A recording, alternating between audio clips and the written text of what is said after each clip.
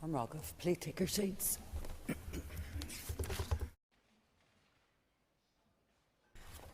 First item on the order paper is member statements. If members wish to be called to make a statement, they should do so by rising in their places. Members who are called will have up to 3 minutes to make their statement, and I would just like to take this opportunity to remind members that interventions are not permitted, and I will not be taking any points of order on this or any other matter until the item of business has finished. Thank you. I call Cahill Boylan. I rise today as Chair of the All-Party Group on Autism to mark the beginning of World Autism Month and tomorrow as the 18th Annual World Autism Day. The aim of the month and day is to focus on sharing stories and providing opportunities to increase understanding and acceptance of people with autism by fostering worldwide support. As Chair of the APG, I wanted to commend and put on record my thanks to the individuals who live the experience of autism, the groups that we meet who advocate for people with autism, and in particular Autism NI for the work they do in ensuring there is an increased understanding of the challenges and opportunities that autism presents. There has been progress in recent years in relation to autism services. The appointment of the Independent Autism Reviewer ensures that monitoring the implementation and effectiveness of the autism strategy and reviewing the adequacy of services provided to autistic people, their families and carers across government departments, public bodies and the health and social care sector is front and centre. However, the real-life stories we hear as MLAs and the engagement that we've had as an APG highlights that there is much more to be done. The recent I Am Not OK Spotlight programme put a focus on the need to support young people with autism and their families. Parents should not have to broadcast their everyday lived experience in a bid to get help. Moreover, statistics show that only 21.7% of autistic people are in employment, despite autistic people having the ability, skills and will to be employed, and in this regard I commend Caleb's cause and others who continue to push for services post-19. The issues facing people with autism and their families are cross-cutting, and as Chair of the APG, I will continue to implore Ministers of Health, Education and Economy to work together to develop supports, create opportunities and increase awareness of autism. As a society, we all must do more in relation to autism services and the inclusion of people with autism in everyday life. Thank you, Cahill. I call Diane Dodds. Madam Deputy Principal Speaker. Sorry, I'm sure that's completely wrong.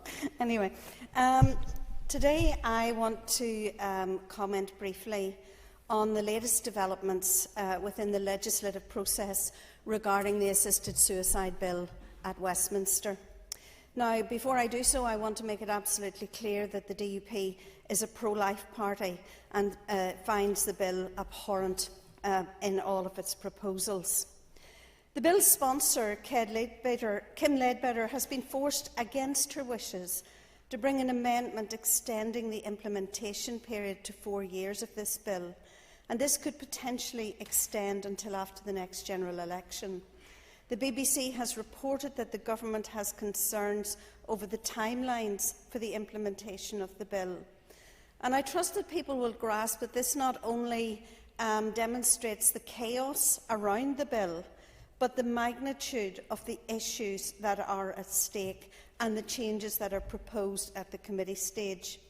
The Labour MP Jess Sato said, "The last-minute switch demonstrates just how chaotic the whole process has been, with substantial last-minute changes to core sections of the bill."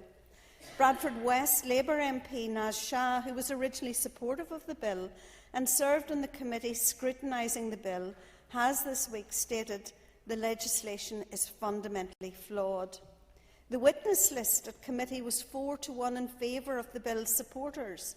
9 lawyers were invited, none of whom opposed the bill, and 8 witnesses from other jurisdictions were all supportive. The changes proposed at committee from what MPs voted on are highly significant. They include the removal of the High Court judge safeguard, the meeting with palliative care specialists in the decision-making process was simply dismissed in the bill. The potential for the change to the 1946 National Health Service Act, which removes the life-affirming duties to the commissioning of death services within the NHS. The protection for vulnerable groups such as people with learning disabilities or Down syndrome has been rejected. Doctors would be expected to include voluntary assisted dying when outlining treatment option, including doctors in hospices. Hospices would be tied into operating the legislation and could not opt out on conscience grounds. These are all the changes that have been made to this bill. Concerns that feeling a burden on others could be a motivation for assisted suicide were ignored, and coercion remains a significant risk. This is a significant change to the way we view life in the United Kingdom, and I would continue to urge people to urge their MPs to vote against it. Thank you. I call Peter McReynolds. Thank you, Principal Deputy Speaker, and I rise today to highlight major systemic and ongoing issues within our planning system, something I've raised repeatedly as a member of the Infrastructure Committee. I remember when this Assembly thankfully returned last year, one of the first motions was on the planning system, but sadly over a year later we're no further, and this is also 3 years after a 2022 audit report concluded the system isn't operating effectively and in many aspects not delivering for the economy, communities or the environment. This holds back investment from local businesses and will hold us back from meeting our climate targets through encouraging more investment in low-carbon electricity supply and developing EV charging infrastructure. At the same time, as with everything that happens in Northern Ireland, the world keeps turning without us. The UK Government has made planning reform central to its growth agenda, with forecasts suggesting proposals will deliver an extra 170,000 homes by 2029-2030 and will grow the economy by £6.5 billion through job creation and economic growth. Businesses have personally told me, as I've said in committee, if it's a choice between here, Scotland or the Republic of Ireland, we're not winning that battle to attract investment because we're simply taking too long in comparison to other places. At the same time, house builders can't even get a connection to our wastewater infrastructure because we've allowed Northern Ireland Water to get into the state that it has due to our outdated approach to funding water infrastructure. We're then reacting in shock in this place that underfunding it for years has led to human faeces in Belfast Lough and on our roads, as shown in last year's Spotlight programme. So when the planning statistics came out for Q3 a few days ago, I didn't have much hope and wasn't surprised when I saw local applications take nearly 5 months to process, major ones closer to 10 months, my own experience in seeking basic road licence instructions taking almost 3 years this month, and it's still ongoing. Meanwhile, report after report after report stacks up saying the same things, but nothing seems to change. Principal Deputy Speaker, I've said it before, but the infrastructure portfolio isn't sexy and it won't get headlines, but it's fundamental to what we seek to achieve in the programme for government, building more homes, creating more jobs and tackling the climate crisis. It needs to start being taken seriously in the department because talking shops, working groups and presentations aren't correcting the basic issues with our planning system. Alliance believes we need to see a fully resourced system, planners triaging applications and then accountable to meeting deadlines from the date the application was accepted, prioritising economic and green energy applications so they don't get log-jammed in the system for simply far too long, and empowering planners to actually take decisions rather than endlessly and repeatedly consulting and reconsulting. Principal Deputy Speaker, the time for talking is over and the time to act is now. Thank you. Thank you, Peter. I call Steve Aiken. Principal Deputy Speaker, and before I start, I want to make a declaration of interest as the ex-Chief Executive of the British Irish Chamber of Commerce. Members, April the 1st is supposedly a day of humour, but it's no joke on the international trade and tariffs perspective when tomorrow Donald Trump is saying he's going to call Independence Day and impose swinging tariffs, some between 20% and 25%, on international and global trade. Principal Deputy Speaker, many of us here support a good economy across this island, and we do not wish to see the Irish Republic, its economy, being severely damaged. But there is no doubt that the potential for the Irish Republic's particular trade with the United States may indeed be halved, and the amount of money that is likely to be taken from their tax revenue is going to be decreased significantly. We already know within this chamber what the impact of the Windsor Framework is and the divergence of trade that has occurred, and the fact that that has probably cost hundreds of millions, but nobody has yet come up with the real cost of the challenges of the Windsor Framework. But now we're looking at another set of challenges on this island, and it's an issue to do with significant problems with tariff and the way the Irish Republic's economy is going to be able to deal with those situations. As a unionist, I take no joy in saying what is likely to happen. I take no joy in a transatlantic trade war. I don't believe it's in the benefit of these islands. I don't believe it's the benefit of Europe, and I don't believe it's in the benefit of the United States to be involved in a trade war starting tomorrow. I think the uncertainty on top of everything else, including the war in Ukraine and the conflicts in the Middle East, means we're now in a situation where we're at an inflection point, and anything we should be doing about supporting our economy and our output to be able to do what's best for all of our people. Madam Principal Deputy Speaker, I think there is real concerns here that we will have in the forthcoming days and weeks ahead, and I would encourage the ministers across the executive, and particularly the finance and economy ministers, to focus in on the real challenges that are about to develop. We need to make sure that Northern Ireland is not let out, and we can't be in a situation where in a tariff war Northern Ireland comes off worse. We're already in the worst of both worlds, thank you to the Windsor Framework. I don't want it to become even a more difficult situation for what is likely to be a transatlantic trade war. Thank you very much indeed, Principal Deputy Speaker. Thank you, Steve. I call Cathy Mason. And I rise today to congratulate Castlewellan's very own Donagh Keary, who put South Down on the international platform, claiming victory on his very first his boxing debut at Madison Square Gardens on St Patrick's Day. Boxing legends like Muhammad Ali, Mike Tyson and Sugar Ray Robinson have displayed their greatest on one of these grandest stages. It is only right that local legend Donagh follows in the footsteps of these boxing giants. After 4 hard-fought rounds, the judges ruled that Keary outboxed his opponents, securing a really impressive win. Donagh began his boxing career at just 6 years of age and fell in love with the sport at his very first training session. Donagh has now then went on to win his very first Irish title at the age of just 14 years. And he continues to set goals for himself every step of the way, and these are goals that he continues to smash. He does have setbacks, but he comes back from them bigger and better. Donagh serves as an inspiration for all young aspiring sportspeople, not just in South Down but right across Ireland. His hard work, graft and determination to honing his craft and elevating his skills to an international level is a testament to his family and his friends, and of course to those local organisations who helped to build the foundations for him to thrive. I want to extend my congratulations to Donagh and wish him every success on his professional journey, and I look forward to congratulating him on many more successes in the future. Cumharges. Thank you. I call Keith Buchanan. Thank you, Principal Deputy Speaker. While there are many important issues discussed in this place, there is a pressing issue that affects our environment and our communities: littering and fly tipping in Northern Ireland. Currently, the charity Keeping Northern Ireland Beautiful is inspiring people to create a cleaner, greener and more sustainable community. Through behaviour change campaigns and education on local, national and global environmental issues, we are improving the quality of people's lives, the places they live in and the places they love. Despite efforts to keep our streets clean, litter remains a significant problem. The most common types of litter include cigarette-related waste, confectionery wrappers, drink containers and hot food containers. The total average spend on street cleansing in Northern Ireland in the year 2014-2015 was £40 million.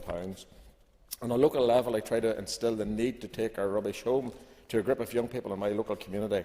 I bring these young people out to do litter picks along the country roads that surround my local area. Litter not only mars the beauty of our landscape but also possesses serious environmental hazards. It can block drains, pollute rivers and eventually end up in the sea, harming marine life. Broken glass and other hazardous waste can cause injuries to both people and animals. Cleaning up litter is costly. Local councils and volunteers spend significant resources on litter collection and disposal. The Clean Neighbourhoods and Environmental Act Northern Ireland 2011 has extended enforcement powers to district councils allowing them to take action against businesses and individuals who contribute to littering. I have therefore written to local councils to ask how many fines have been issued each year and how much is spent on cleaning up littering and fly tipping. Some people of all ages seem to totally disregard this place they live, a disgusting attitude when it comes to throwing litter out of the car window or on a street. Littering and fly tipping also affects the quality of life in our communities, making public spaces less enjoyable and safe. Littering and fly tipping is a problem that requires a collective effort. By taking responsibility and making conscious choices, we can reduce litter and protect our environment. Let's work together to keep Northern Ireland beautiful and ensure a cleaner, healthier future for all. Thank you, Principal Deputy Speaker. Thank you, Keith. I call Kelly Armstrong. Thank you, Principal Deputy Speaker. The Climate Change Committee's recent report, Electric Technologies Will Benefit Northern Ireland, underscores the necessity for Northern Ireland to transition our homes to low-carbon solutions, aiming for a 77% reduction in emissions from the 1990 levels to be achieved by 2042. In order to replace inefficient fossil fuel systems, I am calling on the Executive to commit to the recommendations brought forward by the Climate Change Committee, specifically to support households in transition to low-carbon energy. Northern Ireland is falling behind the rest of the UK and Ireland in this regard. And why are we doing that? Because we do not have a clear approach as to how to help transition our homes. Achieving these goals will necessitate a collaborative approach, integrating policy reforms, financial investments and community engagement. And I welcome that the Northern Ireland Housing Executive has committed £14 million towards the energy efficiency measures and renewable technologies that will retrofit over 300 homes by spring of 2025. This type of initiative will not only reduce carbon emissions but also address fuel poverty by lowering household energy bills. I believe that we can catch up by taking a systematic approach to transition to low energy. To do this, our electric network needs to be ready to deliver the main source of energy across Northern Ireland, replacing our dependency on oil, particularly in rural areas. We do need to take an area-based approach to focus the transition and to enable the best value for money for the public purse, to give the construction industry the confidence that there is a work pipeline for them, and this will bring many companies back to working in Northern Ireland and generate a growth in skills in the retrofitting and new technologies that we need. By embracing these solutions, we can transition Northern Ireland's housing sector to a sustainable, low-carbon future, ensuring environmental stewardship and economic resilience for generations to come. Thank you. Thank you, Kelly. I call Declan Kearney. Master. It is estimated that 3.7 billion people watch sports across the globe every week. Many sports fans use typhus, colourful displays to support their respective teams. And some of them use them as an opportunity to express solidarity with a variety of campaigns. And here in Ireland it is the same.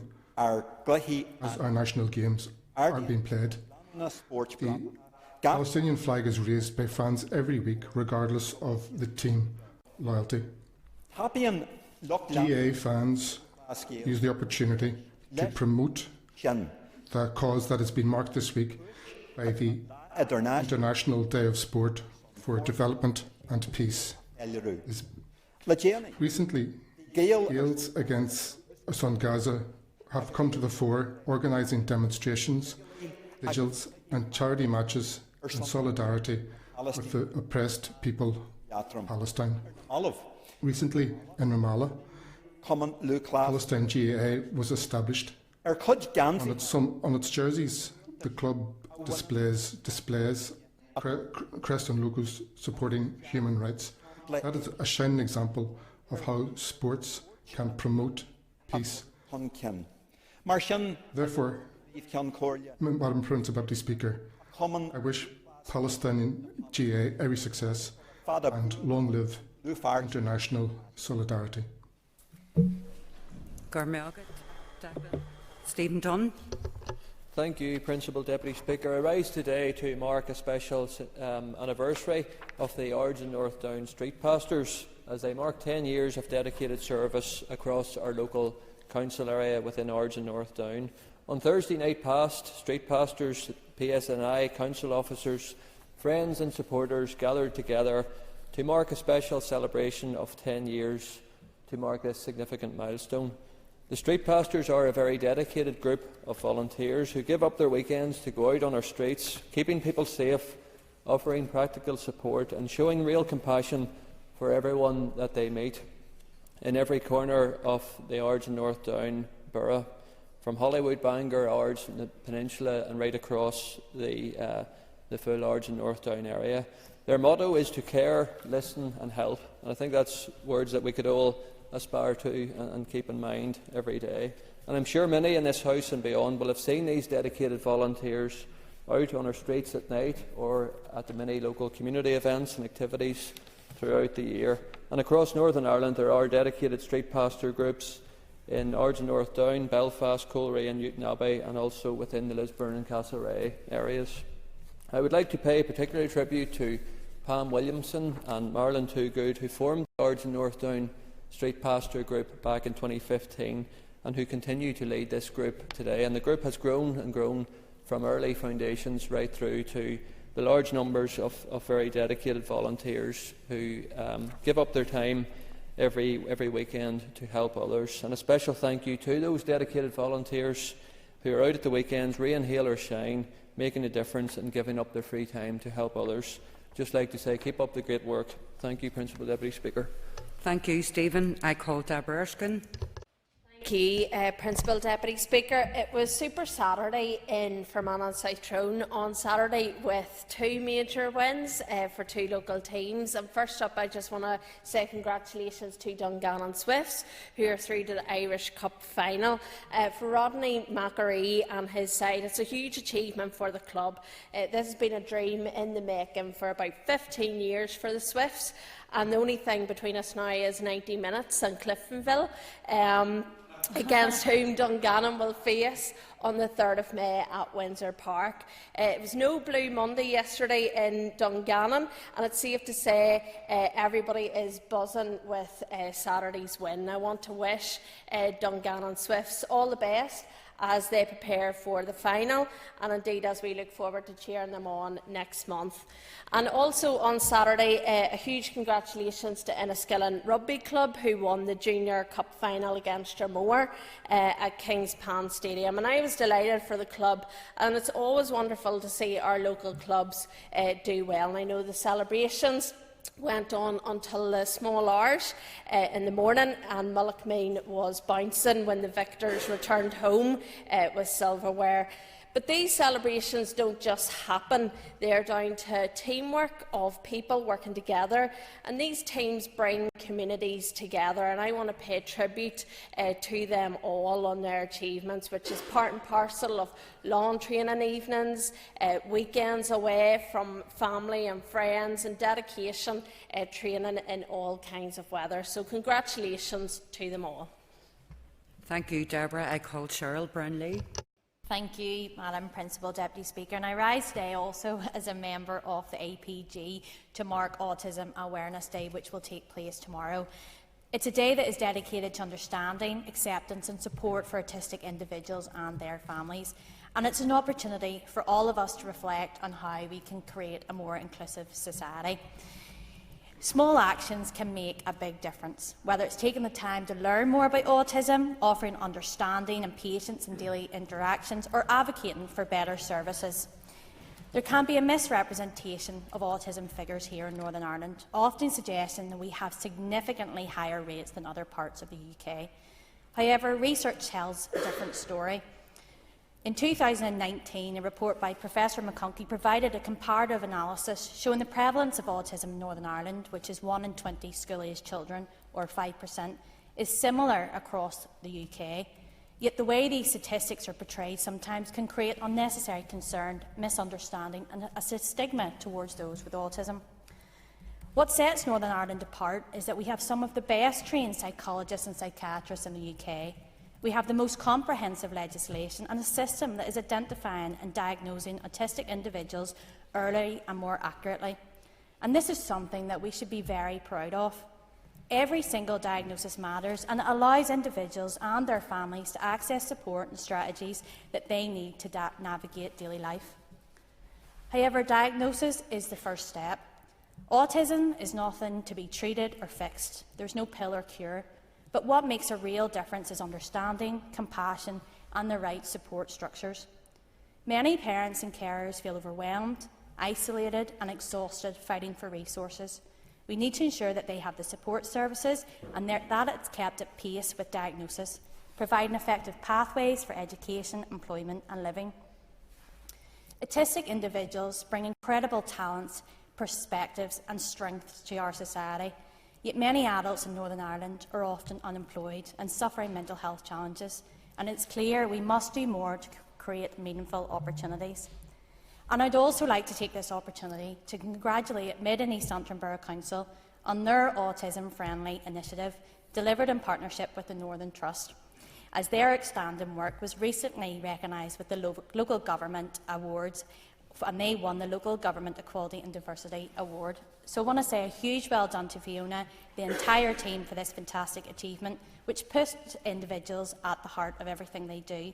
It's a fine example of what can be done when government, health services and communities come together for a more inclusive society. Well done.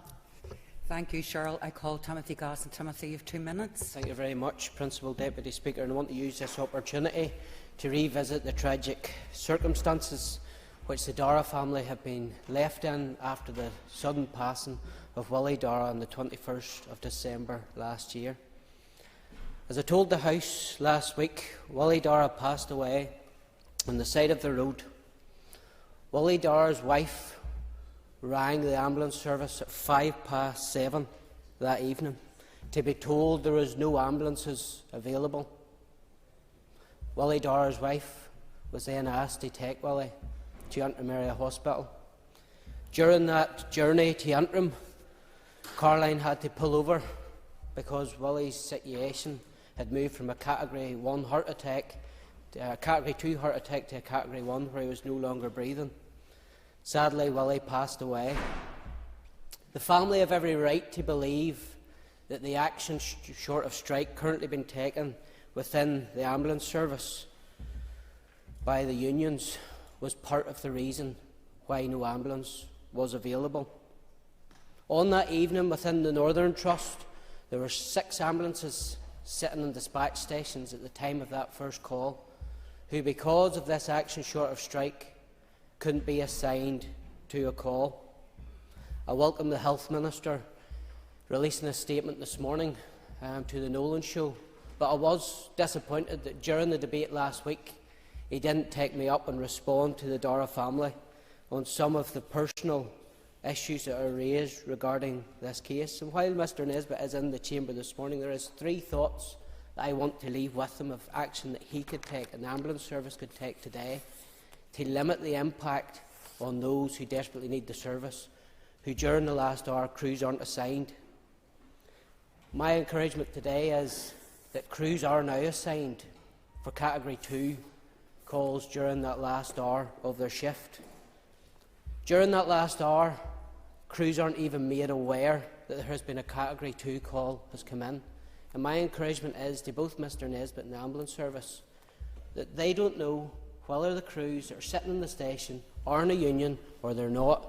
So why aren't they asked if they'll attend that call? And the third thing that I would like to leave with him is, come on, you know, this has been going on since November 2023. It takes 3 months to change contracts. And if there is contracts changed to allow an overlap, to allow staggered shift pattern, Willie would have stood a better chance on the 21st of December last year. These 3 things could be changed today. Yes, we hear plenty about flow, but this is something we could do and do today to ensure the Dara family, their situation isn't repeated for other families throughout Northern Ireland. Thank you, Mr Gosson. I hope you noted I'll let you go over your time. Yes, thank you very much. Would members take their ease, please? Okay, members, the next item of business is a motion on redevelopment at Craigavon Area Hospital. Clerk, please read the motion. That this Assembly stresses the importance of sustained capital investment in Northern Ireland's hospital networks, notes in this regard the growing need to address inequalities in the allocation of funding for projects between health and social care trust areas, expresses particular concern that the redevelopment of Craigavon Area Hospital has not yet commenced, despite a master plan being completed in 2016, recalls the Southern Health and Social Care Trust's COVID-19 Serious Adverse Incident Report published in 2023, which found that ageing equipment, lack of clinical accommodation, including insufficient beds, theatre, day surgery and endoscopy space, as well as limited toilets and shower facilities, were leading to an increased risk of infection transmission, believes that this situation is unsustainable, welcomes engagement between representatives of the Southern Health and Social Care Trust and the Department of Health on plans to advance fresh plans for the redevelopment of Craigavon Area Hospital site, and calls on the Minister of Health to approve and provide finance for the Trust's programme business case for the project in the next financial year. Thank you. And I call Diane Dodds to move the motion. Moved. Thank you. The Business Committee has agreed to allow up to 1 hour 30 minutes for this debate. The proposer of the motion will have 10 minutes to propose and 10 minutes to wind. All other speakers will have 5 minutes. Please open the debate on the motion. Ms Dodds. Thank you, Mr Deputy Speaker. And I bring this motion today to highlight the importance of progressing the major rebuild at Craigavon Area Hospital, and just to remind the House that Craigavon Area Hospital serves the whole of the south of Northern Ireland. Approximately 240,000 people are within its catchment area. It covers 5 constituencies represented in this House and 3 very large council areas. It is a regionally significant acute hospital with an extensive range of departments and services, including acute and intensive care, chronic disease management and ambulatory care. However, it has served its community for 5 years, and the layout of the hospital is now problematic and outdated. And just to also reinforce the point, it is a key hospital in all of the department's strategic documents around reconfiguration and modernisation, and is bracketed alongside Altnagelvin, major sites in Belfast, as being acute centres for Northern Ireland. I understand that the Southern Trust have indicated plans for the redevelopment of Craigavon Hospital, and the situation there is made slightly worse by the fact that the southern area have been moving services into Craigavon, meaning that there is more pressure on the site. Craigavon needs to be able to offer as much as possible. It is hindered by lack of available space. And with reconfiguration of hospitals, Minister, we don't want Craigavon to miss out on services or perhaps becoming a specialist regional centre on account of the unsatisfactory layout of the site. And while I say this, I am not blind to the needs of the Daisy Hill Hospital site and St Luke's and many others across the southern area. It is clear that I want to progress. It is clear that Craigavon Hospital is not appropriate for high-quality modern health care. And while the master plan was proposed almost a decade ago, we are very little forward in relation to this. The Southern Trust submitted a plan of £151 million for work on an initial phase, increasing bed capacity, providing additional dementia beds in the Bluestone unit, and installing new MRI and CT scanners and repurposing a day surgery unit. However, it is clear that we now require a new hospital, one that matches modern-day expectations, and that will be a challenge because it will have to be constructed alongside work at the hospital as it remains. Recent reports have underscored the argument for redevelopment, Members will recall the independent investigation required after suspicious clusters of COVID cases were identified in Craigavon and Daisy Hill hospitals, and an independent panel conducted a Level 3 serious adverse incident review. Deficiencies in the hospitals' estate were identified as having contributed to the likelihood of transmission. The report concluded insufficient and inadequate isolation facilities, poor ventilation on the wards, as well as overcrowding and inadequate space for social distancing are likely to have contributed to the outbreak.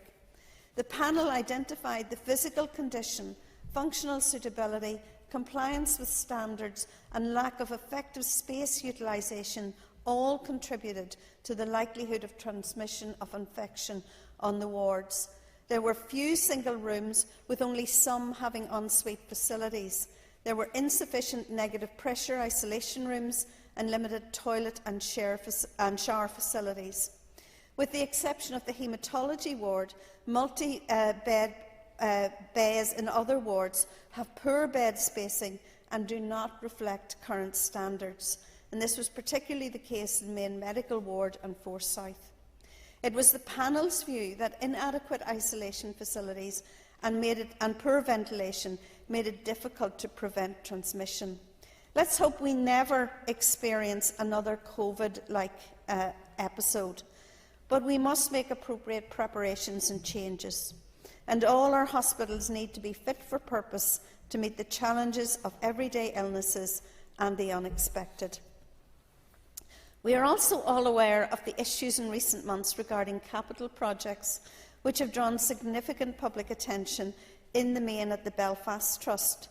Overruns and additional costs obviously impact on the commencement and delivery of new facilities elsewhere.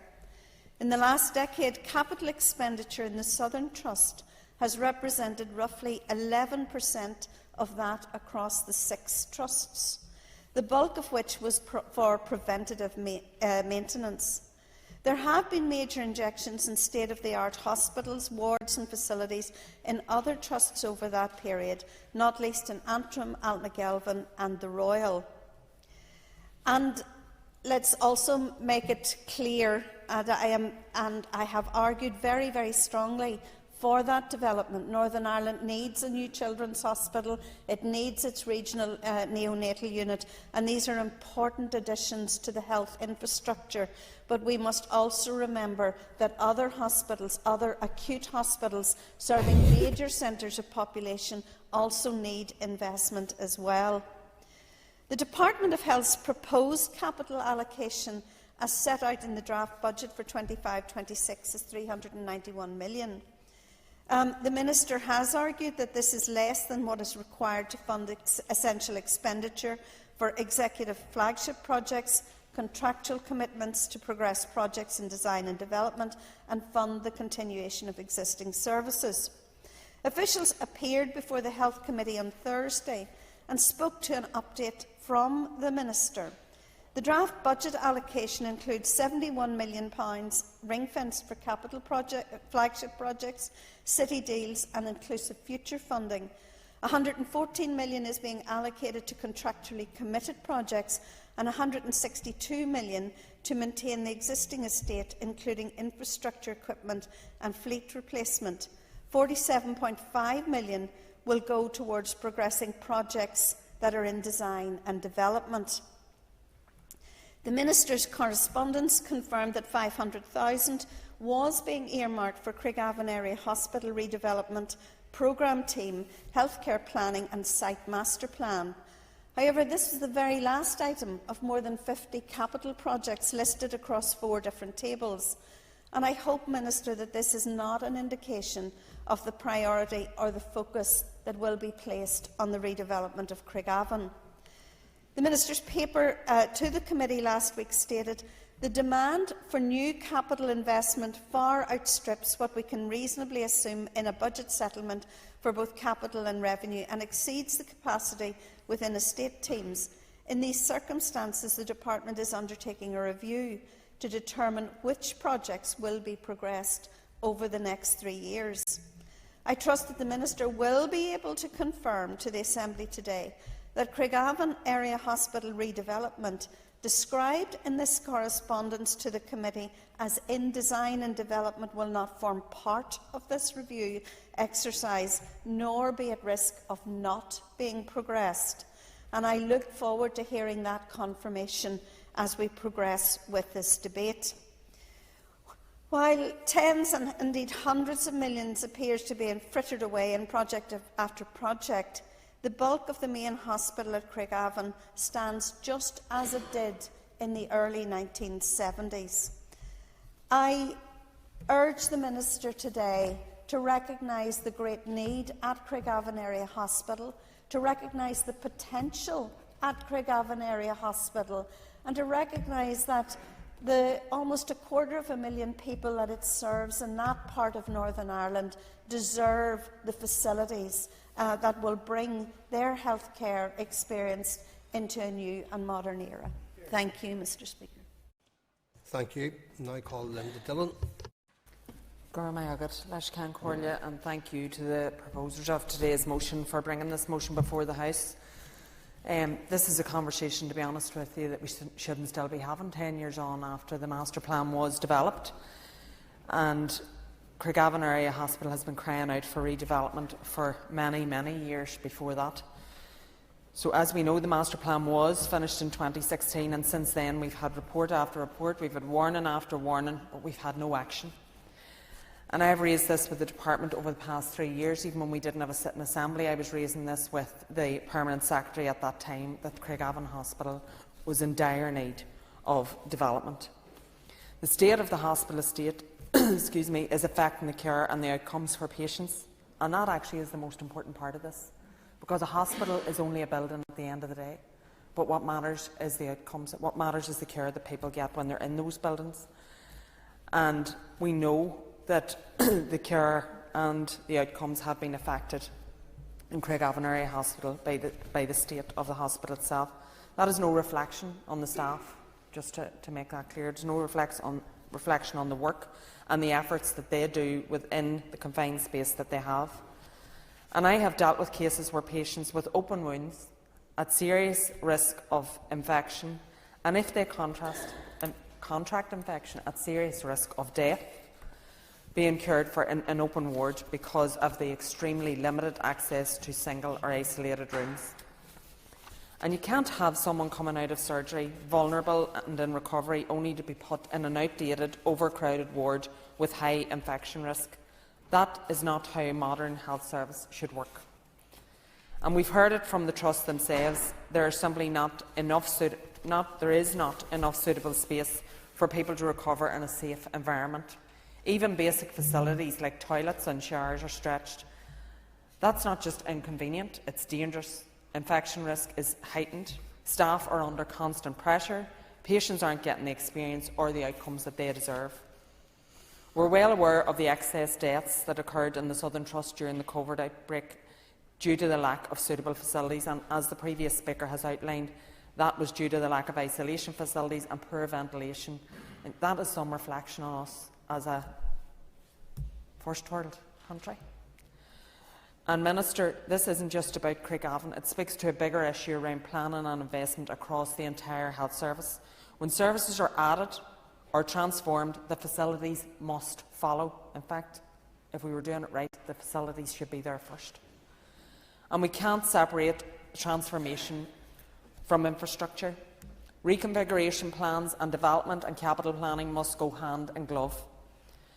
And we've spoken much about transformation in this building, and the Minister brought Professor Bengoa back just before Christmas, and rightly so. But he reminded us all that without major change, the Health Department will consume the entire budget of this executive within the next 15 years. That's now within 14 years.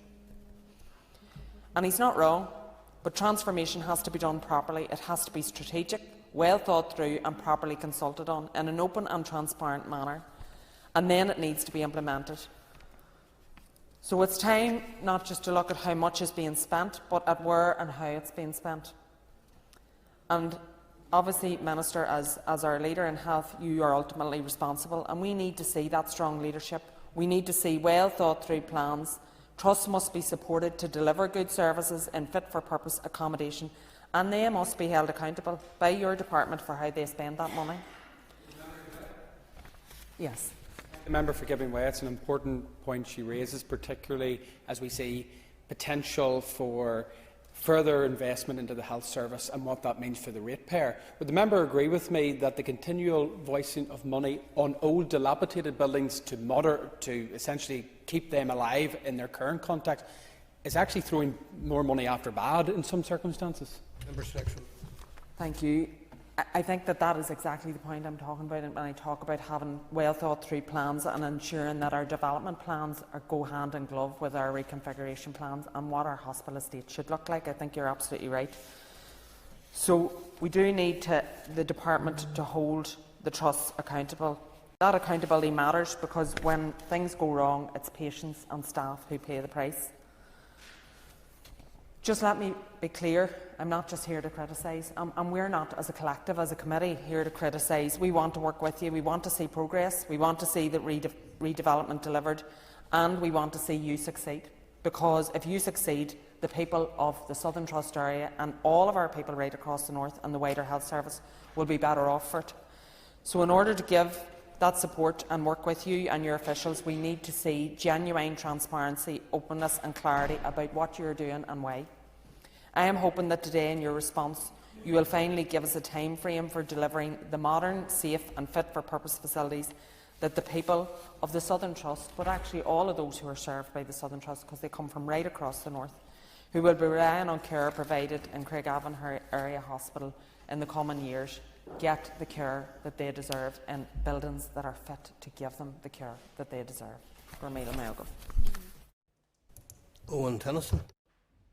Thank you, Deputy Speaker, and I welcome the opportunity to have this important debate this morning and thank the proposer of the motion for bringing it to the Chamber and rise to add my voice to the calls for redevelopment of Craigavon Area Hospital.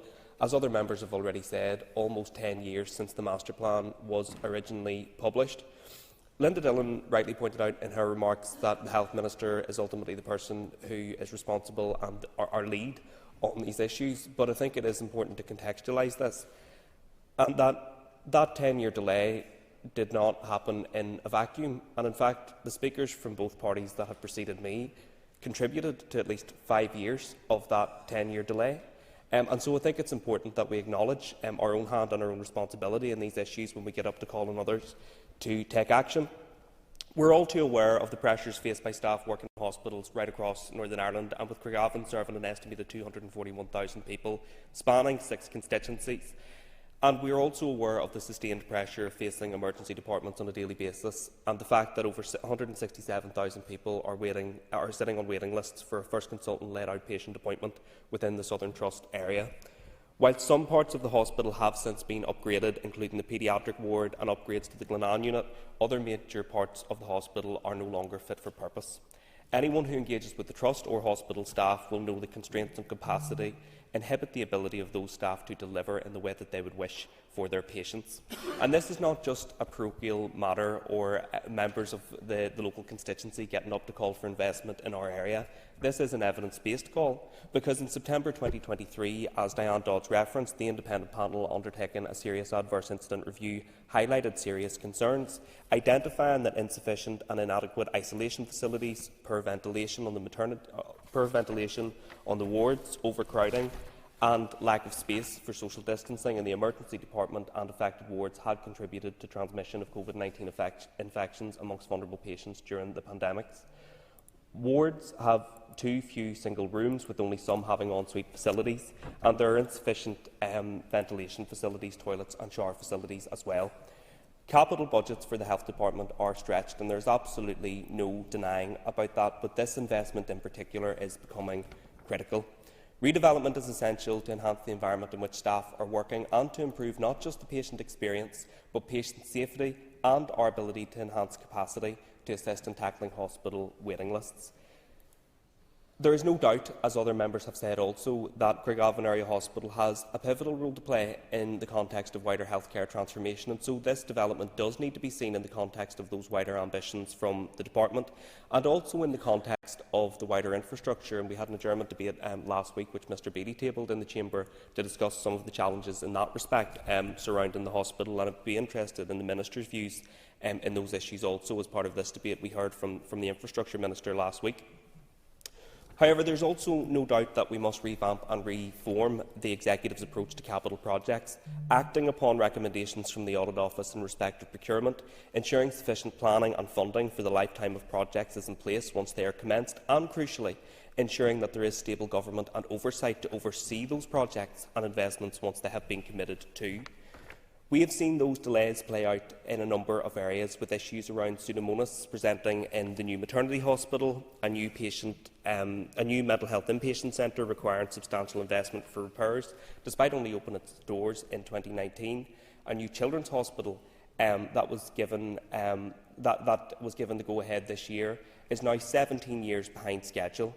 These delays lead to rising costs and constrain our ability to deliver capital investment. The Children's Hospital in particular, which was originally estimated to cost £250 million, is now estimated to cost £671 million, and I would not put it beyond the realms of possibility that that cost will inflate further over the lifetime of that project. Not only do those delays cause additional costs, but they also damage the patient experience and staff morale when promises are made and staff are subsequently required to work with crumbling infrastructure and out-of-date equipment. Our constituents deserve the best facilities when it comes to inpatient care, and our health staff deserve the best possible working environment. And so that's why I will be supporting this call to advance plans for Craigavon Area Hospital as soon as possible, so we can get on with the job of delivery. And I look forward to the Minister's response to this debate. Thank you, Deputy Speaker. Alan Chambers. Investment in the HSC estate is crucial for enhancing service delivery and ensuring that facilities are adequately equipped to meet the ever-increasing needs of the community. That, of course, applies to all the geographical areas of Northern Ireland. But living within the limitations of resources available means that rarely is it possible to make the investment evenly. That includes the obvious investment required at the overall Craigavon Area Hospital site. There is simply no question that as one of the oldest, if not the oldest, major acute hospital building in the region, the hospital is in need of a replacement. And so it is on that note that I am happy to support the broad thrust of the motion, but it would be entirely remiss of me if I didn't once again highlight the inconsistency and double standards in messaging on display here today. In this motion, we have proposers demanding the Health Minister to provide finance for the Trust's programme, a business case for the project in the next financial year. They must be aware that the Minister's hands are somewhat tied on delivering that ask. The capital budget that the proposers actively voted for, despite the warnings from not only the Minister, but also from the broader HSC family, failed to contain the capital allocation that was necessary.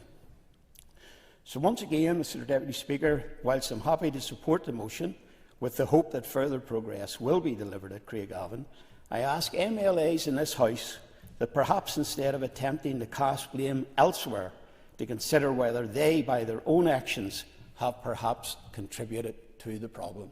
Thank you, Mr Deputy Speaker.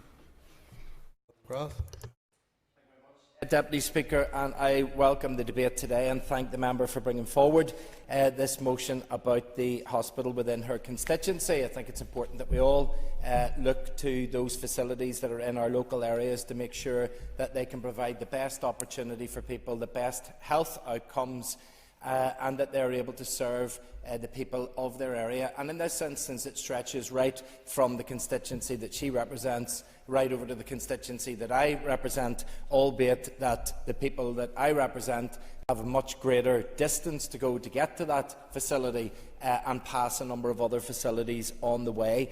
But in terms of the proposal, the motion that is here today, I mean, there is very little that you can disagree with Yes, we absolutely need sustained, meaningful capital investment in our hospital network. We have to address the chronic inequalities in how that funding is allocated, and it's deeply concerning that after almost a decade, Craigavon Area Hospital's master plan being published, we still haven't seen very much progress on that. And that isn't just a Craigavon issue, it's a systemic issue.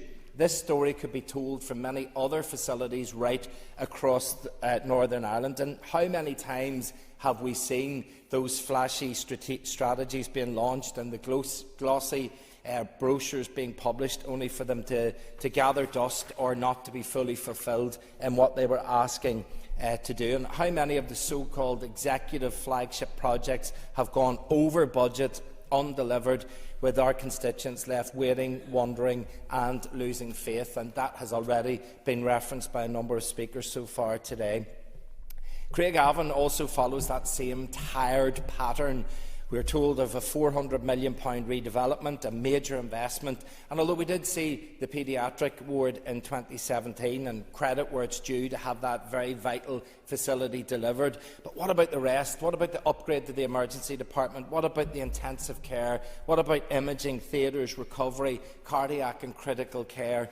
Still missing, still incomplete, and still just promises that are on a bit of paper which haven't actually happened. So I would have to ask the Minister what has actually happened from 2017, albeit that he's only been here for the last period of time. What progress has been made? Because in this economic climate, costs don't go down. So has the Department secured the additional funding that's required? And do we even know what the figure looks like? And crucially, is the money still there? And I also want to bring members' attention to the SAI report from last year, from the audit report published just yesterday. It also gives some grim reading. They show that our imaging services, which are fundamental to diagnostic and eventually through to care, are falling dangerously behind. Equipment is outdated, staff are stretched, and 16% of our machinery is over 10 years old and considered obsolete. That's not normal, and it's not sustainable. And if we don't sort of face problems like that, we continue to ignore it, we're only creating more problems. And whilst we do need progress at Craigavon, I think we also need transparency, real clarity around the timelines for the funding and for the work that is going to take place going forward. And also we need proper support as well for the network, for Daisy Hill Hospital as well, because the system works best when all of our sites are pulling together, not whenever one is prioritised to the detriment of the other. And let's put it another way. If you had two children, you don't invest all your energy and all your money into one and hoping that the other just muddles through. No, you make sure that both of them are supported, that their needs are being met, that they get the care and attention that they deserve. And that's what we're asking of the Department as well. Allocate the resources based on need, not on convenience or quiet centralisation. We need to stop the drip of transformation through collapse. We need to see planned strategies moving forward that are actually delivered. And we have to stop pretending that decisions aren't being made when the services are being allowed to deteriorate beyond the point of return. I know the response we'll get. We've heard it all before. MLAs raise genuine concerns and shine a light on these issues, and suddenly we're accused of fear-mongering or feeding conspiracies or scaremongering our communities. And I recall one director in the health service saying that it was a self-fulfilling conspiracy theory. And I don't think that's what we need to see or do. We need to see decisions being taken. We need to see the decisions being taken fairly across an area. But in terms of what's requested for Craigavon Area Hospital, it's very difficult to disagree with anything that's been said. Thank you. Last Cancorla, and I thank the movers of the motion today. I think it's very important. Healthcare is the foundation of any strong community. It's what we rely on in our most vulnerable moments, and it's what ensures the well-being of our families, friends and neighbours. Today I want to use this opportunity to talk about two hospitals that are vital to the Southern Trust region, Craigavon and Daisy Hill Hospital, because both play a crucial role in delivering life-saving care, and both are in urgent need of investment. And I appreciate and welcome that the mover of the motion actually referenced Daisy Hill in her opening remarks as well. Craigavon Area Hospital serves as a major hub for acute services, dealing with thousands of patients every year. but increasing demand has put immense pressure on its resources. Investment in Craigavon means better facilities, more beds and the ability to deliver faster, more effective treatment. It means ensuring that those who need critical care don't face delays due to overcrowding and outdated infrastructure. At the same time, Daisy Hill Hospital is an essential part of our healthcare network, and I would not be representing the views of my constituents if I didn't take this opportunity to speak up for Daisy Hill also. Daisy Hill Hospital provides vital services to people across Newry, South Armagh, South Down, North Louth and even into Monaghan and other border areas, and it must not be overlooked. Investment here means strengthening emergency services, improving access to specialist care and ensuring that people in the Southern Trust region don't have to travel miles for essential treatment. There is and has been a concern, not unfounded, across South Down and Newry and Armagh that Daisy Hill Hospital is the poor relation in this equation. However, I believe without doubt that there is a need for Daisy Hill and Craigavon Area Hospital to work more closely together. While my efforts will always be focused on promoting the interests of Daisy Hill Hospital primarily, I also recognise that there is a need to promote and enhance the hospital estate across the Southern Trust. In recent months, we have seen concern among patients and staff about the provision of safe and secure maternity and obstetrics cover at Daisy Hill. And what we cannot stand over and what cannot continue is the constant nervousness around services at Daisy Hill. Proactive investment and strategic planning are essential to prevent managed collapse of hospital services and ensure sustainable, high-quality patient care. This does not have to be some sort of Sophie's choice. It's not an either-or decision. Investing in both Craigavon and Daisy Hill is about securing the future of healthcare in our Eastern Corridor region. It's about ensuring that no matter where you live, you have access to high-quality medical care when you need it most. It's about supporting the incredible doctors, nurses and hospital staff who work tirelessly at Daisy Hill and Craigavon to keep us all healthy. If we fail to act now, we risk longer waiting times, staff burnout, patients being turned away. But if we invest wisely, we can create a healthcare system that is fit for the future and one that meets the needs of our growing population and gives every person the best possible chance at life. So I do support the call for investment in Craigavon, but we also must see proper investment in Daisy Hill. By investing in both these hospitals, we invest in the health and the future of our entire community right across the Southern Trust area and beyond. Buckley. Speaker, and it's great that on the second occasion in just 2 weeks that we're discussing the area of Craigavon Area Hospital.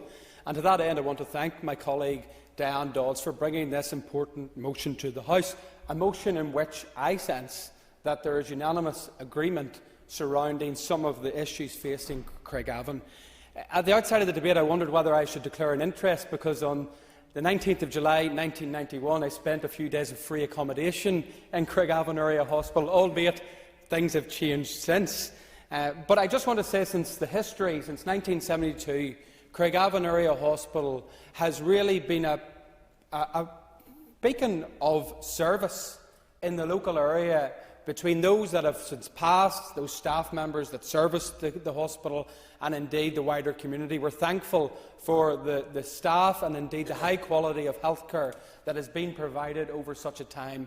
But as time goes on, 50 years on, there is always a need for updating, there is always a need for change. And I want to just point out the importance of Craigavon Area Hospital as a regionally significant acute hospital. My colleague has mentioned it, serving over 240,000 people.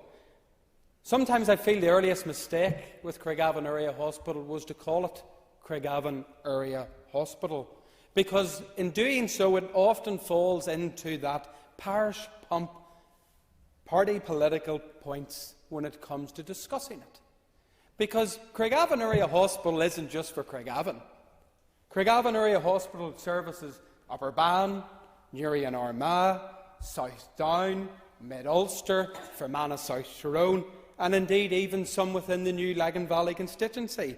It vastly outstrips the wider Craigavon area and therefore of regional significance to this Assembly, and its progress and its success is all of our success.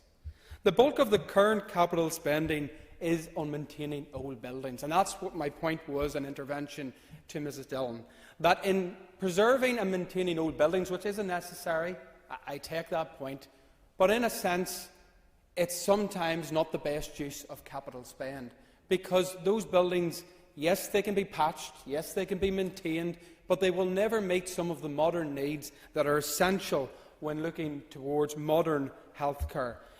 It's not all a negative picture. I look at the Blossom unit, for example, the Children's Centre at Craigavon, which is an excellent modern facility and certainly a model to what Craigavon could look like if its vision was materialised. And despite that vision and that plan in 2016, it hasn't commenced. The wider vision has not been realised, and indeed what we've seen is a bit-meal approach to what is a long-term problem and something that we need to get a grip upon. Yes, absolutely. Can I thank the member for giving way? It makes really important points about the vast area that Craigavon Area Hospital actually covers and how it services a huge part of Northern Ireland. The motion today is really relatively modest in its demand from the Health Minister. It is just to get that programme of development started. And I do think it is important that we acknowledge that this can be done in small steps, and the motion today is about that first small step. I thank the member for the intervention, and I think that's important, because in looking at that, that is forward planning. That is setting out a strategic plan as to what healthcare would look like going forward in the future. I mean, you mentioned it in your speech, which was we need modern, high-quality healthcare at Craigavon, and at the moment, sadly, it is not delivering that through no fault of the many dedicated staff. The challenges the current state face are well known. I think since I've become an elected representative, there is not one single day that I'm not dealing with a health-related case in relation to Craigavon Estate. Now, I would imagine members across the House have similar issues relating to their hospital in their own constituency. This is an issue that is continually on repeat at Craigavon, whether it's sewage leaks, whether it, as is mentioned in the motion, the Serious Adverse Incident Report into COVID. Recently, I was able to visit the Ulster Hospital, and I visited some of the new blocks, and I couldn't believe just the space, the environment in some of those blocks within the hospital, particularly in corridor space. When you go to Craigavon, I make no bones of saying it, but it at times looks like a war scene. And it looks like a war scene because its corridors are crowded with beds, patients in its accident and emergency. And a case example, when we have such a population base, that if we're going to advance healthcare that is befitting to the population that we serve, these issues have to be addressed. We've talked about issues such as ventilation, overcrowding, ageing equipment, lack of clinical accommodation, insufficient bed space. These are all issues that are continually to the fore when it comes to Craigavon Area Hospital. I note that the motion is also constructive in saying that discussions are continuing and there has been engagement between the Department of Health and the Southern Trust in relation to Craigavon. I suppose my point would be that these conversations have to show us a concrete way forward of ensuring that we realise the true potential of Craigavon. It is strategically located and has the full benefit of servicing a region that I believe is befitting to this House and to the country. Thank you, Mr Deputy Speaker. McAllister. Deputy Speaker, and thanks to my colleague from the Health Committee for bringing forward the motion today. And I just want to really echo a lot of what has been said. Across the chamber today, there isn't much additional that I would say that is different from everyone else, but what I would say is I agree with the previous speakers, but I have some questions that we could put to the Health Minister and that he could perhaps shine a bit of light on. The member, when she proposed, spoke about the 500,000 that was committed to the redevelopment programme. But I don't really know what that means or what the 500,000 is for or who for. You know, I understand it's for healthcare planning and site master plan. Beyond that, we're not sure, and if budgets are so strict and we understand the position the Minister is in, then I think we always need to delve a bit deeper into what the figures actually mean and where the money is going. One of the other key things to highlight, I think, from our perspective, not just as area-based MLAs but committee MLAs too, is that someone needs to get a grasp on how costs are really out of control. Yes, we recognise and respect that construction costs have been spiralling, but whenever we have delay after delay, but also we have to fix many problems that are arising, we're just going to continue to waste money time and again. We need to get control of the reason as to why so many things are going wrong.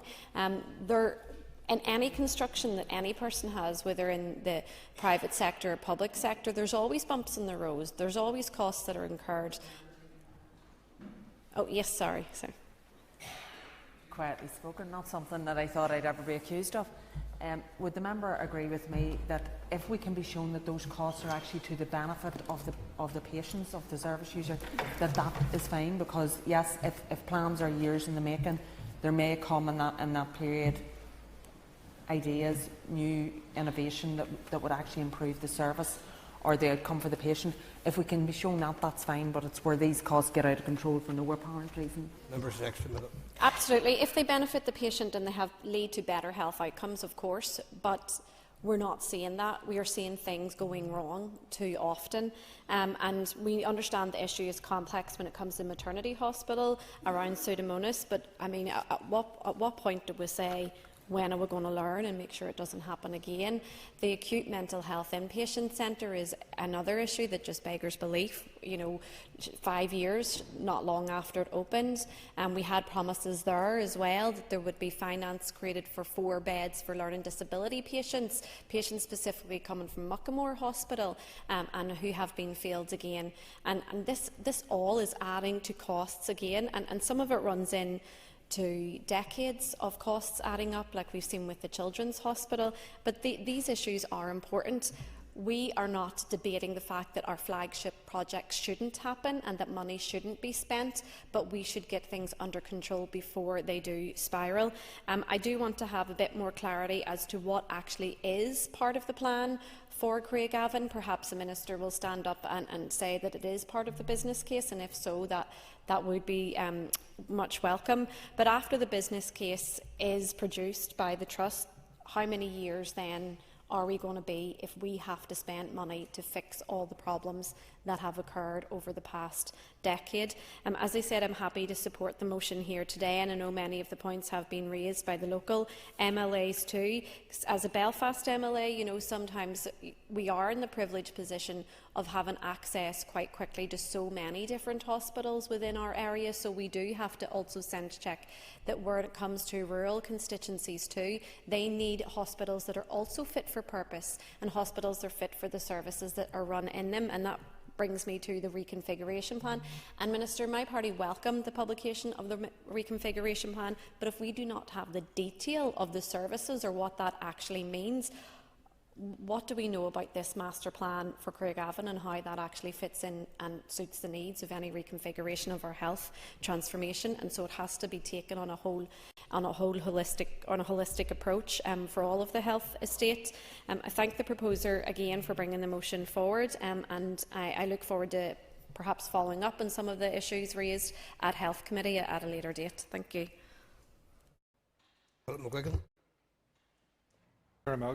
Last Collier, and again, like everybody else, want to thank the proposer for bringing the motion.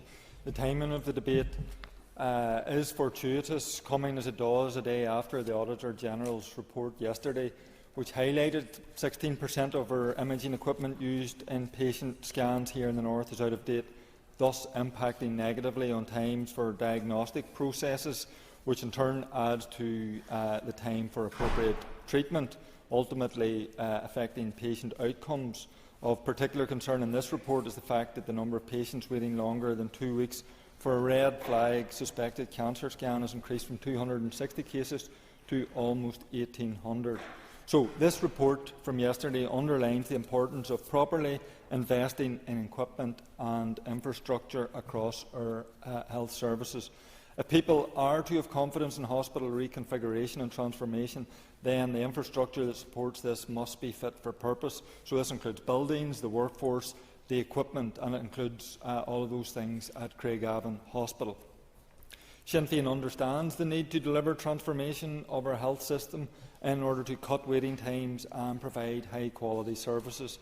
Health transformation must be guided by evidence and partnership working. So, more detail regarding the categorisation of our hospital network, including Craigavon Hospital, is required, and evidence behind those categorisations needs to be communicated in order to give the public confidence and better understanding. We also need to recognise the transformational potential of cross-border and all-Ireland health services. Craigavon is an acute hospital, and therefore it must be supported to deliver acute services in a safe and sustainable way. It must have up-to-date and modern equipment, and its building needs to be appropriate for patients and staff alike. In the first line of this motion, it talks about the importance of sustained capital investment in the hospital network. As others have noted, the draft budget contains $390 million that the Minister has ring-fenced for capital projects, including the new maternity hospital, new children's hospital, learning and development centre. And in a previous committee budget briefing, we were told there are a significant number of new projects the Department would want to commence in 25-26 that unfortunately are unaffordable from within the Department's capital budget allocation. Nevertheless, we propose to commence a mother and baby unit in Belfast and a new emergency department at Dalton-Galvin Area Hospital. So there are capital projects, as the proposer of the motion said. Any kind of discussion about Craigavon is further down the list, and it would be good to hear the Minister's thoughts on that.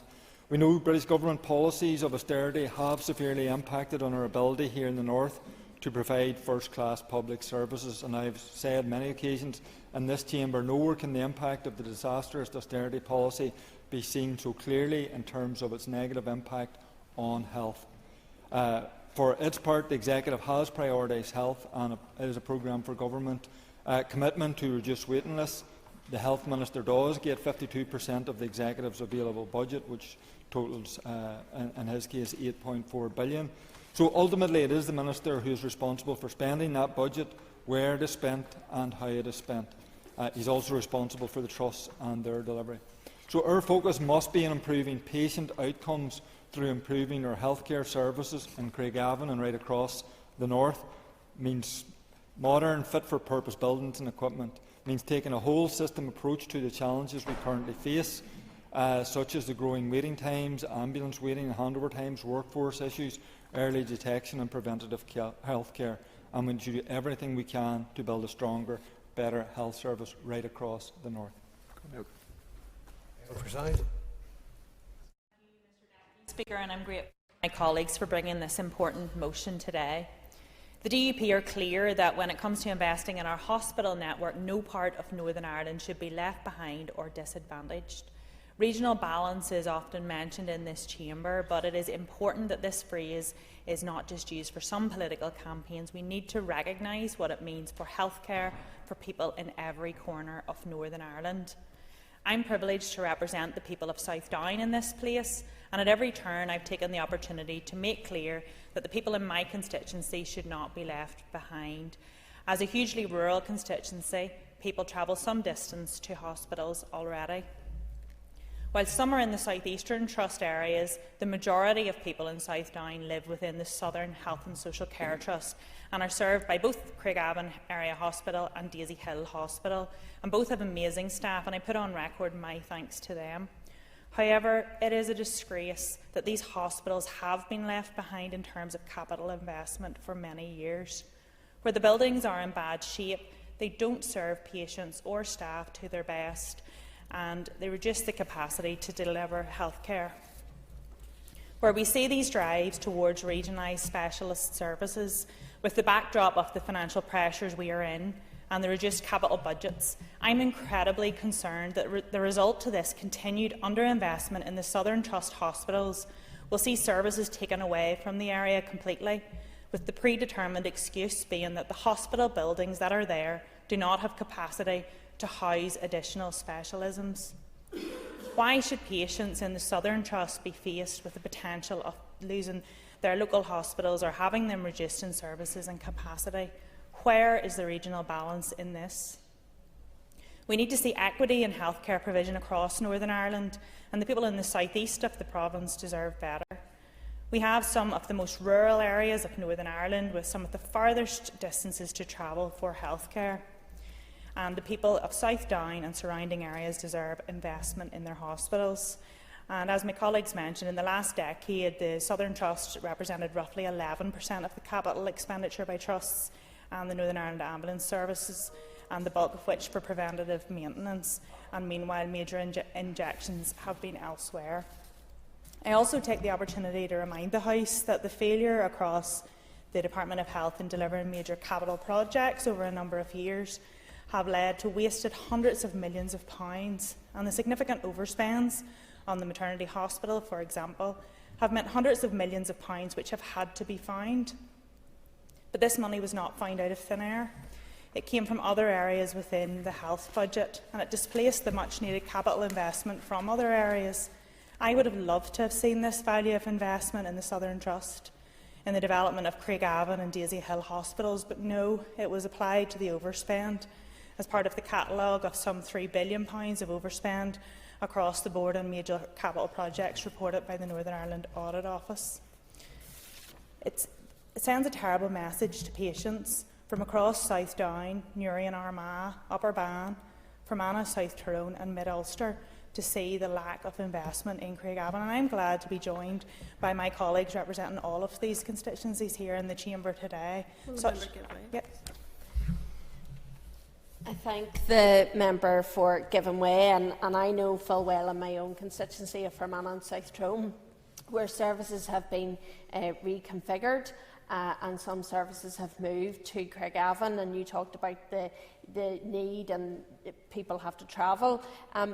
But people quite rightly are questioning whenever I have the likes of the SWA on my doorstep, which is a wonderful facility, and they see services being reconfigured to a hospital like Craigavon, which has per facilities, not per service, but per facilities. It doesn't actually help aid people's recovery as well from some of the conditions that they're suffering from. I thank the member for her intervention, and she makes a really important point. For those of us that represent those very rural areas of Northern Ireland, there is an importance of remembering that there are patients in the heart of this, and their care needs to be at the forefront when we look at these things. And whenever we have lack in investment in the hospitals, it's felt most by those who need the care. So as I close today, I repeat the call from my colleague Diane Dodds and others that Craigavon Area Hospital is prioritised as part of the Department for Health's future capital plan is simply not feasible for constraints and deficiencies in the current provision on the site to be ignored any longer, and I look forward to the Health Minister's response on this.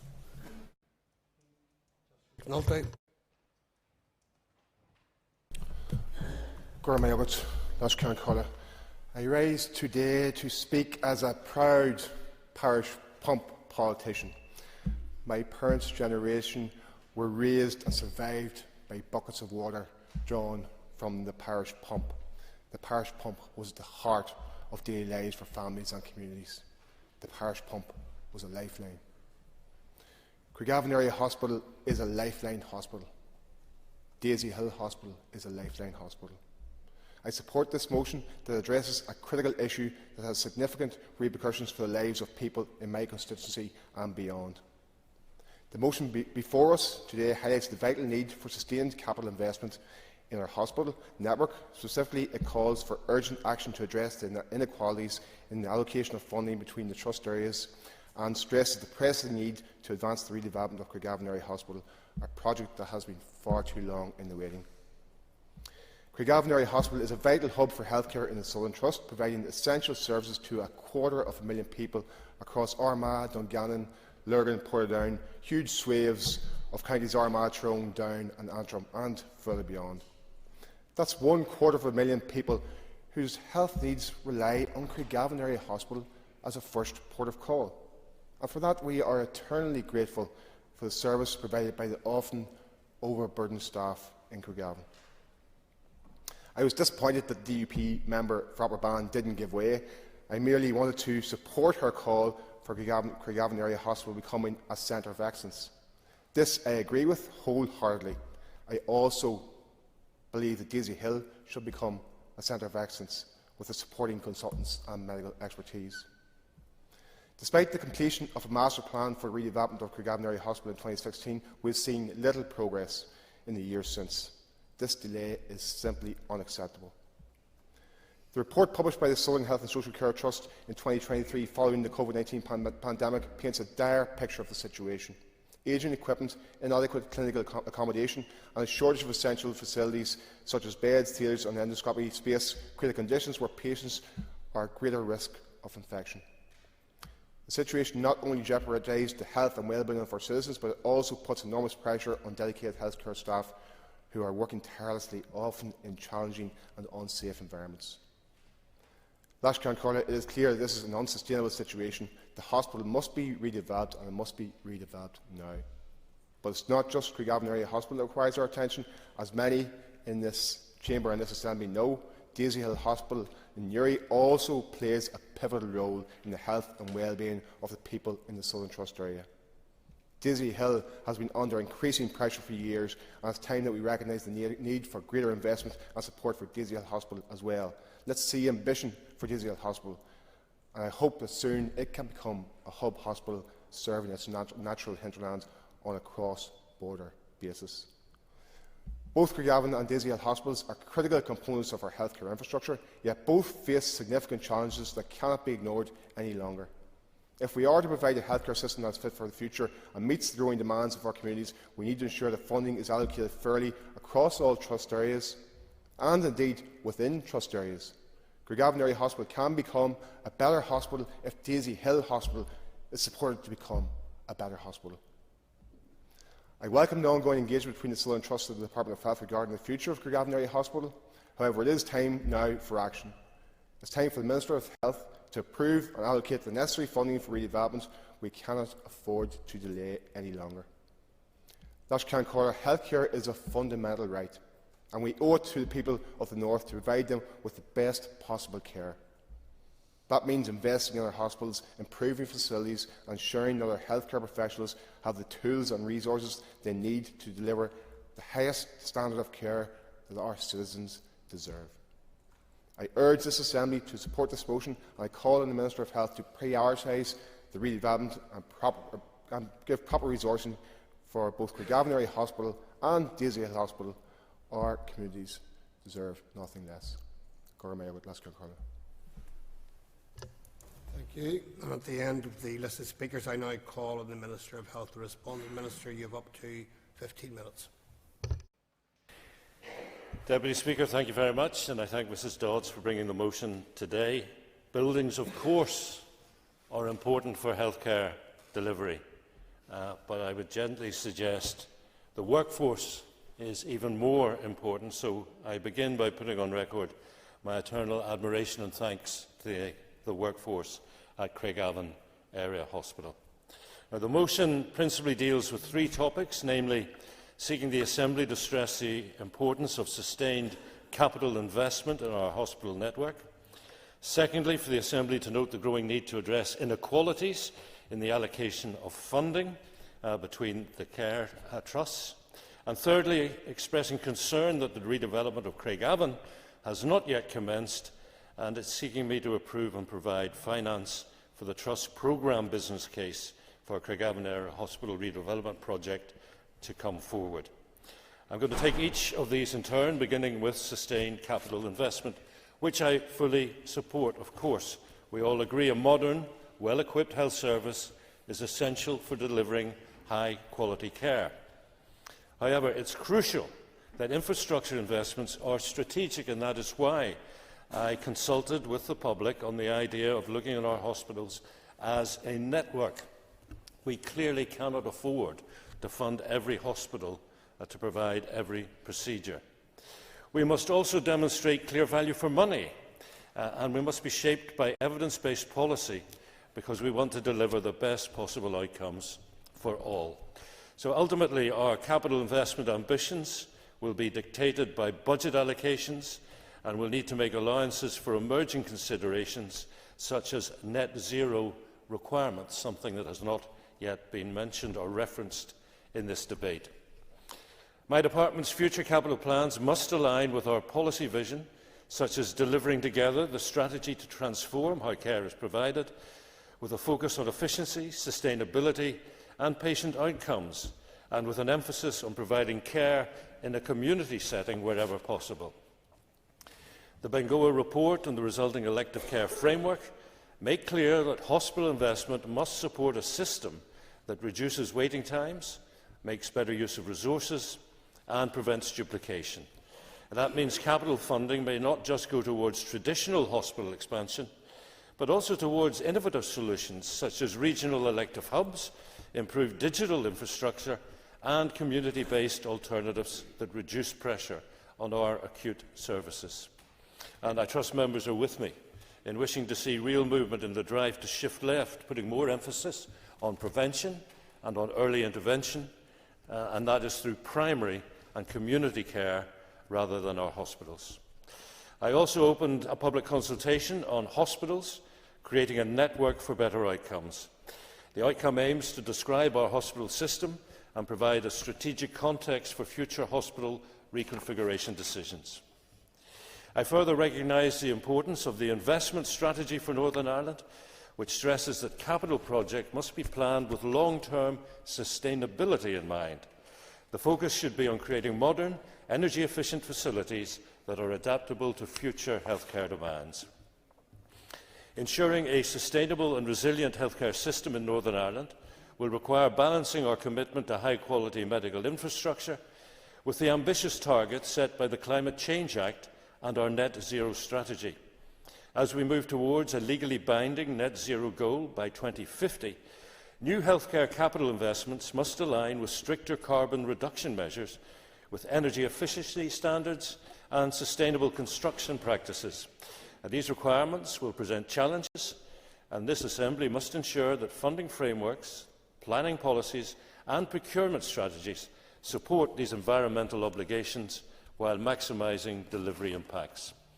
Ultimately, while I support investment in our healthcare infrastructure, it has to be strategic, it has to be transparent and it has to be accountable. Every project must demonstrate it enhances patient care, improves efficiency and delivers genuine public benefit. Our healthcare infrastructure must not just grow, it must evolve in a way that secures the best possible outcomes for the people of this place. This means investment cannot simply be funnelled into traditional hospital buildings. It has to be diversified into other assets and technologies that can keep people fit and healthy and thus not require a hospital setting. We must also provide assets that are efficient and flexible to have the ability to meet the changing future healthcare needs of our population. My department has invested €2.88 billion of capital funding during the 10 financial years from 2014-15 to 23-24. The draft capital budget allocation for 25-26 is €391 million. This is less than what is required to fund all our envisaged executive flagship projects, meet our current contractual commitments, progress projects in design and development, and fund the continued maintenance of our existing assets. This draft budget allocation does not provide the funding required to commence work on all the projects required to protect health services. The increasing pressure on our capital investment budgets means my department must carefully prioritise proposed schemes, progressing those which demonstrate the most urgent need and best use of public money, delivering better outcomes within our budgetary constraints.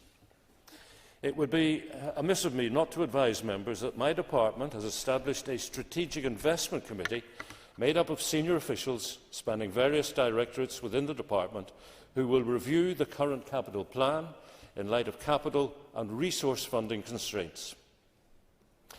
Deputy Speaker, I am now going to address the part of the motion asking the Assembly to note the growing need to address inequalities in the allocation of funding across health and social care trusts. So when it comes to allocating investment across Northern Ireland's trusts, the Department must prioritise health outcomes over geographic equality. It is not simply a matter of dividing funding equally among the 5 geographic trusts.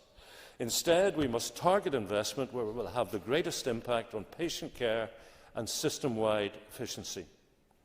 My focus is on maximising the efficacy of the entire health and social care system, delivering the best outcomes for the whole population within that constrained budget. And that's why I talk of a hospital network where not every hospital delivers every procedure.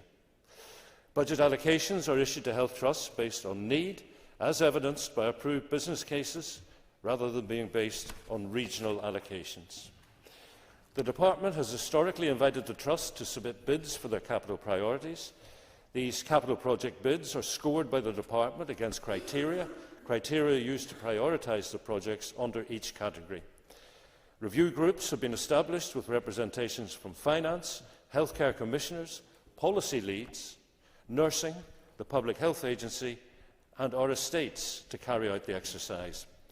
The Strategic Investment Committee, previously referenced, is now having to carry out an overall prioritisation across the spectrum of the previous categories because there is not sufficient capital or resource, indeed, available to deliver all requirements. Capital bids are considered alongside other capital investment priorities and are dependent upon budget availability, upon value for money and upon affordability. This means some trusts, due to population size, demand pressure or outdated facilities, may require more funding than others. It must also be recognised that many of our flagship capital projects, while being led by a specific trust, are regional in nature, serving the entire population of Northern Ireland. A good example is the new Children's Hospital currently under construction at the Royal in Belfast.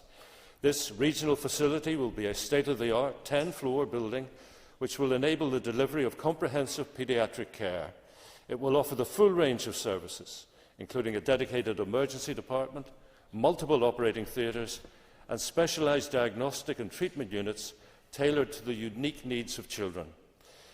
With 155 beds planned, the hospital is expected to provide high-quality care for a significant number of young patients, up to 45,000 annually, ensuring timely and effective treatment across a variety of paediatric specialities. Of the £2.88 billion capital investment made in the last 10 years, £2.23 was allocated across the 6 health trusts, including the ambulance service, representing over 77% of the capital investment. During this period, the Southern Health Trust received capital budget allocations totalling £257.1 million. So, on average, the Southern Trust has received 9% of the available capital budget over the last 10 years. In acknowledging the Craigavon Area Hospital has not benefited from a major redevelopment, my department and the Southern Trust have been proactive in making investments to keep the hospital operational. £8.9 million was invested in the new paediatric ward, which opened in 2018. A new aseptic pharmacy suite costing £3.6 million was opened in 2020. There was an investment of £7.6 million in a new dual CT scanner suite, which opened in 2023. And the department has invested £5.8 million in upgrading the hospital's low-voltage electrical infrastructure, an ongoing project which will be completed this year. Finally, I turn to that part of the motion which expresses concern that the redevelopment of Craigavon has not commenced and calls on me to approve and provide finance for the Trust's programme business case for the project in the next financial year. I appreciate Craigavon Area Hospital as one of our long-standing healthcare facilities. With construction commencing in the 1960s, the main acute block is now over 50 years old. An outline business case for the redevelopment of the Craigavon Hospital site was submitted to the Department of Health in 2016, as members have made clear. This was not progressed to the point of approval, and that was because of capital budget constraints. In recognising the developments in the policy landscape, in construction price inflation and changes to service delivery models since the previous master plan was completed, my officials have been advising the Southern Trust on the development of a programme business case that should clearly establish the need for investment in Craigavon Area Hospital.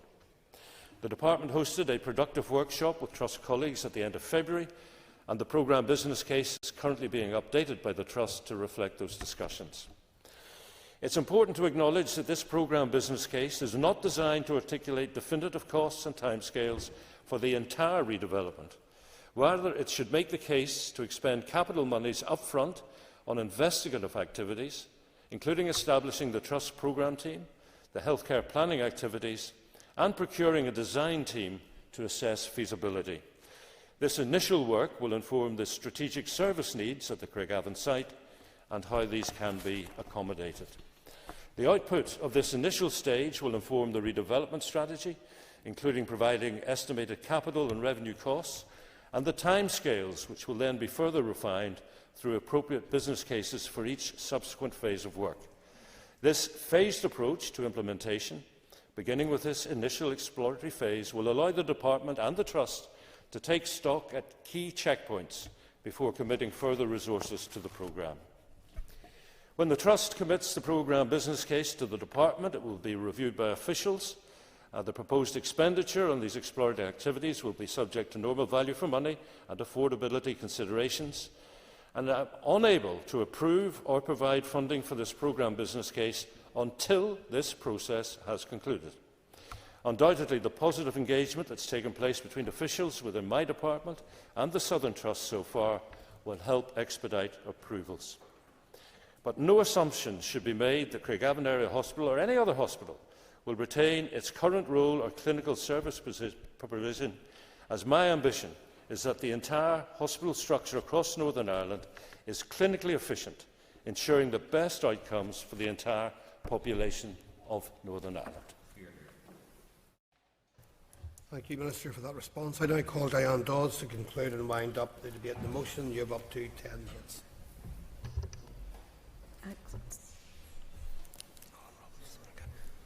Correction, Alan Robinson, you're winding on the motion, are you? Yes, yeah. I'm winding, Mr Deputy Speaker. You have up to 10 minutes. Thank you, Mr. Deputy Speaker.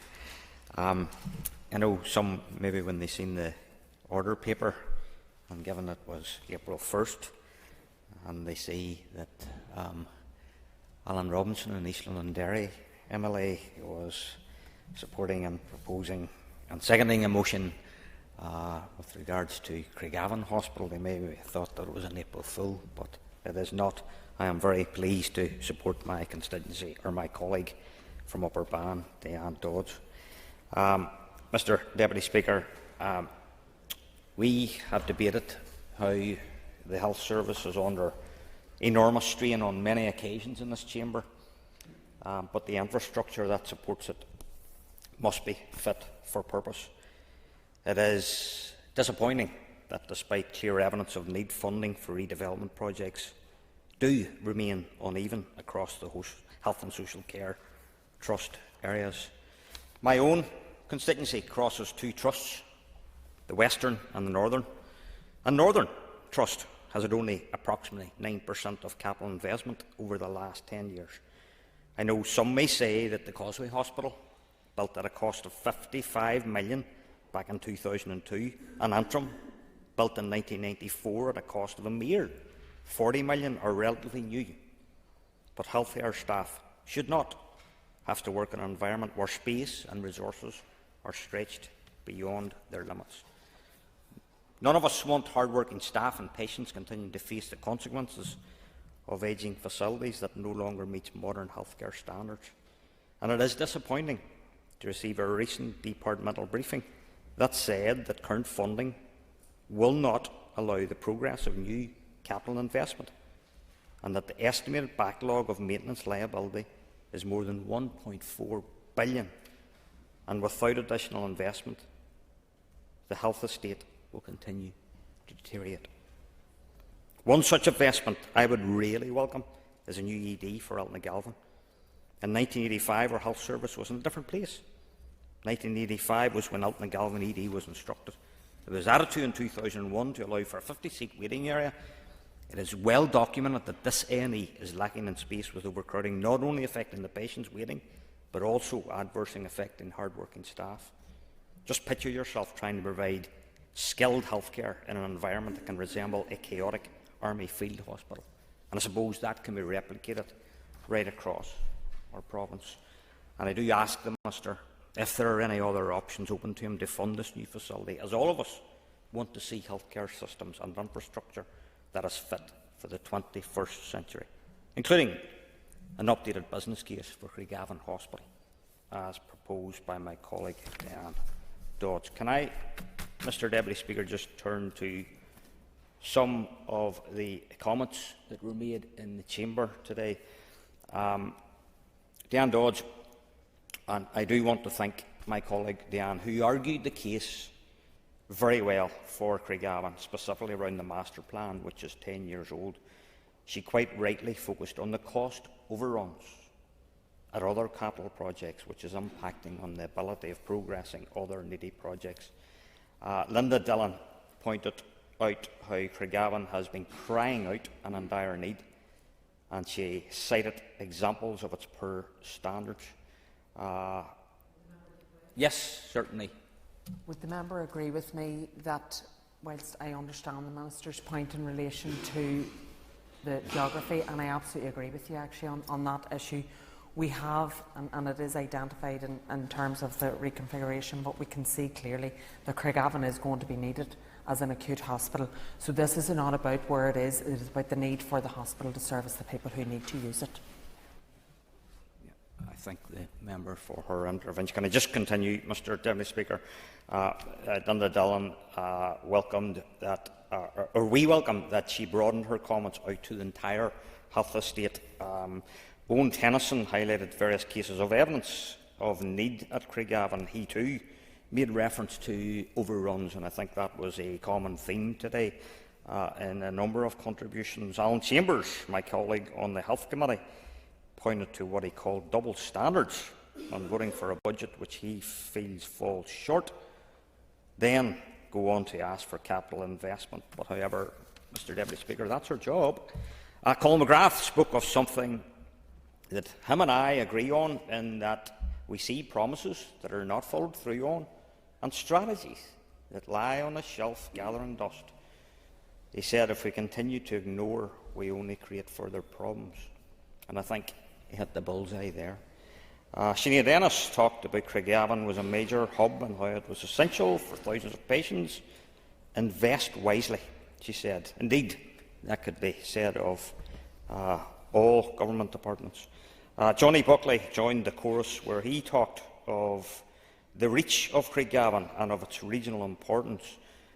He made the case very well, and Upper Bann is very lucky to have him as their local MLA. He talked of Craigavon looking like a war scene. That, I suppose, is similar of Altnagalvan EG, which I referenced earlier. Nuala McAllister, again, on a theme taken up by others, talked of the cost spiralling in the health estate. These issues are important, and we should never, ever tire of highlighting them in this chamber or at the Health Committee or on any forum that we get the opportunity to do so, Mr. Deputy Speaker. Philip McGuigan, the Health Committee Chair, focused also on the workforce and equipment and buildings. All of us, which has been raised in this chamber consistently, all of this has been raised consistently in this chamber over the past year. Diane Forsyth highlighted the amazing staff at Craigavon. I suppose that too can be said of our hospital staff right across the region that we all represent, and she too focused on overspends and how those overspends could have been used elsewhere. Just McNulty in supporting the motion called Craigavon a lifeline hospital. Indeed, again, I could say it and repeat it multiple times, that could be said of all of our hospitals, including the two in my own constituency, Cosway and Altnagalvan. The Minister, he said buildings are important, but so too are workforce. And I did say in this chamber last week in a debate that we should never, ever tire of thanking our healthcare workforce. And I do thank the Minister for doing just that today. He focused on climate change and its importance when it comes to developing and creating new buildings, talked of the importance of targeted investment across the health service. He did cite a number of investments that have taken place at the 50-year-old Craigavon Hospital, and we do thank him. It is a positive within his contribution that a programme business case has been, or the programme business case has been updated, and I'm sure that the Upper Bann colleague, Diane Dodds, who is the proposer of the motion, will be pleased to hear that. and I'm sure she will be keeping focus upon this matter in the days, weeks and months ahead. Thank you, Mr Deputy Speaker. And thank you. Members, the question is that the motion standing on the order paper be agreed. All those in favour say aye. Contrary, any no. The ayes have it. The ayes have it. The next item on the order paper is a motion on social security reform and economic inactivity. I will ask the clerk to read the motion. That this Assembly opposes the approach of the UK Government to reforming disability benefits, believes that withdrawing or cutting social security support for those most in need risks exacerbating poverty and increasing pressure on other public services, agrees that there are other more progressive ways to generate additional money for government, including tax increases for the super wealthy, calls on the UK Government to reconsider the punitive elements of its proposals and ensure fairness and dignity for those requiring welfare support, and further calls on the Minister for Communities to work with the UK Government on the establishment of a UK-wide commission to develop holistic, cross-departmental proposals for addressing economic inactivity among those with long-term illnesses and disabilities. Thank you. And I call Shamil Holland to move the motion. Thank you. The Business Committee has agreed to allow up to 1 hour 30 minutes for this debate. The proposer of the motion will have 10 minutes to propose and 10 minutes to wind. 2 amendments have been selected and are published on the Marshall list, so the Business Committee has agreed that 30 minutes will be added to the total time for the debate. Please open the debate. The motion. Thank you very much, Mr Deputy Speaker, and it's a real honour that I have to bring this to the floor. I want to begin this debate with a question that I have really been battling with since the publication of the UK Government's Green Paper, Pathways to Work. What kind of society do we want to be? Because if we judge that by how we treat our most vulnerable, by how we treat and support our constituents who are sick, disabled, caring for others or living in poverty, then I fear we are heading in the wrong direction.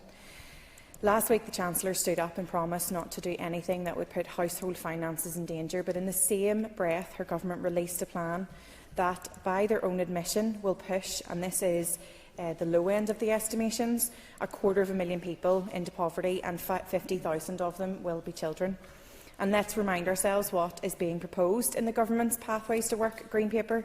So if you're disabled and receive PIP, the benefit meant to help you with the additional costs of your disability, you might soon be told that you no longer qualify. Your condition might not have changed, your needs might not have changed, but under the new criteria you no longer tick the right boxes. PIP is an equity payment. Removing that for some of our most vulnerable breeds inequity and injustice, and it doesn't stop there. Losing PIP means losing so much more than PIP. The person looking after you at home could lose their carers allowance. You could lose the health component of universal credit. You could even lose the roof over your head.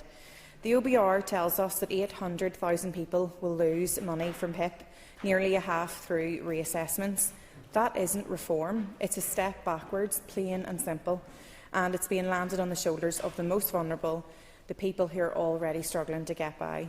And what is particularly incredulous is that these policies aren't being delivered by the Tory governments of years gone by, whose administrations became a byword for austerity and cruelty. They're being delivered by a Labour government who came to power promising a new progressive approach, and then they ignored the options for taxing wealth and opted instead to raise money off the back of those who can least afford it.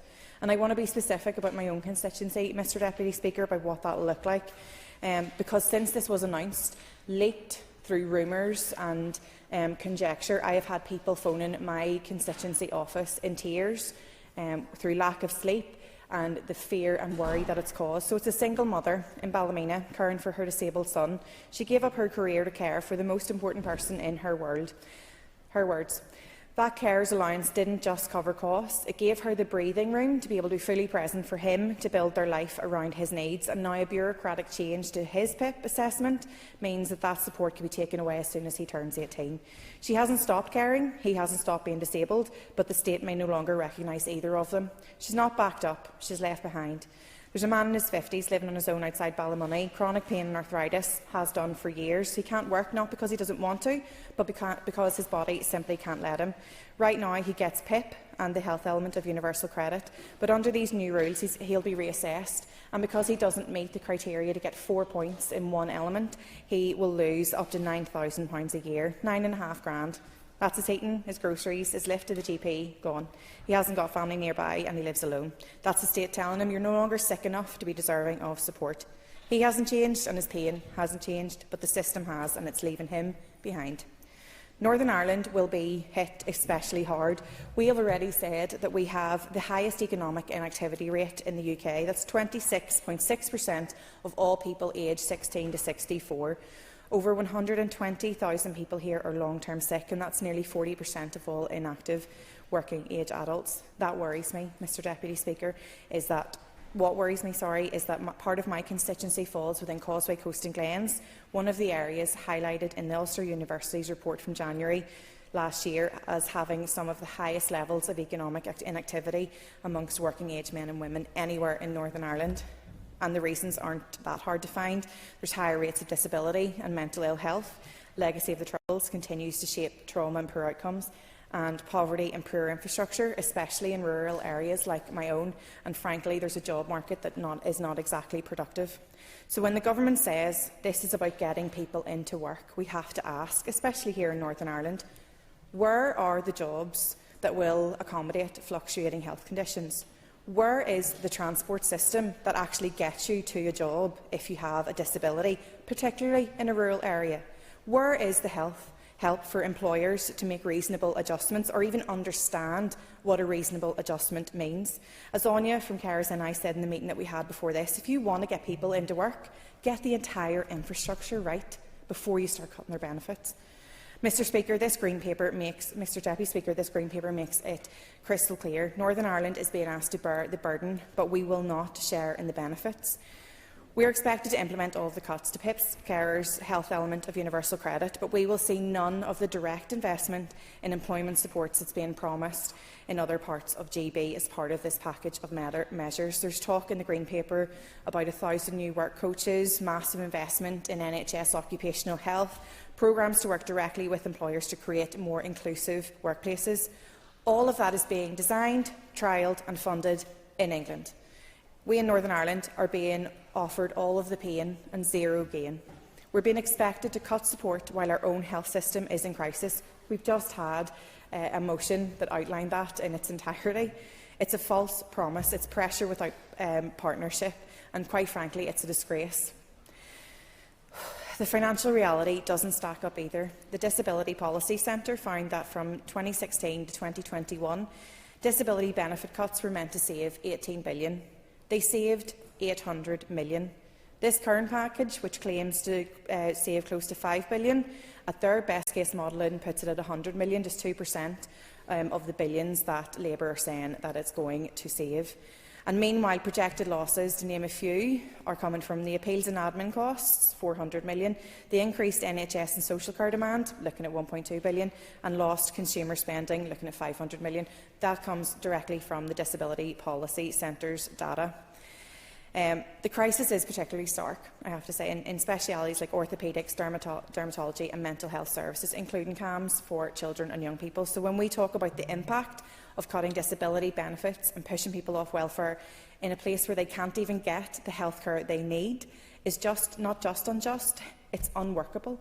And let's be clear about who this hits the hardest. 3.2 million families across the UK, according to Resolution Foundation, 3.2 million families will lose an average of £1,720 a year.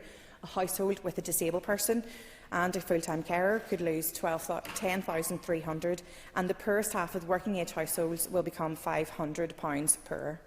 As said above, that's all according to the Joseph Rowntree Foundation. 250,000 people, including 50,000 children, will be pushed into poverty. And according to Carers UK, 150,000 unpaid carers could lose both PIP and carers allowance. If I'm using UK stats, Mr Deputy Speaker, it's because we simply, right now, do not know the impact this is going to have on Northern Ireland. We have absolutely no figures at our disposal at this moment in time that will say there are X amount of people who will be disadvantaged in Northern Ireland, and it will cost this amount of money to mitigate it, which is one of the reasons that I do have a wee bit of a concern about the SDLP amendment, just because we simply do not know how much mitigations are going to cost right now, and especially given the situation that we're in, it's really hard to, I suppose, sign up to something so vague until we have the figures in place. But what I want from this motion today is for us, yes, quickly, Sinead, if only to... Oh, sorry. Just mitigations is not always about pounds, shillings and pence. Mitigations is about improving services as well. I wholeheartedly agree with that, and that's the point I'm making when we look at the investment in the health service, investment in occupational health, investment in mental health services, investment in employment programmes. We're not getting any of it. So if the amendment that you're proposing is not just about a mitigation package that looks at taking money out of our budget, if it is that holistic package, which is what we need to look at and which is what we are asking for, then I'm slightly less concerned with that. But at the minute, I think our priority is to find out and to actually get detailed figures on what this is actually going to cost and the impact. Mr Deputy Speaker, we do need a different path, and we need a rejection of this government's punitive approach. We need a UK-wide commission to shape real, compassionate solutions to economic inactivity amongst disabled people. We need a focus on those progressive means of generating more revenue for public services, particularly increasing taxes of the super wealthy, which is one of the reasons that I can't support the DUP amendment, because it takes that out, and a clear signal from this Assembly that Northern Ireland will not be punished for needing support. So I return to my first question, Mr Deputy Speaker, what kind of society do we want to be? Thank you. And thank you. I now call Mark Durkin to move amendment number 1. Moved. Thank you. You have 10 minutes to propose Amendment 1 and 5 minutes to wind. Please open the debate on Amendment number 1. Since this latest wave of cuts to disability support were announced a couple of weeks ago, I've been inundated daily on the street, in the supermarket and through late-night messages from anxious constituents, all terrified about what's coming next. And I'm sure everyone here has heard the same anguish from constituents, from family and from friends. What we've witnessed in recent years is gaslighting through welfare, telling people that things won't be that bad, actually trying to tell people that things will be better, while systematically dismantling the very safety net that they rely on. I want to put on record not just my disappointment, but my disgust at the UK Labour Party. Things can only get better. Things have only got worse. Keir Starmer and Rachel Reeves have carried on the work of the Tories like Robin Hoods in reverse, taking money from the poor and protecting the interests of the rich. The removal of the £20 universal credit uplift, the loss of discretionary housing payments for disabled private renters, the 2-child limit, cuts to personal care packages and reductions in discretionary support grants all have been sacrificed under the guise of balancing budgets. Rather than plugging financial gaps, those in power in Westminster have delivered welfare death by 1,000 cuts. And this place hasn't always just sat and watched. In the past, parties here have empowered them to do so. I welcome that this motion has been tabled, particularly by those in Alliance who now do appear to fully recognise the harm that welfare reform has inflicted, is inflicting and will continue to inflict upon people here. And Ms Mulholland's speech excellently outlined its impact. And I hope that in acknowledging past mistakes, executive parties will now take steps to address the suffering caused by these callous policies. Same parties who are now vociferously, and we welcome it, expressing opposition to welfare cuts were responsible for embedding them into our system.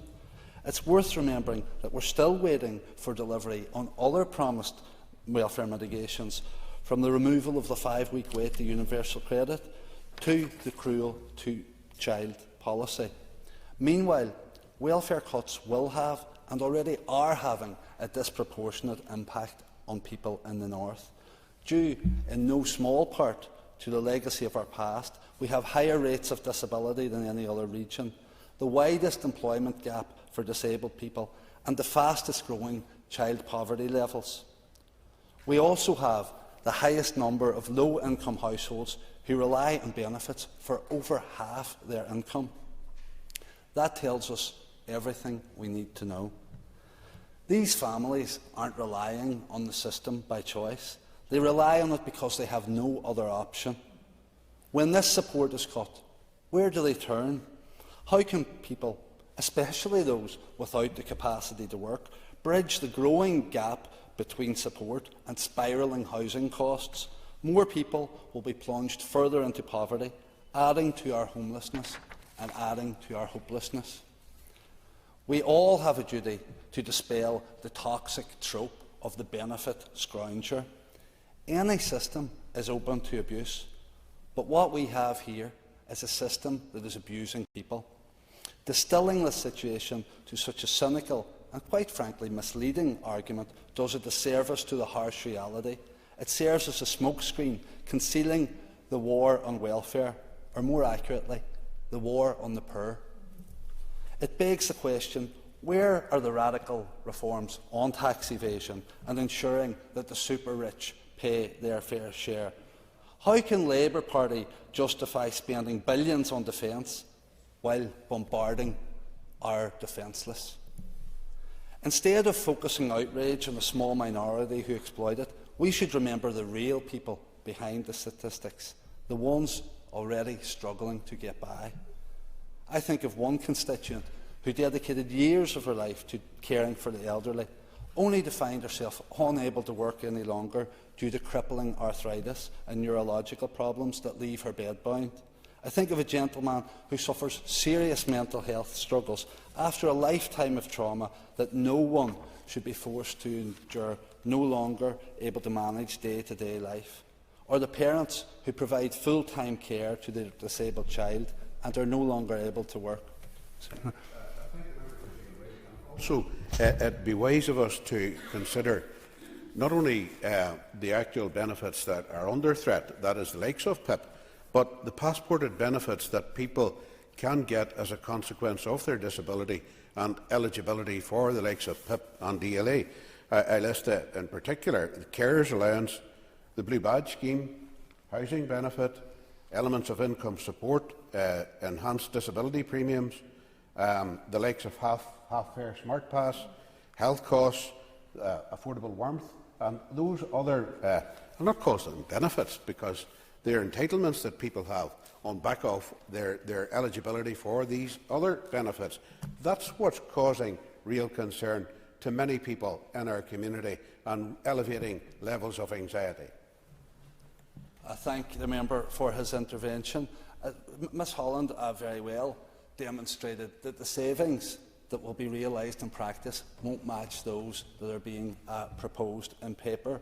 On the other hand, the costs to people that this will bring about will far outweigh those in the loss of the benefit and its financial amount. For those people, these costs won't just be difficult, they will be devastating. And it won't just be devastating for those directly impacted. There's going to be a wider economic impact. Small businesses are already struggling to survive, facing increased outlay in terms of national insurance contributions. And they'll be asking rightly, where are they going? And minimum wage increases will now get hit by the double whammy of people having less money to spend. The ends can't meet. This will result in people losing jobs and being forced onto welfare support. To conclude, Mr Deputy Speaker, this executive's habit of pointing the finger of blame at the British Government is well justified on this particular issue. The bad budgets that we've seen and heard from Westminster just seem to keep coming, but it also belies the executive's own culpability. And I would remind members that welfare is a devolved matter and that this situation has been made worse by repeated political collapse, chronic underfunding of our block grant from Westminster, but also a failure by us, by this place, to transform and improve public services. Time and time again, those who need help the most have been left in limbo, abandoned due to political inaction and dysfunction. This can't continue. Our motion urges the Minister for Communities to work with the Minister for Finance to develop a mitigation package at pace that will protect both current and future claimants. And yes, it is vague. We don't know how much that might cost. We don't know how much you might have. Maybe you can tell us. But let's see the options. Give us a decision to make. Stripping away welfare from our most vulnerable won't help those with long-term illnesses and disabilities return to work, but will make it even more difficult. It will make it impossible in many cases for them to do so. All departments and all ministers have a role to play. What are we doing to tackle economic inactivity? Many people aren't fit to work because they're languishing for years on health waiting lists, descending into dependence on painkillers and often depression.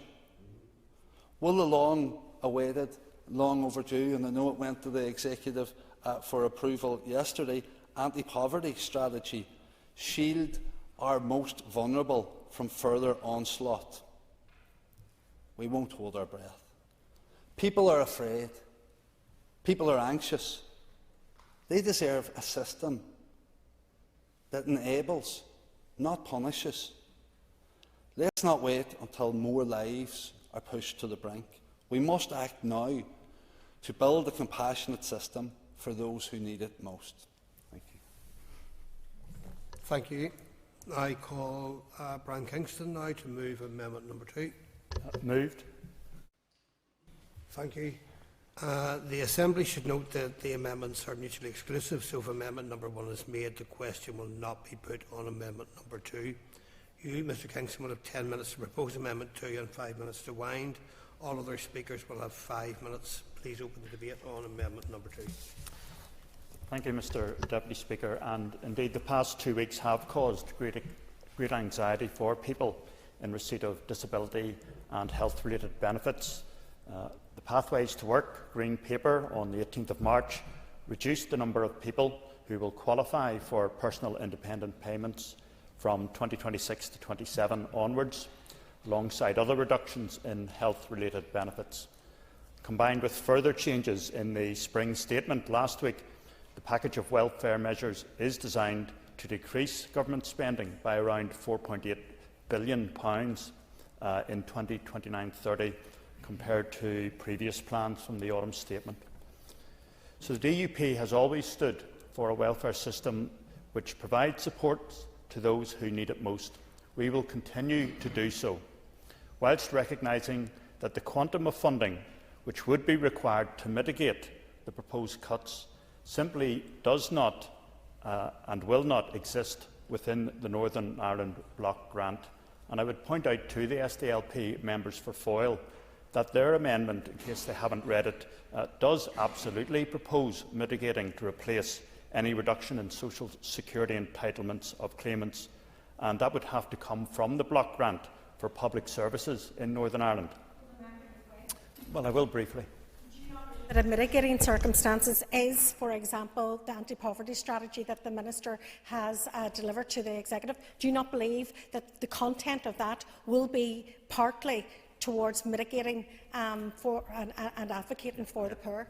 Yep. Well, I'm referring to the wording of your amendment, and I'm making the point that you claim every time that we should be mitigating from the block grant, which will be reducing the much-needed services for all our public services in Northern Ireland. So, despite what you claimed earlier, if you read your motion, your amendment, that is clearly what it is proposing.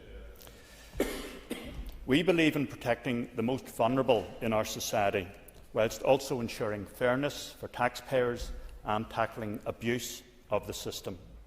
It is disgraceful that, instead of taking responsibility for its previous attacks on pensioners, employers and farm businesses, Labour is targeting welfare recipients and pensioners to foot the bill for its ill-conceived policies which have damaged economic growth. Nobody will disagree that welfare spending must be fair and sustainable. However, the proposed narrowing of eligibility for the daily living element of personal independence payment has caused great anxiety for thousands of people in Northern Ireland who rely on this support, including many with mental health conditions. The nature of mental health means that an individual's needs not only fluctuate over time, but that illness manifests itself in a variety of ways. The Government's changes to PIP assessments do not seem to reflect this reality and will instead require 4 points in a single heading rather than a possible accumulation of points across the board. There is no fairness, justice or compassion at the heart of these Labour Party proposals. Our MPs have urged the DWP Secretary to accept that those with severe mental health issues may not understand their illness or be able to explain it or grasp it following the changes proposed. How will these people be protected? It is increasingly clear that this Government is intent on making life more difficult for those in need in order to balance the books. No credible plan for economic growth has been presented. Labour needs to rethink these proposals and provide real assurances to those affected. The punitive nature of some of these reforms is compounded by the fact that key mitigations being put forward, including an additional universal credit premium or security for those with the most severe and lifelong disabilities, and a new unemployment insurance benefit, have not been fleshed out to any significant extent. Equipping benefit fraud officers with adequate resources and powers to catch and deal with those committing fraud would be a better starting point than sweeping changes which will be unlikely to outsmart the fraudster, but will hit the most vulnerable.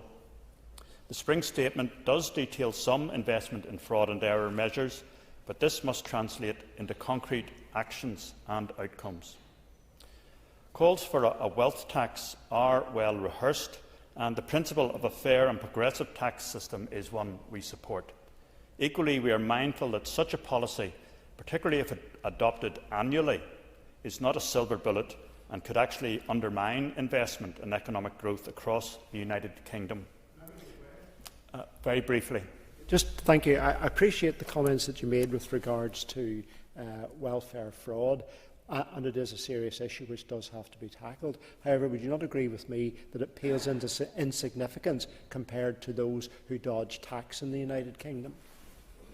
But coming on to that point, and we have said that the Government should be doing more to bring in taxes, but the scale of welfare fraud is in hundreds of millions of pounds. And when we talk about mitigations, that's where we could cover for them. But I'll need to keep going now. Regarding a wealth tax, in 1990, 12 countries had wealth taxes. Today, there are just 3.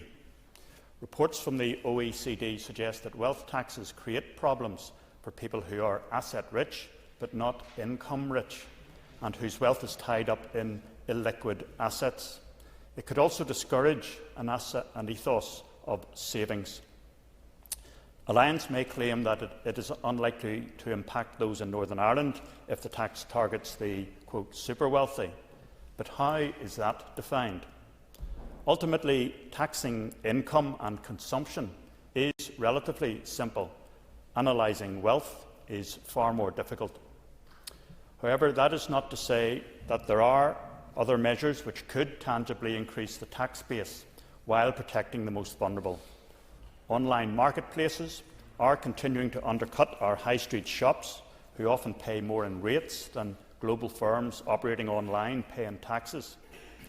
There should also be a renewed focus on cracking down on those who evade paying tax in the United Kingdom. A UK-wide commission to scope out interventions to tackle high economic inactivity rates is a proposal we support. In 2024, Northern Ireland actually was overtaken by Wales in terms of having the highest regional economic inactivity rate, but our rate remains well above the UK average, and that does require sustained attention. As part of its Green Paper, the Government does earmark £1 billion for a Pathways to Work offer. We need to see more detail on that and how such initiatives, as well as the transformation pot mentioned in the Spring Statement, can benefit Northern Ireland's labour market conditions.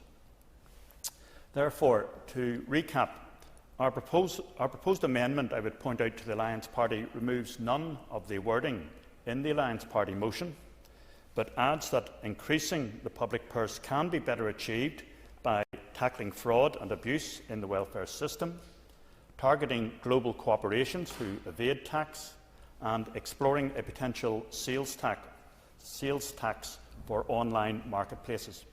Also, that any policy to increase taxes on the super wealthy must be fair, deliverable, and not have a detrimental impact on savings or investment, and that the welfare support system must be fair to those requiring support and also fair to the taxpayer. So I commend our amendment to the House. Thank you. And I call Colin Gildernew.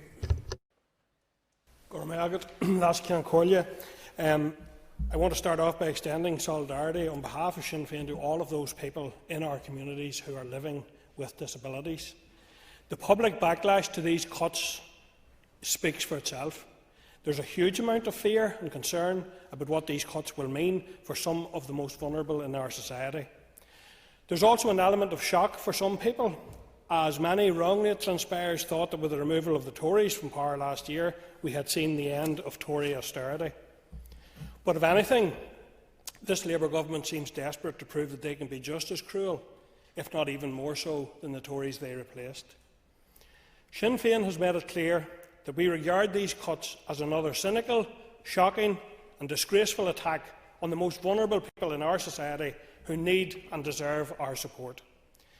The British government has attempted to spin these cuts to be about supporting people with disabilities back into work. I think we need to be absolutely clear.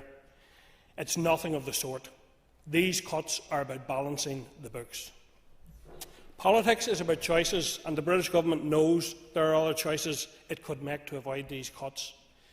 The British government could have chosen to increase taxes on the super rich, but instead they shamefully chose to punish the sick and disabled, whilst also spending vast sums on weapons of war.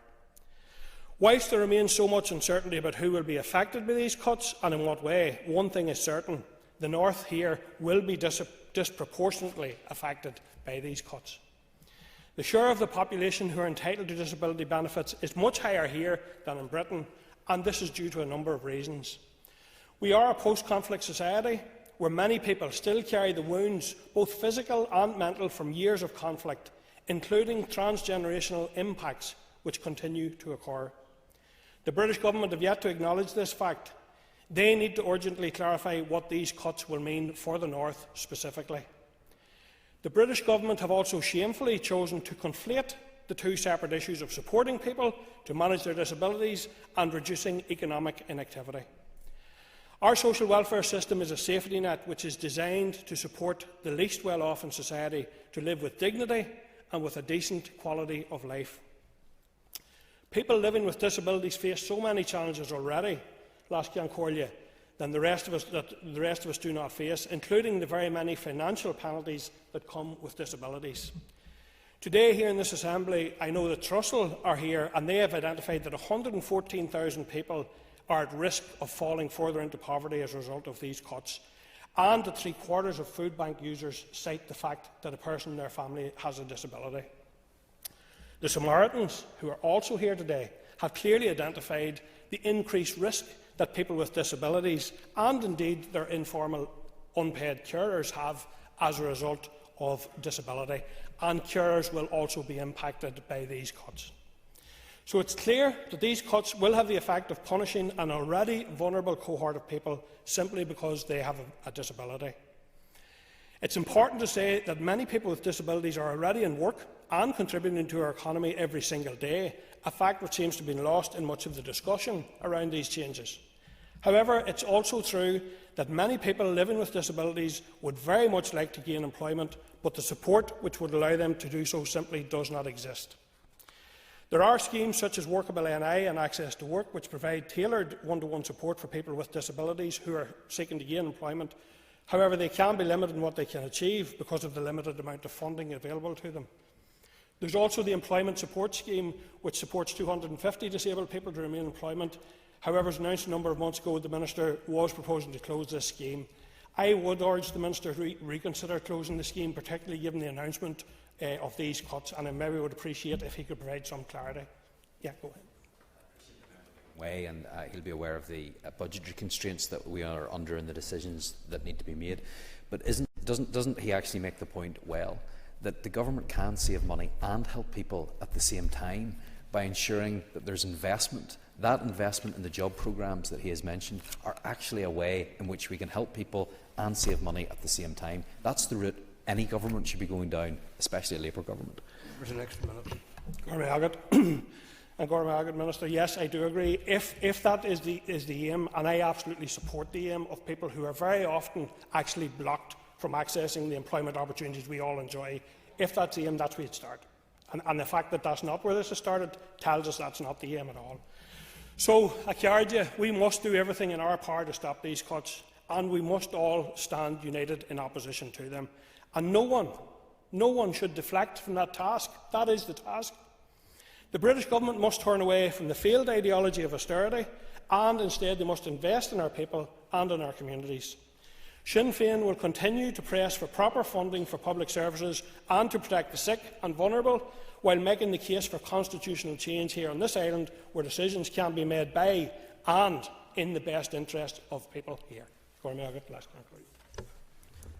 Thank you. Members, the Business Committee has arranged to meet at 1 p.m. today. I propose, therefore, by leave of the Assembly, to suspend the sitting until 2 p.m.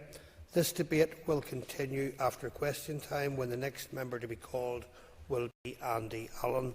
The sitting is by leave suspended.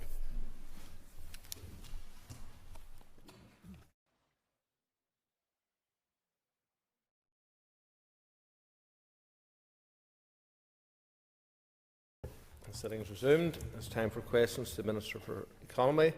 Question 5 has been withdrawn. I call Alan Robinson. Question number 1, Mr. Speaker. Minister. Tourism has a key role to play in contributing to my objectives of regional balance and decarbonisation.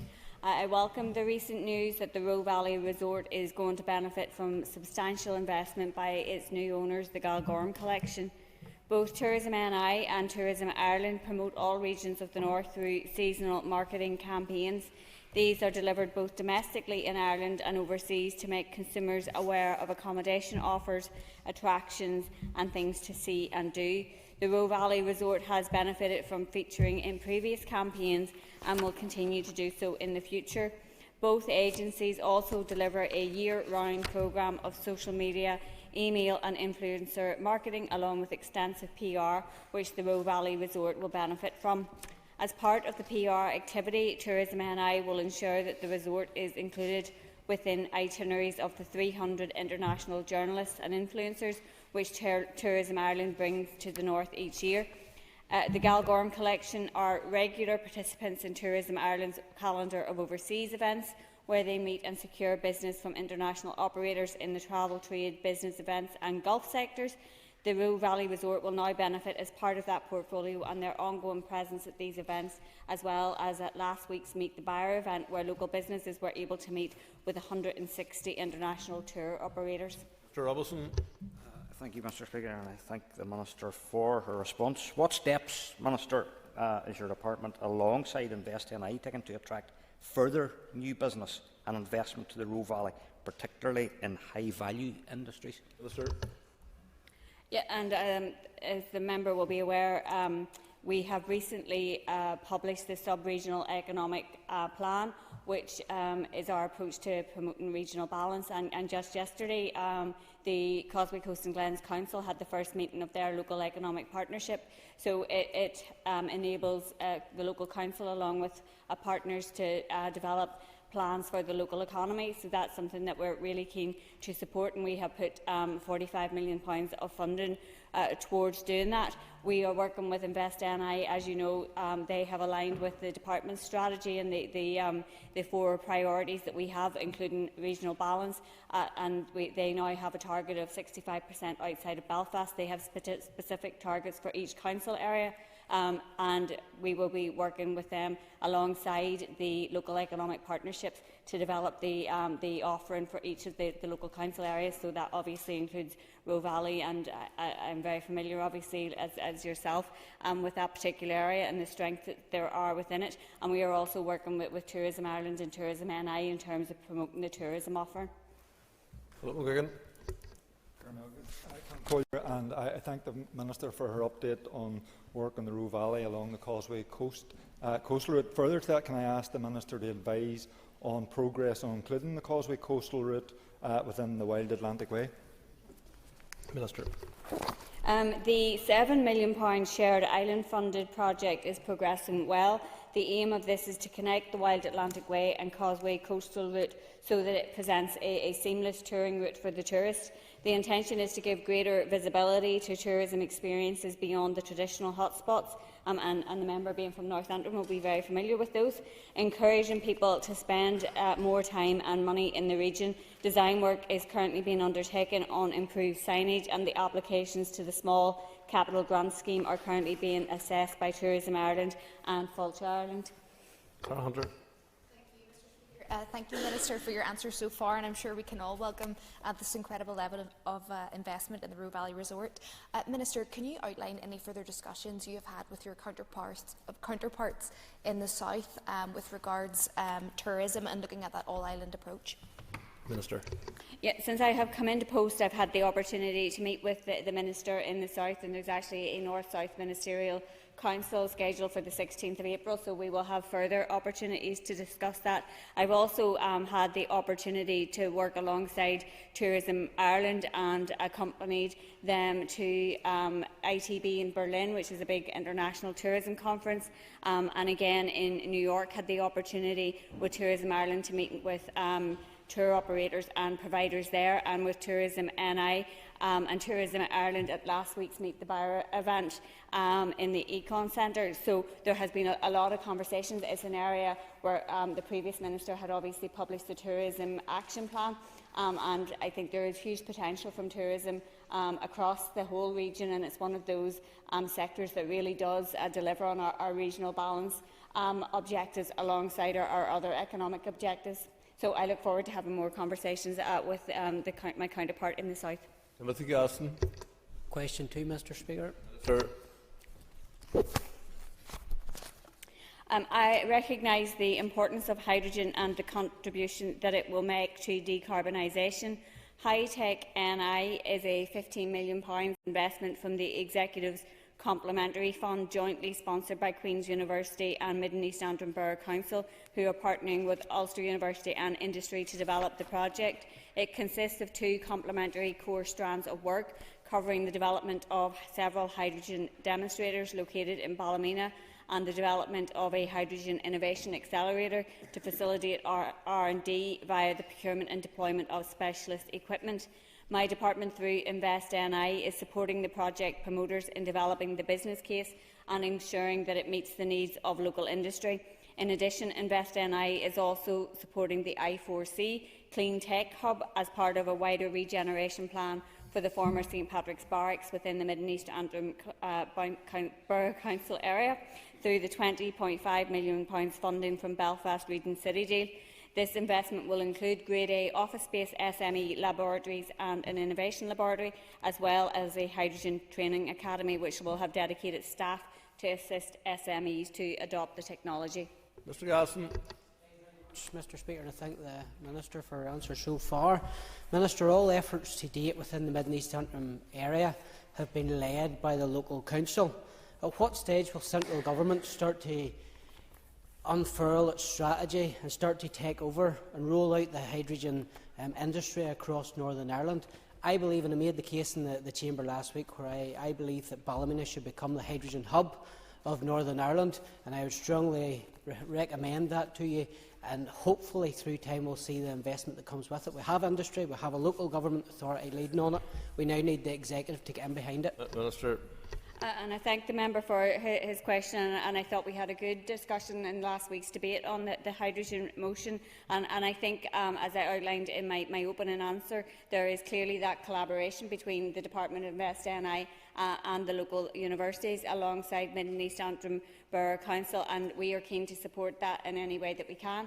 Obviously, as I mentioned in my earlier answer to Mr Robinson, there is also the local economic partnerships that each of the council areas are initiating at the minute. So Mid and East Antrim Council will obviously have the opportunity as part of that to develop their own economic plans that fit their local area. So I wouldn't be surprised if hydrogen features within part of that plan. And clearly the objective of the local economic partnerships, we are putting funding to support them, but the objective is that they then use that to leverage other funding and to work alongside executive departments to develop proposals. So I look forward to engaging with Mid and East Antrim Council on that. Thank the Minister for her answer. Can the Minister outline when her department will be consulting on a hydrogen policy, please?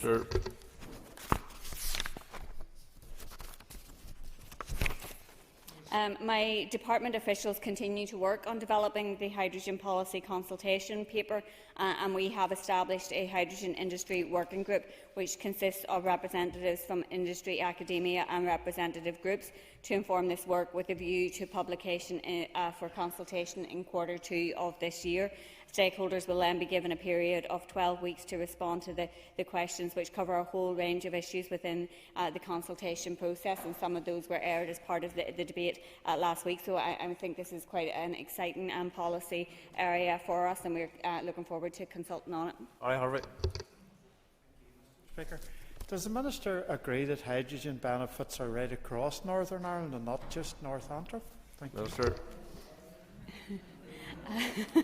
I do agree that there are opportunities for hydrogen to benefit the whole of the North, and indeed we are working across both islands in respect of that as well, because there are policy developments in both the South and in Britain, and we are keen to learn obviously from best practice and to seek to develop our policy in a way that is going to be complementary to other policies as well. Linda Dillon.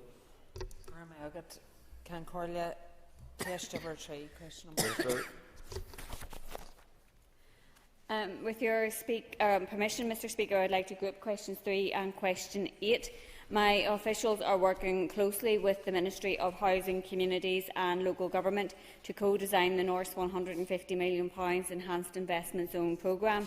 The focus of the programme must be consistent with the British Government's objectives and priority sectors, and is likely to concentrate on the advanced manufacturing sector. This sector cuts across many areas, including green industries, life and health sciences, and employs an estimated 80,000 people and accounts for half of our export sales. The development of the programme must follow a 5-stage approval process, and the target for final approval is autumn 2025. Key to securing approval at each stage is clear demonstration that the investment zone funding will drive productivity and leverage significant private sector funding. During March, my department has hosted regional workshops with the private sector and other stakeholders. To help keep this work, we have also put out, to help develop this work, we have also put out a call for evidence to the attendees. Mrs. Dillon. And thank the Minister for her answer. And Minister, I agree with Mr Harvey. I think we need to get outside North Antrim and all of Antrim, and I'm going to be focused on Mid-Ulster, as I'm sure will not come as any surprise to you. Can you tell me what engagement you have had, particularly with the engineering sector in Mid-Ulster, in relation to the work that is being undertaken to develop the investment zone proposition? Sure. My officials have been concentrating on developing the evidence base that clearly supports the rationale for how the Enhanced Investment Zone funding might be deployed, and that includes identifying key barriers to growth in our target sector of advanced manufacturing and what opportunities there are for growth in that sector, and critically the likely interventions that will address those barriers. So officials have been working closely with colleagues in both our universities and also the private sector. They've also undertaken a series of regional workshops, again that involve the private sector, local representative bodies, colleges, universities and also our ports. And part of these workshops is also focusing on the skills agenda, because clearly we need to develop our thinking about how we could use the investment zone funding to drive forward the skills gap that will be required to support our companies improve their productivity performance so they can be in a position to create those better jobs. And the skills barometer has highlighted there are significant skills shortages in the advanced manufacturing sector, and I know the member will be familiar with Megan in Mid-Ulster that has worked to address some of those. There is potential for the investment zone funding to support skills interventions at all levels to address this gap.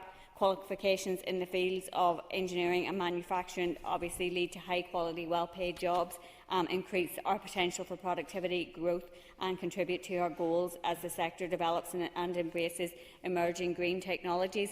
And I will soon be publishing a Green Skills Action Plan which has been developed in collaboration with industry and education and is aligned with our commitment to deliver a just transition to net zero.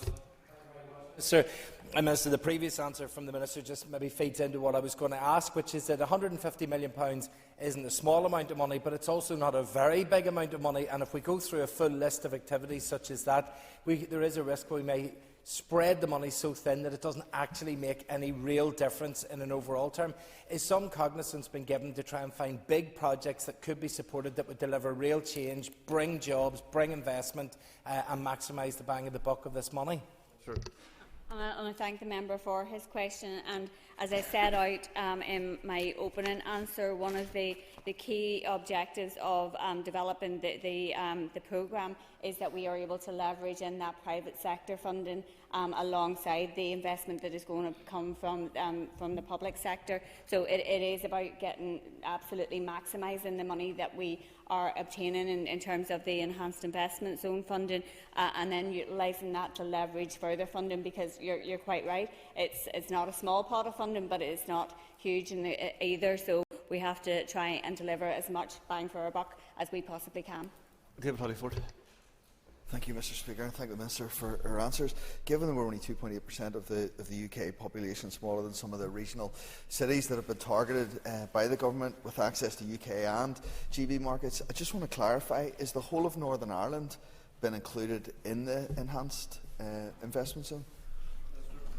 That is the approach that has been adopted in relation to the enhanced investment zone and has been agreed with the British Government. As you rightly say, we're quite a small region and population size as well, so we wanted to maximise the opportunities for people to benefit from it, and that's why we took the approach of addressing it towards advanced manufacturing, which encompasses quite a broad range of sectors even within that broad headline, and we are keen to work alongside the private sector to develop proposals that are going to have the maximum impact. Armstrong. Thank you, Mr. Speaker. Question 4. Minister. Artificial intelligence is one of the most important technological developments in recent times. It will bring about significant change in the economy and the workforce, and it offers potential to contribute to my economic vision, most obviously in relation to productivity and good jobs. Currently, the EU's AI Act applies in the North in respect of Articles 103 to 107 and 109, as these amend legislation listed in Annex 2 of the Windsor Framework. The EU notified the British Government of these articles' application under Article 13.3 of the Windsor Framework following the Act's publication on the 12th of July 2024. In its explanatory memorandum of the 17th of July, the British Government considered that these provisions would have limited, if any, impact in practice. The British Government and the EU continue to discuss the potential application of these remaining provisions of the EU AI Act under the Windsor Framework. The remaining provisions of the Act are set out as new provisions, so their application in the North would require notification via the process set out in Article 3.4 of the Windsor Framework, and that is the matter for the British Government. No notifications under Article 13.4 have been made at this stage. It is important to note, however, that businesses and developers outside of the EU will have to comply with the AI Act if their AI system is sold in the EU, or if, when deployed, its output is used in the EU. So this applies to businesses in Britain in the same way as it does to businesses in Ireland, North and South. Thank you, Minister, for your response. Minister, can I ask then, what is the long-term strategy for AI development in Northern Ireland? So you will be aware that this is something that we are continuing to develop as part of the programme for government. The Executive Office is establishing an AI task force and the forthcoming Office of AI and Digital, and we will be continuing to work on a collaborative basis within and across departments within the North and across these islands to harness the positive potential of the safe and responsible use of technology. Clearly, we have a lot of skills strength in relation to particularly software engineering and cyber, and we do have huge potential, in my opinion, to be a hub for AI as well. And so it is something that both from the executive perspective, but also from the department's perspective, that we are keen to explore. John Buckley. Thank you, Speaker. AI is revolutionary and indeed crucial to future growth opportunities. While other nations want to lead on developing the opportunities that AI present, the EU wants to lead on its regulation. So, Minister, is it not inevitable that this will hold back innovative entrepreneurs in Northern Ireland who your party has helped bind to the EU, sacrificing their talents and ambitions on the altar of EU bureaucracy and red tape and presenting further barriers? And will the Minister commit to a deep departmental analysis before this regulation is published in the EU Journal to ensure that our own local Indigenous businesses and entrepreneurs are not placed at a disadvantage? Minister. Well, the analysis of the British Government in advance of when the explanatory memorandum was published was that there was limited impact in practice. So clearly we will be continuing to analyse what comes forward in terms of the legislative impact and the practical implications of that. That is something I think that you would expect that we will do. But we will also be working, as I outlined in my answer to Ms Armstrong, to harness the potential of AI and to try and maximise its benefits, obviously taking into account the need to do that safely and in a way that protects privacy. On Bunting. Question 6, please, Mr Speaker. The closure of Conswater Shopping Centre is regrettable for businesses and obviously for the employees that are impacted. My department is committed to doing everything possible to support those affected. My department's career service is available to support anyone facing redundancy or who has been made unemployed as a result of the closure of Conswater Shopping Centre. The department's redundancy payment service aims to process claims as quickly as possible within 2 weeks of receipt of all the necessary information. Careers advisors have access to up-to-date labour market information provided by the department's economists, which they use with the client to inform careers guidance discussions about reskilling, training, apprenticeships and further and higher education. This support is professional and free and specific and tailored to the needs of each individual, with the aim of supporting as many employees as possible back into employment. Many of the issues facing our retailers, including the former business tenants of Conswater Shopping Centre, are outside the remit of the Executive. However, I am very aware of the real and pressing issues facing our retailers. These concerns are being examined as part of the cost of doing business research project, which I commissioned in my previous capacity as Finance Minister. Ms Bunting. Mr Speaker, and I'm grateful to the Minister for those practical options that she has outlined for those affected. She'll be aware that the closure of Conswater was a significant body blow to the people of East Belfast and beyond. Can I ask her then, despite the good work that is done by East Belfast Enterprises and East Side Partnership, what action can be taken by her department and what work can be done by her department to restore what used to be thriving areas in inner East Belfast, including the Newtonards Road, to help to create jobs, good jobs for people in this area? Minister. Yeah, and I thank the member for her question, and I think we're all very aware of the changing nature of our high streets and our city centres, and it's something I think that not just we grapple with. I am very willing to work across departments to look at how we can support the development of strong and thriving high streets, and Obviously, we had the High Street Task Force previously. Many of the recommendations from it are now being implemented. As I mentioned in some of my previous answers as well, the local economic partnerships are being set up under each of the councils, and there are opportunities as part of those for each area to develop economic plans that meets the needs of their local communities. So I think there are opportunities there, and as I said in one of my previous answers as well, there's funding provided for those, but that's aiming to support each of the local economic partnerships to develop proposals and then to work alongside departments in terms of taking some of those proposals forward. And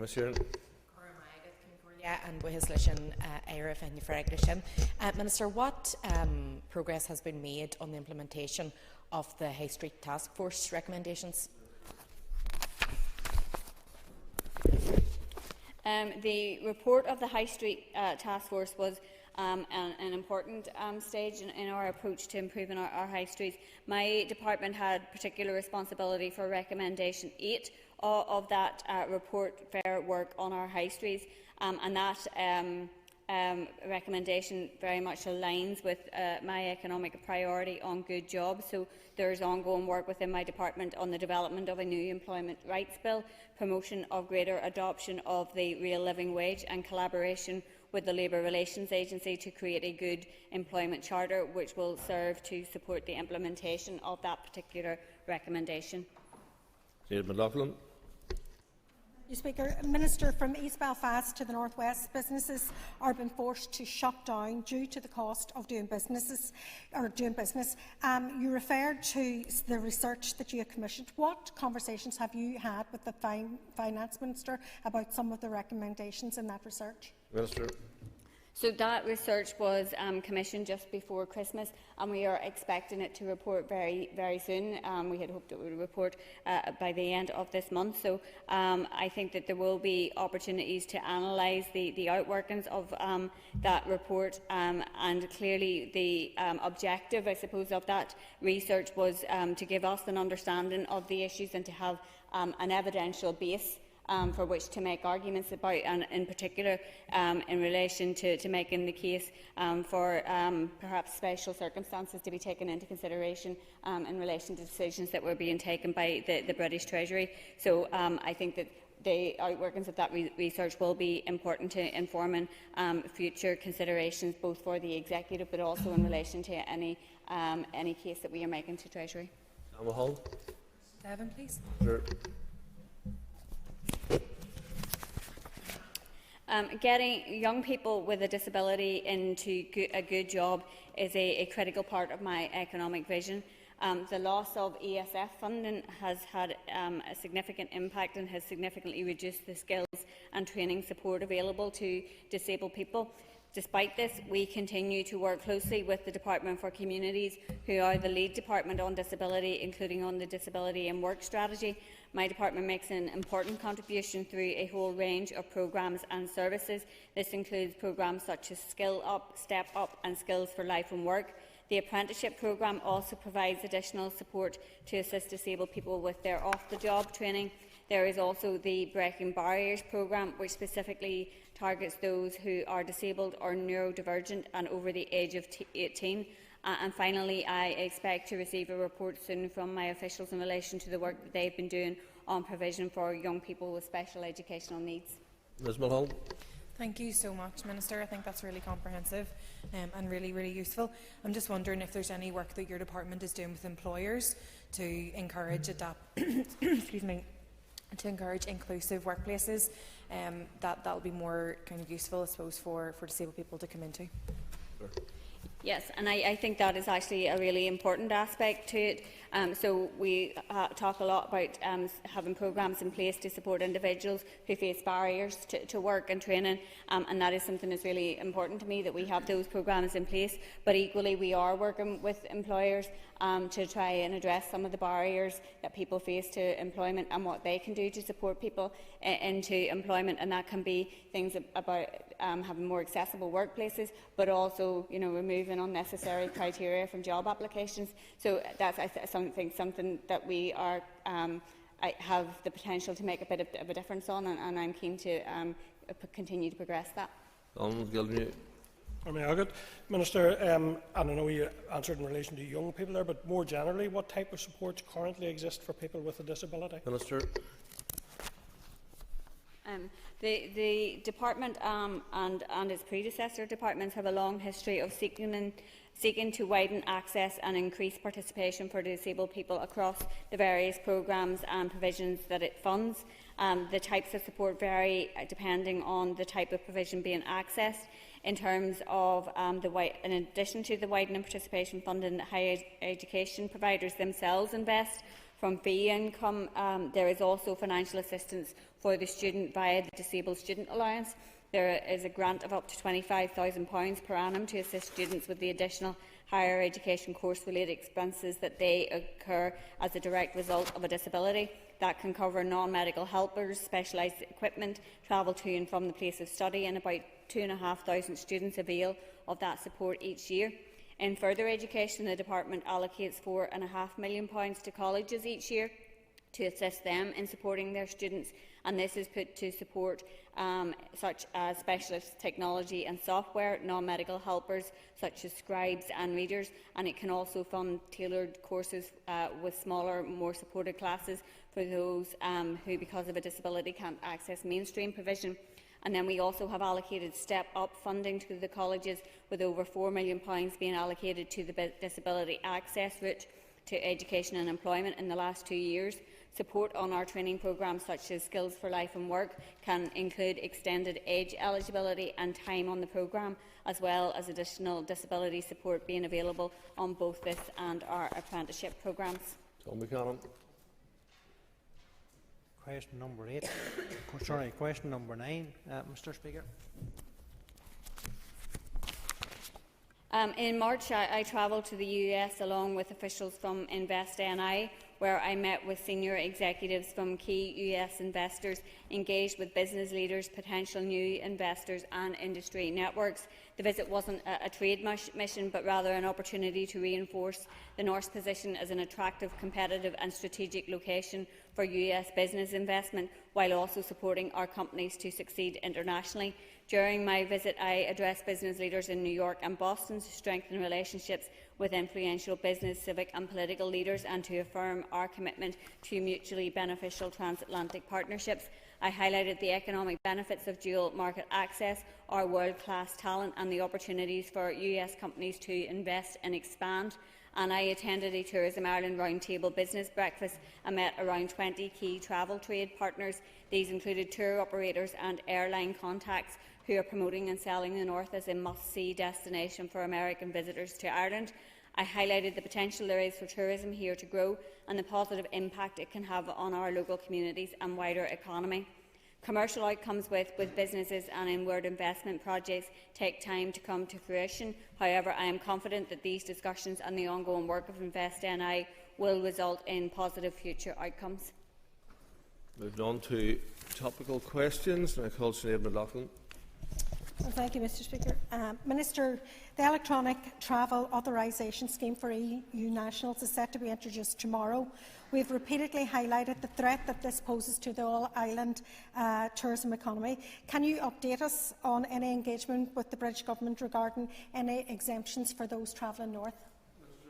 Yeah, and I thank the member for her question. I am deeply concerned about the impact of the introduction of the ETA scheme and what it will mean for our tourism sector, especially as it goes live tomorrow, as you mentioned, for European citizens, and also that next week the cost increases. So I had met with the Tourism Alliance last week and heard about their concerns and about the very real impact that is now being seen from the introduction of this scheme. And they were talking about tours and trips actually being cancelled at this point, and the North being removed from itineraries due to that requirement for visitors to have an ETA. And I have, of course, engaged with the British Government. As recently as last week, I had written to the British Home Office to make the case again that there needs to be an exemption for the North, given the particular impact that there is and how visitors travel to the island, mostly through Dublin and then to the North. So it's something I will continue to engage on, and obviously we will continue to monitor the impact as well. Ms. McLaughlin. The Home Office estimates that the ETA fee could cost the UK economy up to £735 million over 5 years. Will you publish your research from your department on the economic impact for Northern Ireland, and is this being used to push for exemptions for the North? Minister. So this is something that we are continuing to monitor, as I said, and we are working both with the Tourism Alliance but also Tourism Ireland in terms of understanding the impact, and we will continue obviously to take an economic analysis of that over coming weeks and months, because I do think that making the case for an exemption, and when you look at how many European citizens travel, they travel with ID cards, and therefore they're not even able to get an ETA because you need a passport to get it. So the impact is going to be significant, and it is important that we do understand that. Patsy. Can the Minister provide an update on post-19 provision for people with special educational needs? Minister. So last year, my department officials were tasked with reviewing the existing skills and training provision by my predecessor, Conor Murphy, and the relevant legislative protections for school leavers with special educational needs, and asked to bring forward recommendations. They have taken a twin-track approach to that work, which has involved both a desk-based review of the wide range of relevant reports, recommendations and research, as well as commissioning a piece of comparative work from Stranmillis University College on the different legislative arrangements across Britain and Ireland. In parallel, they have undertaken more than 80 visits, meetings and engagements with a wide array of stakeholders. This has included parents, schools, young people, colleges, training providers, the community and voluntary sector, representative organisations, other departments, the Health Trust and counterparts from other jurisdictions. This has been incredibly valuable in drawing out the different issues and perspectives. And that work is being drawn to a close, and my officials will report to me shortly, and once I've had the opportunity to consider those findings and their advice, I will update this House, and I expect I will bring issues to the Executive for an informed discussion on the next steps. Mr. Sheehan.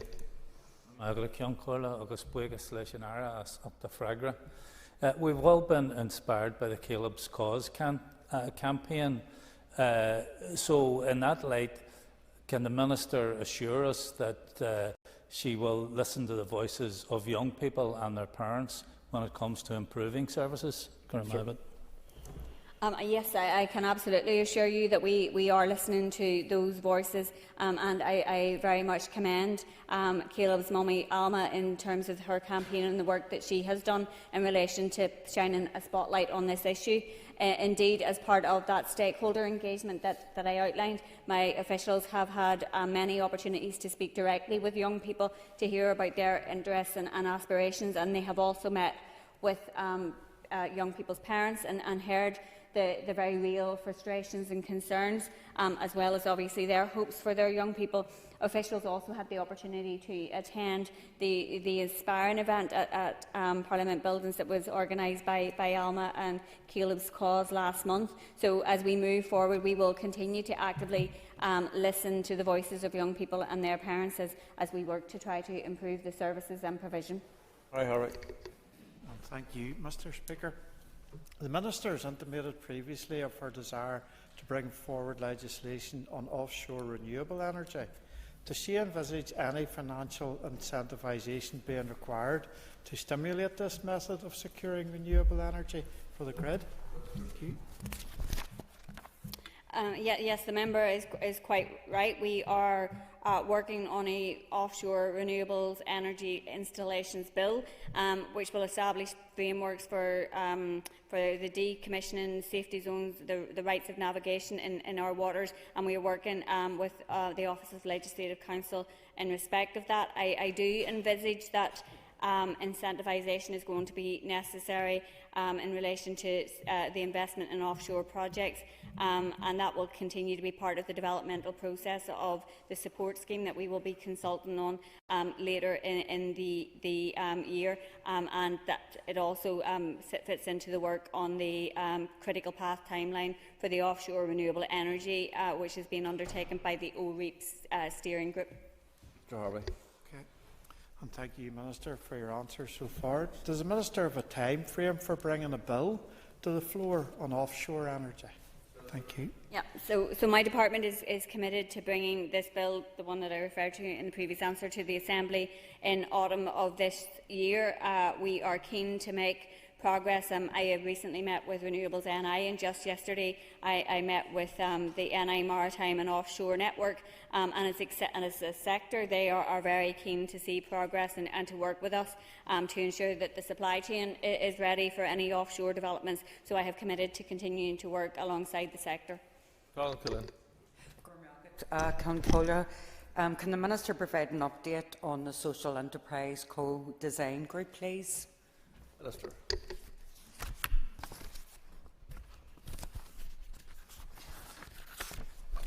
So the Social Enterprise Co-Design Group held its most recent meeting on the 13th of March. At this, the group were updated on progress with the implementation of the Social Enterprise Action Plan and began discussions on how to further develop the work in future financial years.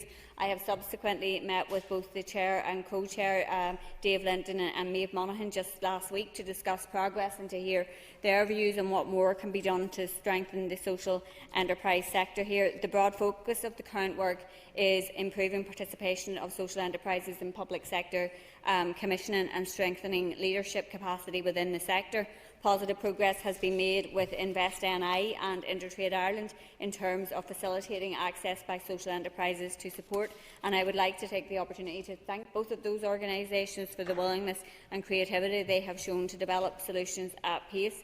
The co-design group will meet again later this month, specifically to discuss access to finance for the sector, and I look forward to attending their next meeting, which is in June. So you will be more than familiar that credit unions are a vital part of that enterprise sector and the role they have in helping people who are financially excluded for the best part. So will your department work with credit unions to strengthen their legislative base, which will eventually allow them to offer more service to people who need it most? Minister. Yeah, and I thank the member for that question and for highlighting the work of credit unions. My department is working closely with the Irish League of Credit Unions, the Ulster Federation of Credit Unions and other stakeholders to co-design and deliver credit union policy and legislative change that will modernise and strengthen the credit union movement. And I will soon be launching a consultation to enable credit unions to offer a wider range of products and services while preserving their unique community-focused ethos. The changes will securely anchor credit unions within local communities as a focal point for tackling financial exclusion. Thank you, Mr. Speaker. Minister, there are 50 acres or more of Invest NI land in my constituency in East Londonderry.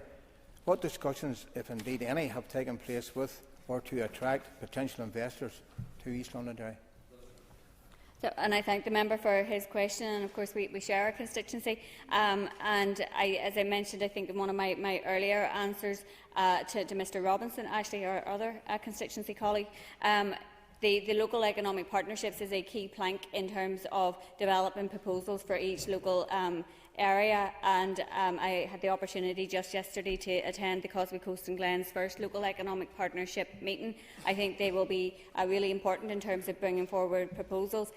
We also have the regional property scheme that we have developed alongside Invest NI to look at the opportunities for developing land in each of the local areas. So that's something that we will be continuing to work with Invest NI alongside Invest NI in coming weeks and months. Mr Bradley.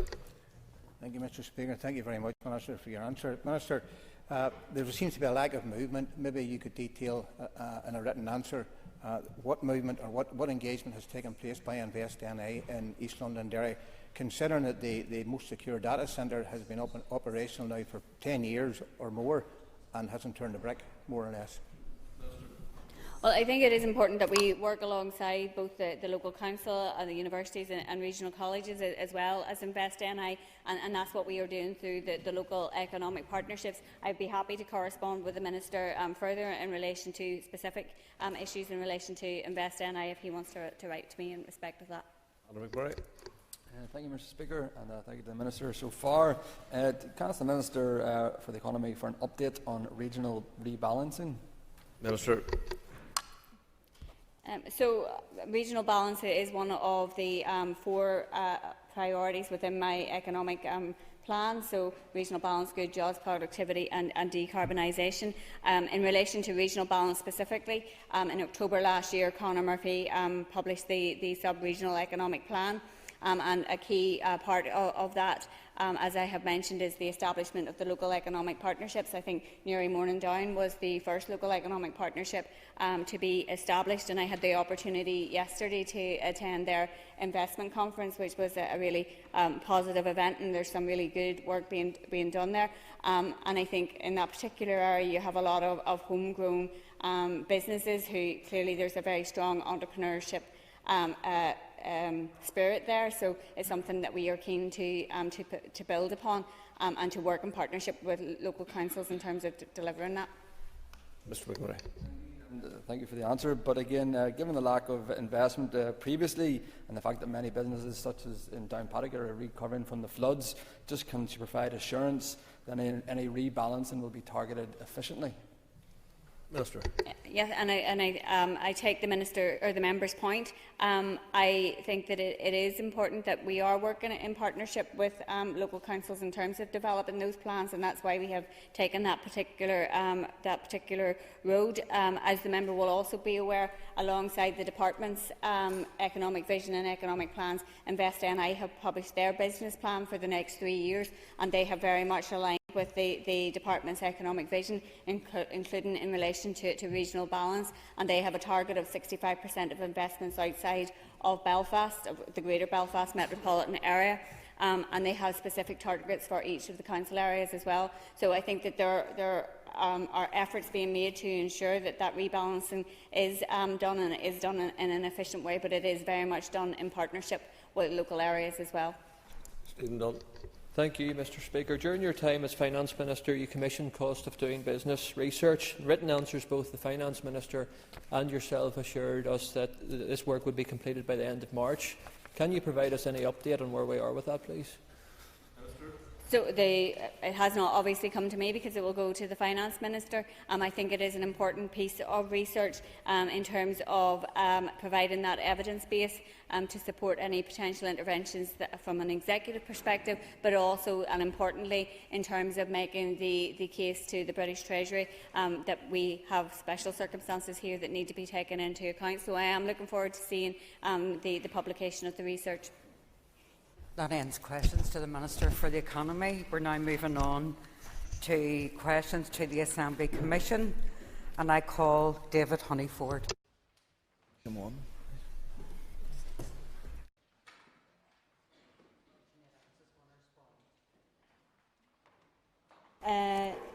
Thank you.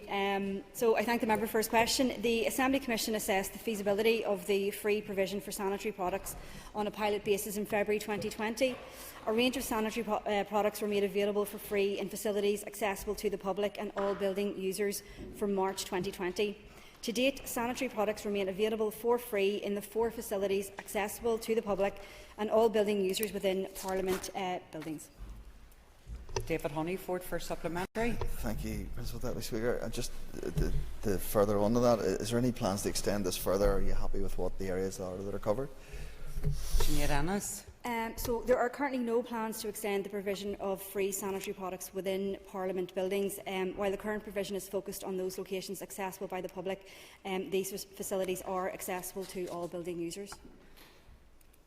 Okay, I call Maurice Bradley. Thank you, Principal Deputy Speaker. Question 2.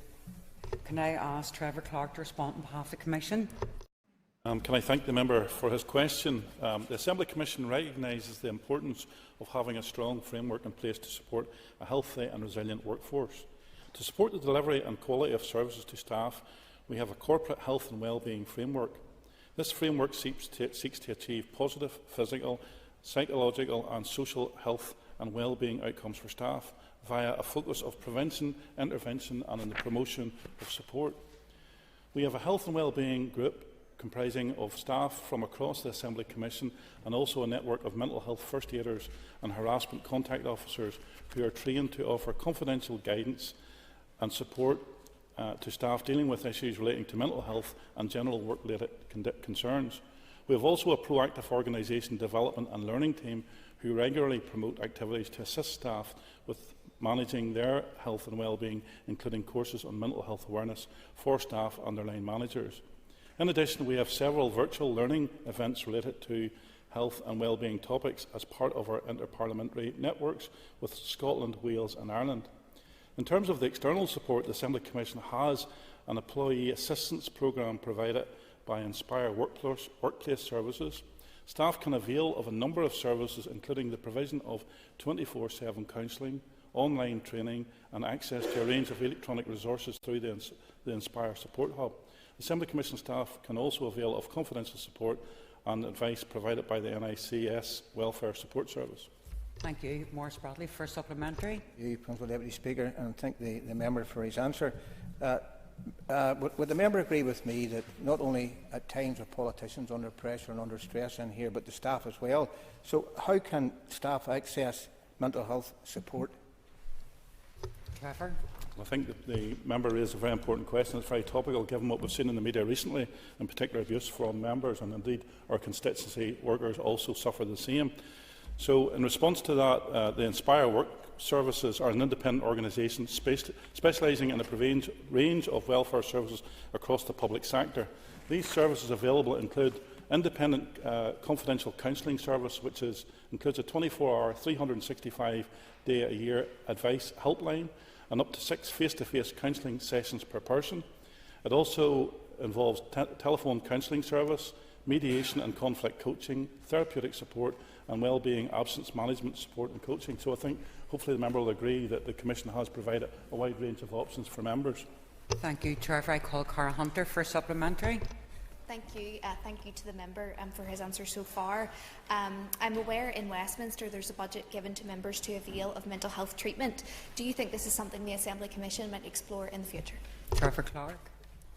Well, I suppose given now, and I welcome the question from the member, and as I said previously, given that it is very topical in terms of what we have seen recently, it's not something specifically that I've considered at the moment, but hopefully the member would agree in terms of what's provided for is more probably robust than what many maybe believed. It maybe needs better indication for members where to get that, because it probably has. I know once I read the briefing folder today, some of this is probably new to me because I haven't been looking for it. So there's maybe a piece of work that the Commission could look at, actually promoting that themselves and bringing that more visible to the members and their staff. I call Jerry Carroll. Please. Can I ask Neil McAllister to respond on behalf of the Assembly Commission? And with your permission, Madam Principal Deputy Speaker, I will group questions 3 and 8. And I thank the members for both of their questions. The Commission requires its support services contractor to provide comprehensive cleaning services within Parliament buildings, which ensure that the accommodation is maintained at an excellent standard.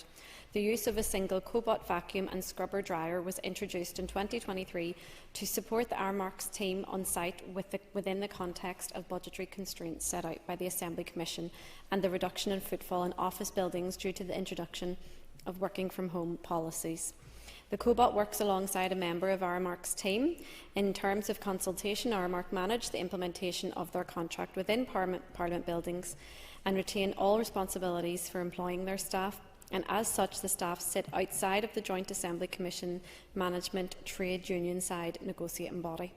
Despite this, Aramark carried out a consultation exercise with staff in 2023 in advance of changes due to the automation, and the consultation exercise highlighted that the changes required were a minimal reduction of hours on a voluntary basis or by redeployment of staff within the contract's other services provided at Parliament buildings. The cleaning contract has performed well, providing Parliament building users with a quality service and high levels of hygiene and health and safety. This is recognised by the cleaning industry at the UK Ireland Kimberly Clark Professional Golden Service Award 2024, when Parliament buildings won Best Cleaned Premises with office areas between 10,000 and 30,000 metres squared. Thank you. I call Jerry Carroll for supplementary. Thank you. Thank the member for the answer. The member knows there's been concerns raised about job losses generally with the role of this form of cleaning. What guarantees have been sought by the Commission and ensure RMR don't commit any job losses. And I know cleaners in this building have lost hours. If there's further hours cut in the future, will they be financially compensated for the hours lost and cut?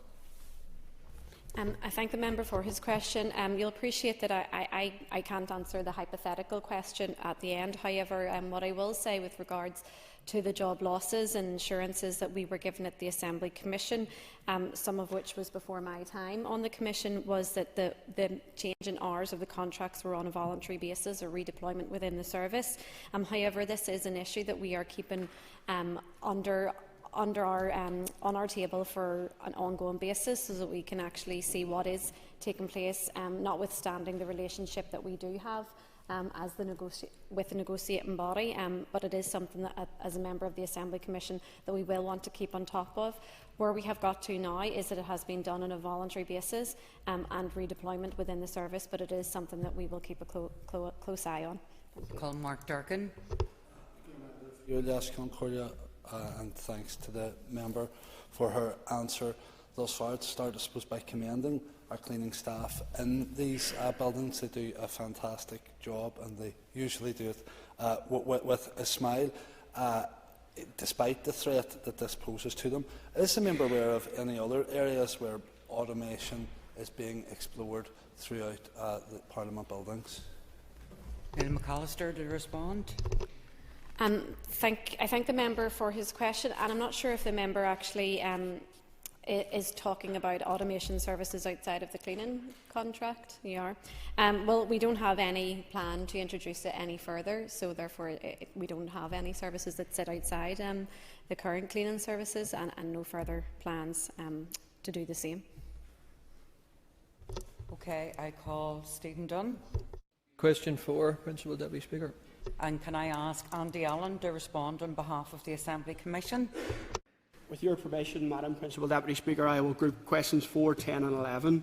I thank the members for their questions. The Assembly Commission is pleased to have reached a full and final confidential settlement in relation to the legal proceedings initiated following the previous work project. Following this agreement, all legal proceedings have now concluded, and the focus is on carrying out the remedial repairs. Work to repair the roof will be carried out in 2 distinct phases. Phase 1 will address the issues at the rear of the building.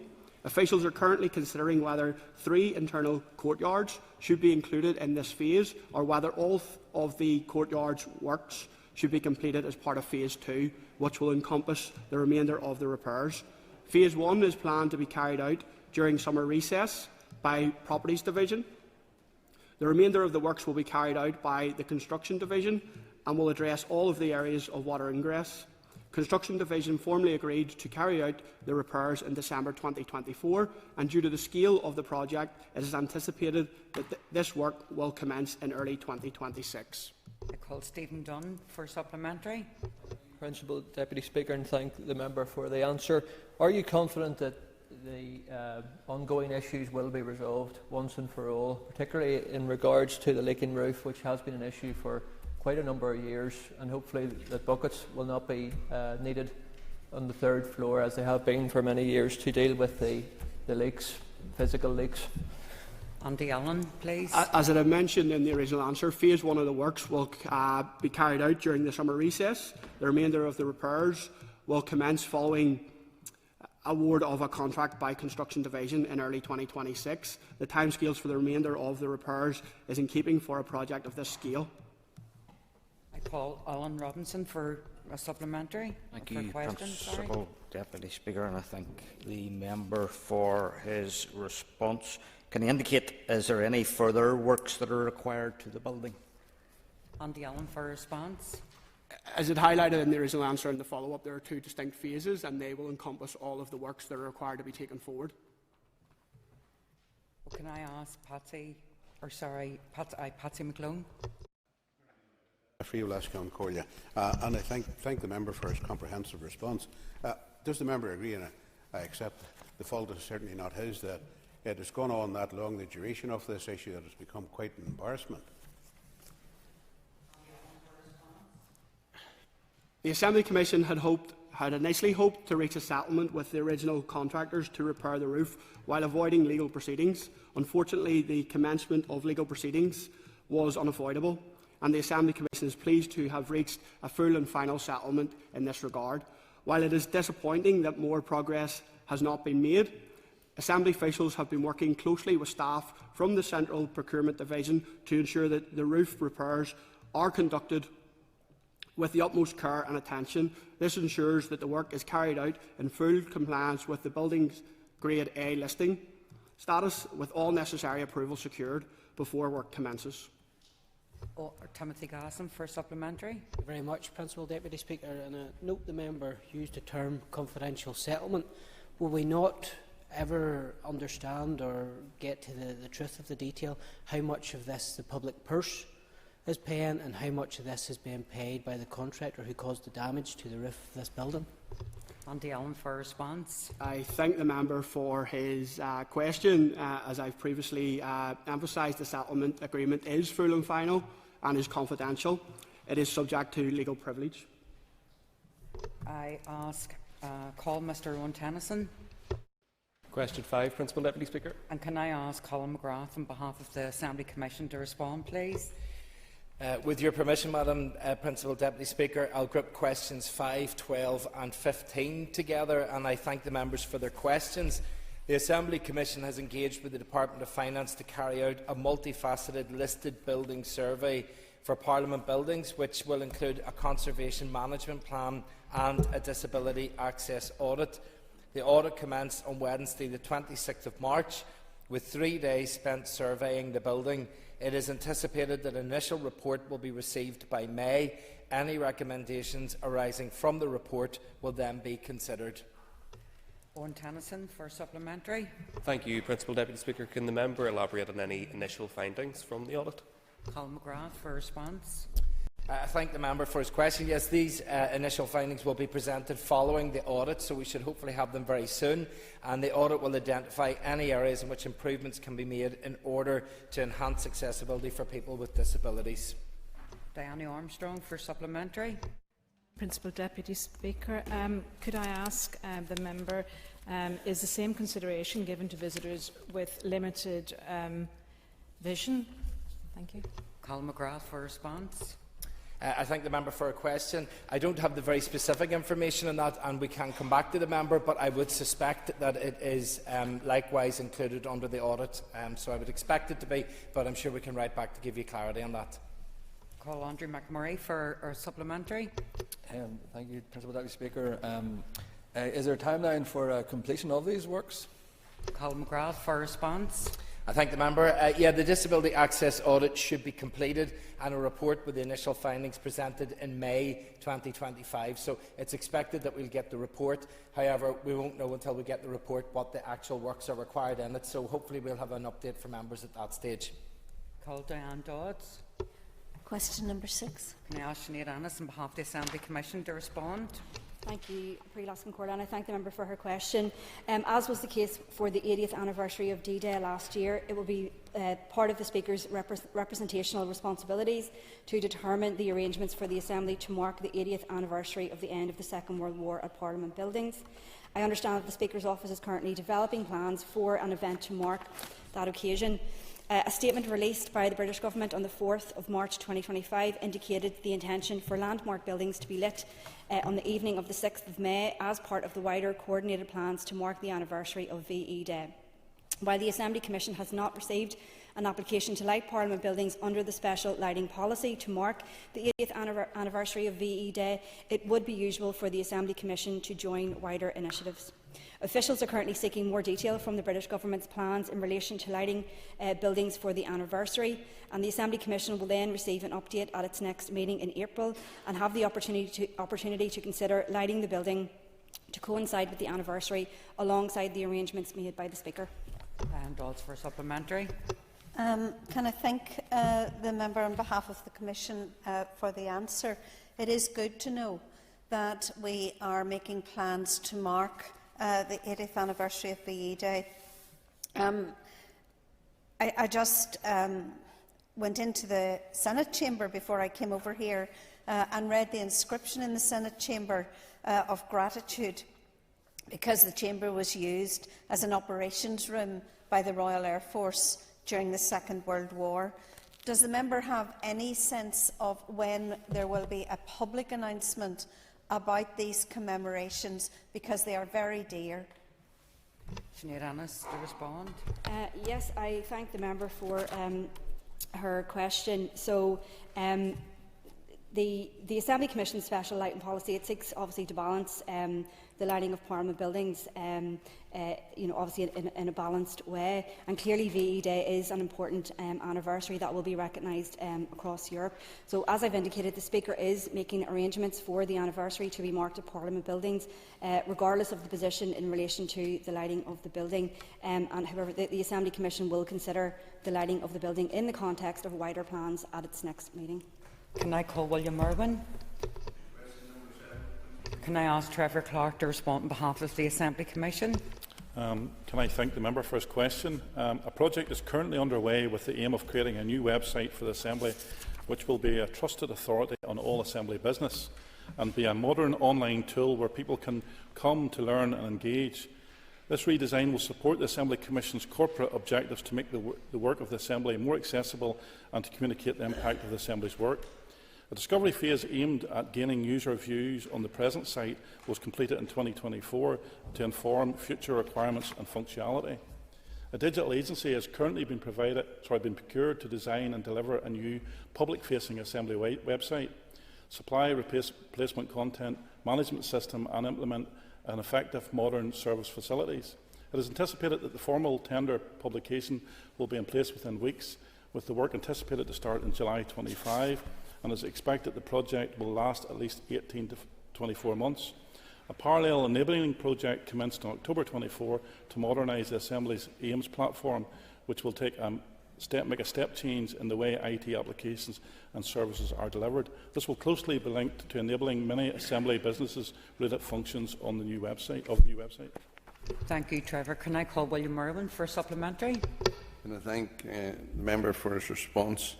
Would the member agree with me that it is important that the Assembly website should be as accessible as possible, especially to elderly people?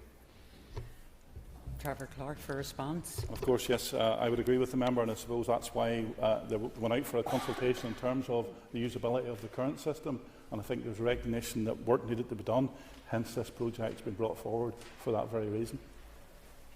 I call Joanne Bunting. Thank you, Principal Deputy Speaker. Question 9, please. Can I ask Nuala McAllister to respond on behalf of the Assembly Commission, please? I thank the member for her question. The Assembly Commission recognises that the rapid growth of artificial intelligence is a development that cannot be ignored by any modern organisation for the potential it might provide for innovation. The Assembly Commission has established a working group to consider potential opportunities that AI may offer the Assembly and the Assembly Commission. This AI working group first met on Friday the 22nd of November 2024, and the group is being led by the Research and Information Service and includes staff from across a wide range of business areas within the Assembly Commission. The AI working group is established in terms of reference and intends to develop guidance on the use of AI. To assist the working group, RAISE compiled a research paper entitled Artificial Intelligence, Guidance in Parliament, Good Practice and Current Examples that provided an overview of good practice, recommendations for and examples of artificial intelligence guidance for parliaments. The AI working group intends to establish a baseline of AI use within the Assembly, which will help inform the development of the guidance and to raise awareness.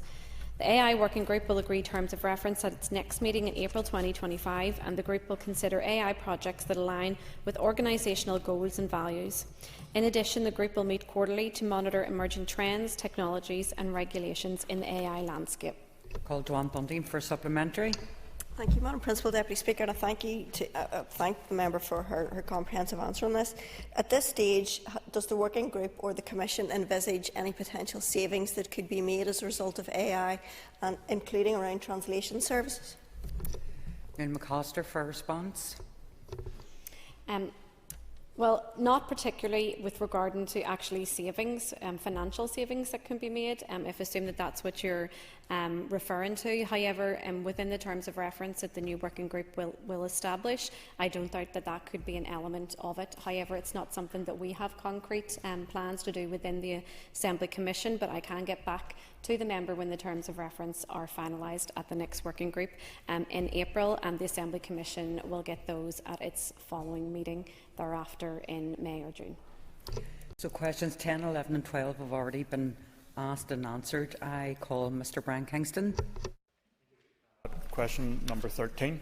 Can I ask Andy Allen to respond on behalf of the Assembly Commission, please? I thank the member for his question. The last review of security at Parliament buildings was carried out in 2022 by the PSNI. This followed earlier reviews carried out in 2011 and 2015. PSNI has agreed to carry out another security review, which they hope to commence this month. Brian Kingston for supplementary.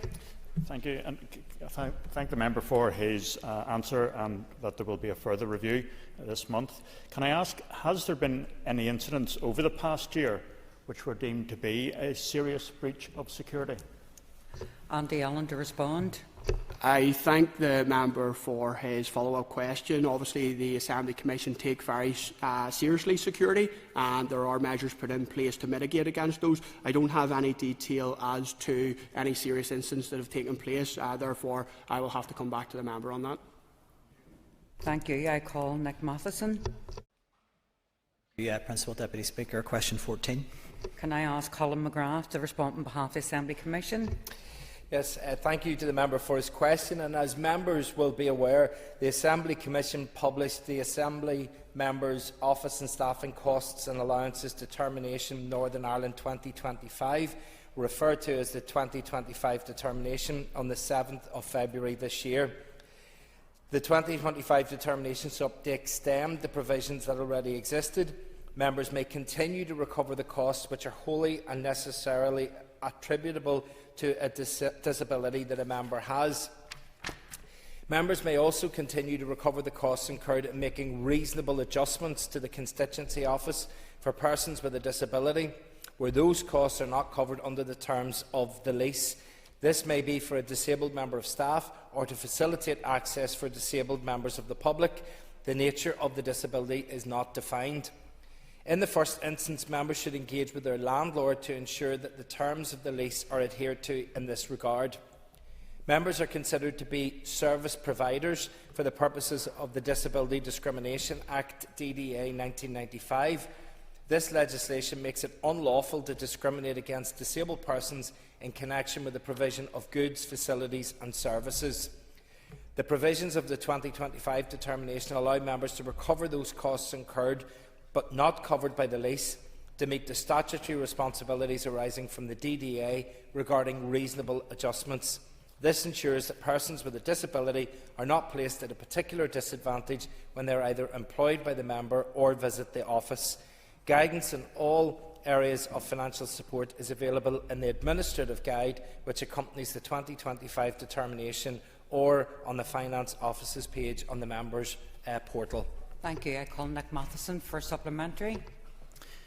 Thank the member for his answer. Can the member provide any details on any consultation that was undertaken with disability groups in drafting the new determination?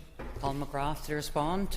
Yes, indeed. The Assembly Commission takes these matters seriously and engages with disability groups as part of its wider work. But issues relating to the provision of constituency services by a member are a matter for each individual member and not the Assembly Commission. Properties leased as constituency offices should be fit for purpose. In considering leases, members should consider the needs of disabled individuals proactively and where requirements should be contemplated in advance. Therefore, members should ensure the suitability of a property in terms of meeting statutory obligations of the disability access, etc. This requirement has been built into the new 2025 determination for all new leases going forward. And recognising that the nature of reasonable adjustments will vary from member to member and from office to office, the provisions of the 2025 determination for the recovery of reasonable adjustments and disability costs are not restrictively prescriptive. Thank you. Question 15 was answered when it was grouped with questions 5 and 12, so that ends question time. to the Assembly Commission. Could members take their ease? Oh, yeah, point of order. Go ahead. Yesterday during Communities Question Time, I wasn't in my seat whenever my question was there and when I was called, so Previous Collier, can I put in record my apologies to the Assembly and the Speaker's office for this? I think I heard tuts round the House, particularly from those who have been guilty of this before, may I add. Yes, your apologies are noted. Members take their ease.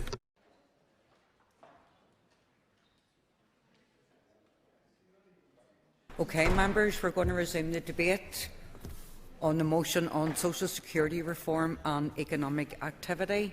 And our next speaker is Mr Andy Allen. Thank you, Principal Deputy Speaker. As the rumours began to swirl about the looming cuts to social security, and then as the plans became clearer, I couldn't help but recall the moment outside Downing Street, and I know I've mentioned this before, and I'll make no apologies for highlighting it again, when the rain was pouring down and the then PM came out to call the election with the sound of "things can only get better" blaring in the background. So many expected that to be the case. Indeed, some promoted it as being so. How wrong so many were. In the words of my party colleague, the Member of Parliament for South Antrim, Robin Swan MP, they keep talking about their £22 billion black hole. Well, they've just filled it with pensioners, farmers, national insurance increases and now the disabled. What Labour have done since coming into government seems completely opposite to their manifesto commitments and to the old Labour tradition of supporting working class people and those actually in need. Every decision they've made so far flies in the face of that. I know Robin will continue to speak up for Northern Ireland and challenge the Labour government on their reckless approach. In a speech delivered on the 27th of August 2024, the Prime Minister stated many things about fixing the foundations of our country. He said, "I didn't want to means test the winter fuel payment, but it was a choice we had to make, a choice to protect the most vulnerable pensioners." Yet, when lobbied to raise the pension credit minimum income threshold to ensure more low-income pensioner households could actually access the winter fuel payment, they chose not to do so. He went on, "There's a budget coming in October and it's going to be painful, so those with the broadest shoulders should bear the heavier burden." Principal Deputy Speaker, there are many now asking how broad are the shoulders of those being targeted by this government. Let me be crystal clear. The Ulster Unionist Party opposes the UK government's approach. These proposals, if implemented, will only fail those who need help the most. They will actively deepen the hardship already endured by thousands across our communities. Stripping back support for disabled people under the guise of reform is not only unjust, it is economically reckless. It may offer the Treasury short-term savings on a spreadsheet, but the long-term cost to our society, to our health services and to public trust will be immeasurable. We know from the Northern Ireland Audit Office that child poverty alone is costing Northern Ireland up to £1 billion every year. And if the government moves forward with these cuts, we will see even more families pushed to the brink. More children growing up cold and hungry, more people turning to food banks just to get by. And indeed, the Trussell Trust latest data makes for grim reading. Food bank usage in Northern Ireland has reached record levels. Nearly half of all people referred to a food bank in 2023 were disabled. What kind of reform is it that makes life harder for those already struggling the most? Principal Deputy Speaker, this Assembly must send a clear message. Social security should be a lifeline, not a trapdoor. We need an approach rooted in fairness and dignity. And it is also important to state, whilst there is often misunderstanding that PIP is an out-of-work support payment, it is not. Many disabled people rely on that support to sustain employment. We must focus on solutions that actually support people back into work where appropriate and possible, not force them into destitution. That is why we fully support the call for a UK-wide commission to develop cross-departmental, holistic approaches to tackling economic activity amongst people with long-term illnesses and disabilities. This cannot be done in silos. Health, employment, education, social security all must be part of the conversation. There are many who wish to work, who could work with the right support, but this current system doesn't enable that. And these proposals will do nothing to change that reality. Principal Deputy Speaker, an individual with lived experience who, as described in their own words, is stuck in the system, recently said, "I can think of low-cost changes that would make a real difference, but my fear is that nothing which risks breaking parity will ever be done." So perhaps it's time to ask, could we co-design or co-produce a new way forward, a pilot programme that allows Northern Ireland to test a better model of support without breaking parity, but instead working within or around in partnership with the UK Government? Can I therefore ask the Minister for his thoughts on this, and whether any of it will form part of the forthcoming disability strategy or the disability and work strategy? Principal Deputy Speaker, in conclusion, it is imperative that the Minister and the Department engage fully with the UK Government, not just to oppose these cruel proposals, but to help shape a new, compassionate vision for support and inclusion. Because, Principal Deputy Speaker, things can get better, but only if we choose to make them so. Thank you. Thank you, Andy. I call Emma Sheeran. Agate, Hu, Lash, Concordia. I wish we didn't have to have this motion today. The reality is that we are here because, once again, the British Government are choosing to prioritise pumping billions into weapons of war rather than supporting the most vulnerable within our society. They are choosing to cruelly punish the long-term sick and disabled, the families, the elderly, the children, the people who rely on the public services that we all at one stage took for granted. Some are shocked. I am not. Nobody should be surprised at the actions of this British Government, because they are, after all, just another British Government. This is a slap in the face to our people living with disability and long-term sickness, people who rely on PIP payments to survive, many of whom rely on PIP payments to be able to do the work that they so want to do. It's a slap in the face to workers, to families who are already struggling with the cost of living crisis.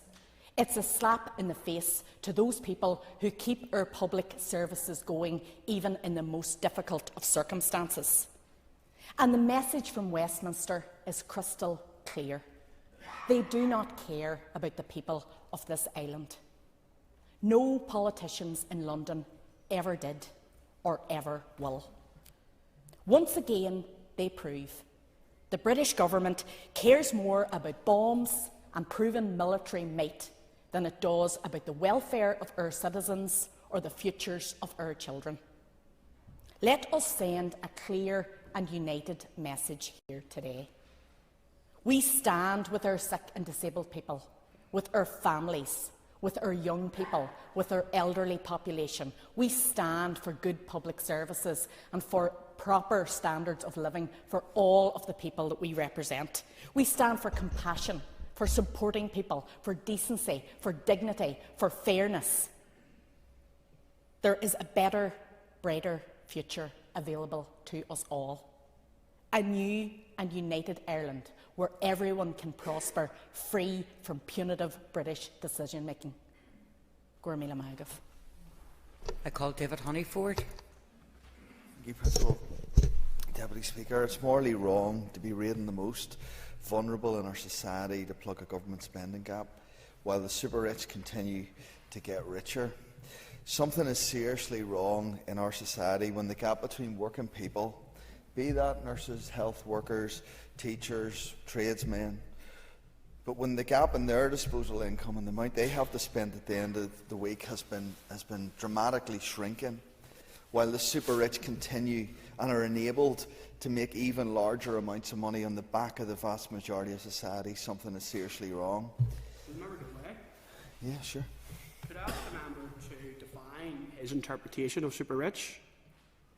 The member has an extra minute. Well, super-rich is obviously anybody on a lot of money. We look at farmers. Farmers are now being persecuted by the government, because you've got the likes of Dyson and Jeremy Clarkson buying up land, and those are the guys that are taking advantage where the ordinary person at the ground. That's what I'm talking about. The ordinary person on the ground is paying the price where those who are earning obscene amounts of money continue to earn obscene amounts of money. But we have continued, and Alliance has continued to call for progressive taxation, for equality of opportunity, where those with the broadest shoulders carry the most weight. But as economy spokesperson, I want to speak and look at a few issues affecting our economy and the serious lack of cross-departmental working to address the economic inactivity that is linked to the health of our people. So I want to look at a few solutions or things that we can do here. When someone is seriously ill or has a disability, unable to work, then we as a society should be fully supporting them. That's not who I want to talk to in this, but Shan has already passionately laid out our position on that, and I would not do any justice to repeating some of the things that she has said. But I want to look at a section of inactivity for people who would choose to actually get back to work if they could, if they were enabled. And in Northern Ireland, economic activity has for years sat stubbornly at around 25% of working age people. That's approximately 1 in 4 of working age who are economically inactive. Whenever you look at those figures, sickness levels in Northern Ireland are at 50% of those who are economically inactive. But shockingly, that's approximately 50% greater than neighbouring counties of Donegal and Monaghan. So we shouldn't be given false hope as an Assembly, but moving forward, we've got to bring forward a package of solutions to help people and deliver positive change for people. We have to find solutions that remove the barriers to help people get back to living healthy lives, to lift families out of poverty. We can't accept being the sick region of these islands. It's not fair on people, and it restricts their ambition and their aspiration. Waiting lists and access to medical support is obviously an issue that affects all of our constituents. We hear about it all the time in our offices, but it's restricting people and holding them in poverty.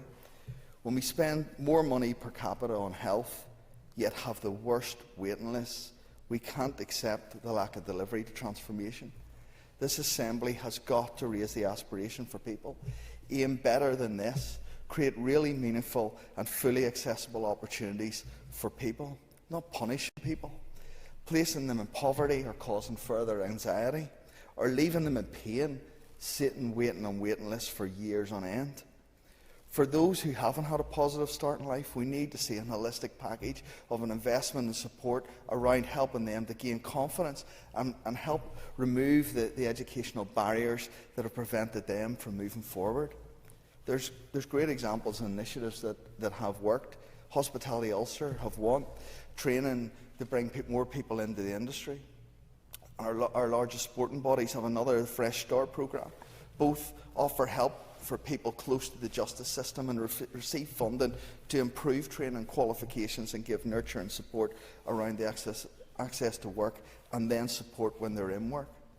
Lisburn and Castlereagh City Council, through the Labour Market Partnership, have identified the need in the area for HGV drivers and created a scheme to open up opportunities and give people opportunities to move forward. We need to look and invest in scaling up what is working on a cross-departmental basis. To close, this motion calls for them. Oh, sorry, you have an extra minute. I'm sorry. Sorry, I'm going to close anyway. But the motion calls for the Minister for Communities to work with the UK Government and establish an UK-wide commission to develop holistic, cross-departmental proposals for addressing economic activity among those with long-term sickness and disabilities. And I think that's the bare minimum today. And it's really great in this House to hear a united voice right across of everybody opposing the cuts that are coming. But it's the minimum we can do is to stand as one voice and support local people. Thank you. Sorry about that, David. Yeah, Thank you. Next speaker is Robbie Butler. Thank you, Madam Principal Deputy Speaker. I'll maybe take David's extra minute there. He didn't use it, if that's all right. So it's an honour to speak in this debate today, which rightly highlights the devastating impact that the Labour government's approach to what I'm going to term disability benefits reform could have on some of the most vulnerable people in our society. The proposed cuts, as has already been said, and tightened criteria for support will not only deepen poverty, but also place additional strain on our already overstretched public services, because we know about the clear link between poverty and ill health.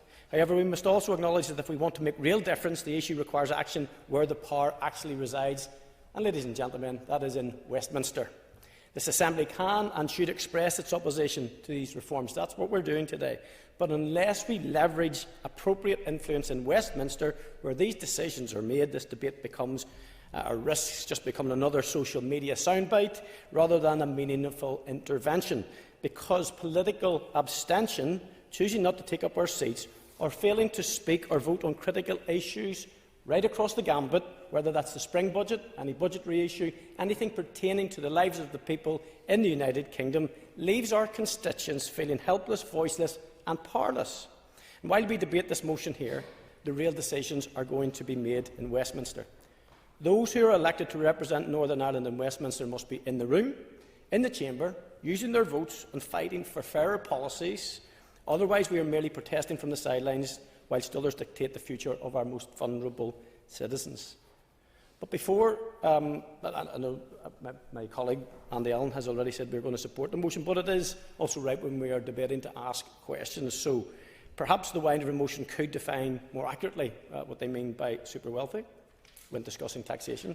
Perhaps they could define those in most need when discussing social security, because I actually do think this is a very, very worthwhile motion. Really do. But when we do the motions, one second, please.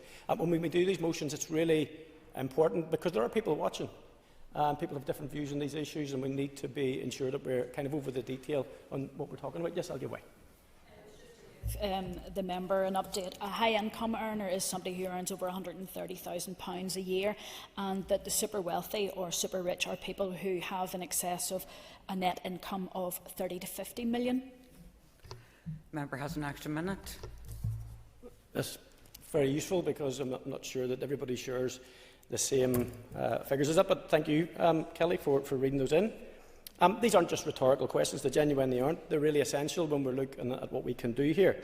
And we do support the UK-wide commission, but again, in that regard, we need to ensure that it's costed, the terms of reference are clearly set out, because what we don't need, and we've talked about this numerous times, we don't need further strategies that are going to sit on a bench, because what we need to do is ensure that disabled people, that we take away the barriers that they face and the higher living costs and the worsening financial hardship. This Assembly must reject any reforms that push disabled people further into hardship, and that Labour government, sadly, and I think regrettably, they claim that tightening the PIP criteria will deliver £5 billion in savings, yet experts have already indicated that it will save a maximum of £100 million. But that doesn't capture and quantify the difficulty and the distress that it will put people under. Previous attempts at similar cuts have been ruled unlawful or abandoned because they were unworkable, and there is no economic case for these changes. I would contend that it's purely a political one. So instead of targeting those in need, the Labour government should explore fair ways to revenue raise, because such progressive taxation, as has been alluded to, in extreme wealth is something that needs to be explored.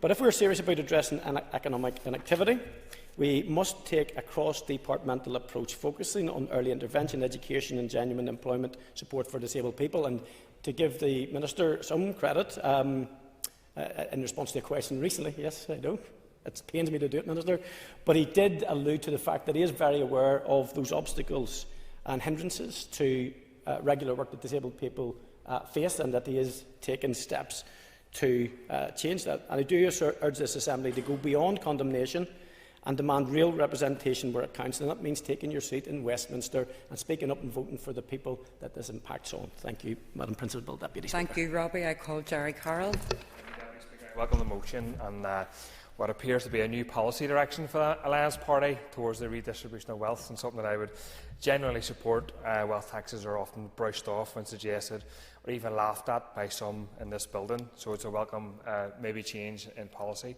Deputy Speaker, tens of thousands of people in the North will be impacted by Labour's cruel and callous benefit cuts announced recently. At least, as we heard, 35,000 people will be impacted by changes to PIP alone. This is a devastating loss of income for the most vulnerable in our society, people with disabilities. According to DWP's own figures, 250,000 people, sick and disabled people across the UK, will be forced into poverty and destitution. The government's own figures. This includes 50,000 children. We're now staring down the barrel of another mental health crisis. The mental health champion has warned the slashing social security, the net of social security, may drive more and more people to suicide. In the Long Gallery today, someone was heard shocking and compelling evidence on the links between poverty, inequality and suicidality from Samaritans, and I thank them for their research and their work. The experts, Deputy Speaker, are warning Westminster and Stormont that this welfare reform is punitive and cruel. The last round of austerity, I think, led to some hundreds of thousands excess deaths, and my concern, and many others, is austerity 2.0 will be the same. These cuts will only cost more money in the long term, with even more pressure on the NHS and the labour market. Many people who rely on social security, has to be said, are already in work. The majority of people on benefits are already in work. Labour's benefit cuts will result in actual job losses, making a total mockery of their supposed concern for economic inactivity, which is usually code word for kicking the poor. It's no coincidence, Deputy Speaker, that the savings made as a result of these cuts match the shortfalls in Labour's self-imposed fiscal targets. More proof, if it was needed, that this was never about supporting people into work. It looks like these benefit cuts are the first steps down a well-worn path to austerity, austerity with a red rosette. Austerity is an ideological and political weapon used to hammer the poor in order to protect the rich. The Chancellor's talk about a black hole in the budget and the national credit card being maxed out is calculated and misleading language. This suggests there's simply no alternative to the current economic orthodoxy. Austerity is a false economy. It was unnecessary 15 years ago, and it is unnecessary today. And the Labour government has another agenda at play. We're witnessing, as has been heard, the dismantling of the welfare state in service of a warfare state. Taking money from the pockets of sick and disabled people here and in England and Scotland and Wales to invest in defence spending and the local manufacture of weapons is morally repugnant. The national credit card isn't maxed out for war, it's just being passed around the wallets of the wealthy. Our money is in the wrong hands. Wealth taxes, obviously, is mentioned in the motion, which is welcome. And it's worth saying that a 2% tax on assets worth £10 million or more would raise £24 billion per year. Equalising capital gains tax and income tax would raise over £16 billion per year. But the Labour and the Tories are complete fiscal conservatives. They've shown no interest in the redistributive power of taxes, and thankfully public pressure for wealth tax is growing, as evidenced by today's motion. A poll by YouGov and Oxfam, Deputy Speaker, published just before the spring statement, shows 77%, so a clear majority of people across the UK would rather the government taxes the wealthy instead of making spending cuts. People understand it's fundamentally unfair that workers are taxed for their earned income, while the rich who own capital and generate unearned income get off essentially scot-free. Mitchell Reeves also doubled down on these inhumane cuts last week, so it's safe to assume thousands of people in the North will be impacted sooner rather than later. This is why it's important to support the amendment tabled by the SDLP.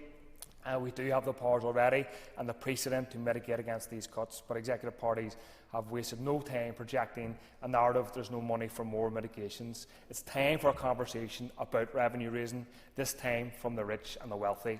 Multi-million-pound companies like Coca-Cola, Moy Park, Caterpillar, Kingspan get rates relief to the tune of £73 million per year. Scrapping industrial derating would raise millions, but nobody's talking about it apart from myself. We could also complete the devolution of corporation tax to raise it. This way, the wealthiest corporations, those most able to pay, would foot the bill for mitigations. Not only can we afford these mitigations, we can't afford not to implement them. But it's a shame that the amendment has omitted references to a wealth tax. It's important to do both. Executive parties need to apply massive, maximum pressure to challenge wealth at Westminster and commit in the here and now to find the money to mitigate these cuts in the North today. And I hope the Minister will say that in his closing remarks. Thank you. Thank you, Jerry. Our next speaker will be the Minister for Communities, Mr Gordon Lyons, to respond. And Minister, you have up to 15 minutes. Thank you. Thank you very much, Principal Deputy Speaker, and can I thank the proposer of the motion today and all of those who have contributed to the debate. I don't intend to go into the detail of everything that has already been said today. I don't intend to go into all of the consequences that these decisions will have. Those are well known, and I have already placed my views on the record in this chamber, in the media, and directly with the government itself. I believe that these changes are wrong. I believe that they are ill thought out, and I believe that they will have longer-term consequences as well beyond the pounds and pence that we are talking about today.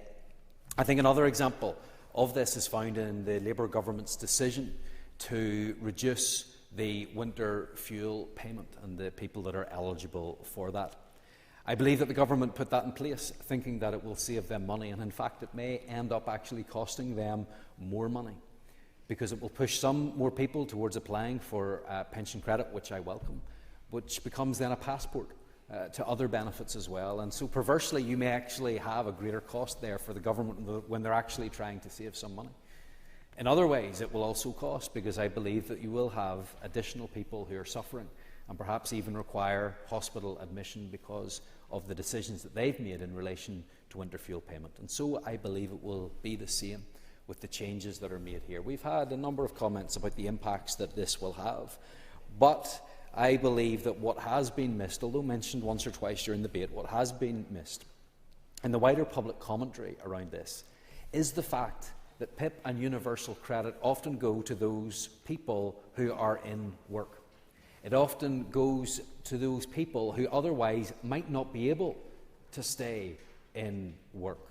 And so again, I think we have more perverse consequences of this decision.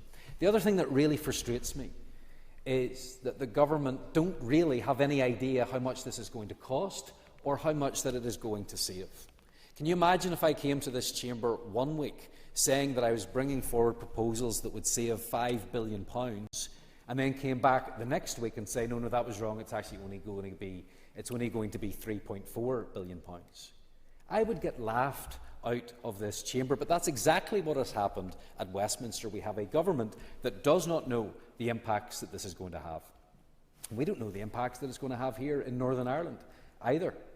We don't have the calculations and the sums done to understand what the new criteria for PIP, for example, will have, how many people it will affect, how many people might have scored differently. So it's ill thought out, it is wrong, and I've made clear my opposition to it. And it is clear that there is a consensus across this chamber today that it is the wrong decision. Different people will have different views for that. But let me also place on the record, as I have said before, I have no objection whatsoever to a reform of our welfare system. In fact, I would welcome reforms to our welfare system that could actually reduce the welfare bill. I have a greater ambition for our people than to see an ever-growing welfare bill and ever more people dependent upon welfare. And I believe that that's actually the ambition of many people in Northern Ireland as well, because I see it all the time. I've had people come to me and tell me about how they want the support to enable them to get into work. I've had disabled people in my office who have told me just that. Give me the help. Make sure that we have a welfare system that actually helps me and incentivises me to get into work. There are opportunities for reform. There are ways in which we can reduce the welfare bill by looking at fraud and looking at error, but importantly, making sure we put in place measures that actually help people get into work, people who want to be in work.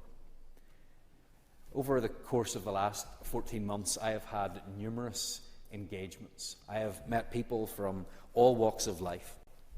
But one of the experiences that has stayed with me, and I think will stay with me for the longest, is meeting some people who are involved in the Job Start programme. These are people who had never had the opportunity to work or were never given the help to work. Some of them had disabilities. Some of them had neurodivergent issues that had previously prevented them getting into work. I remember speaking to one young individual who told me he thought he would never have a job because of his autism. His parents thought that he would never be able to get employment, but because of the help that we were able to give through that programme, he is now thriving in his employment. That's the type of help that we should be giving to people. That's the type of ambition that we should have for people, to take them off welfare if they don't need it, take them off benefits and into work, because we know that there will be numerous benefits from that. A reduction in the welfare bill, more money going into the Treasury, and a better quality of life for everyone who is involved. There was somebody who was so pleased at what he was able to achieve. That took some help. That's what we should be doing to reduce the welfare bill. That's what we should be doing to help people, and the government have taken completely the wrong approach on this.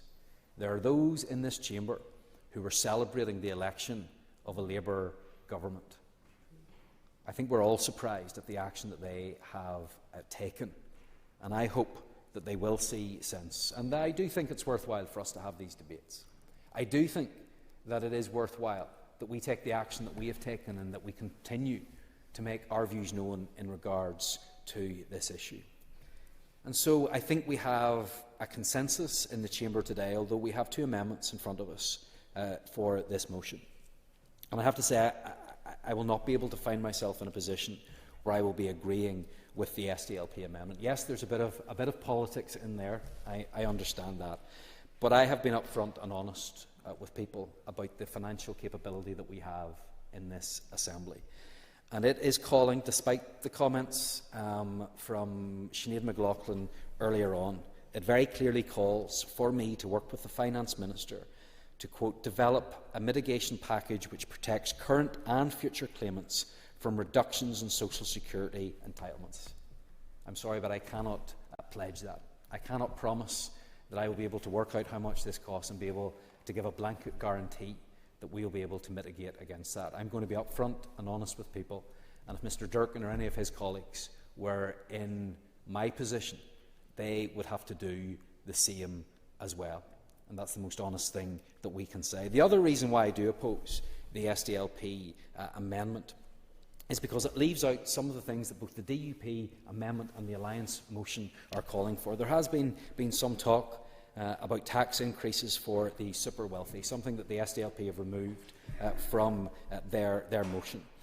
The DUP amendment says that should be explored, but that any such policy should be fair, deliverable, and avoid a detrimental impact on savings or investments. I think that is fair. But what I very strongly think needs to be highlighted today are the additional measures that have been included in the DUP amendment, which I believe takes nothing away from the original Alliance motion, but things that I think all should be calling for in this House.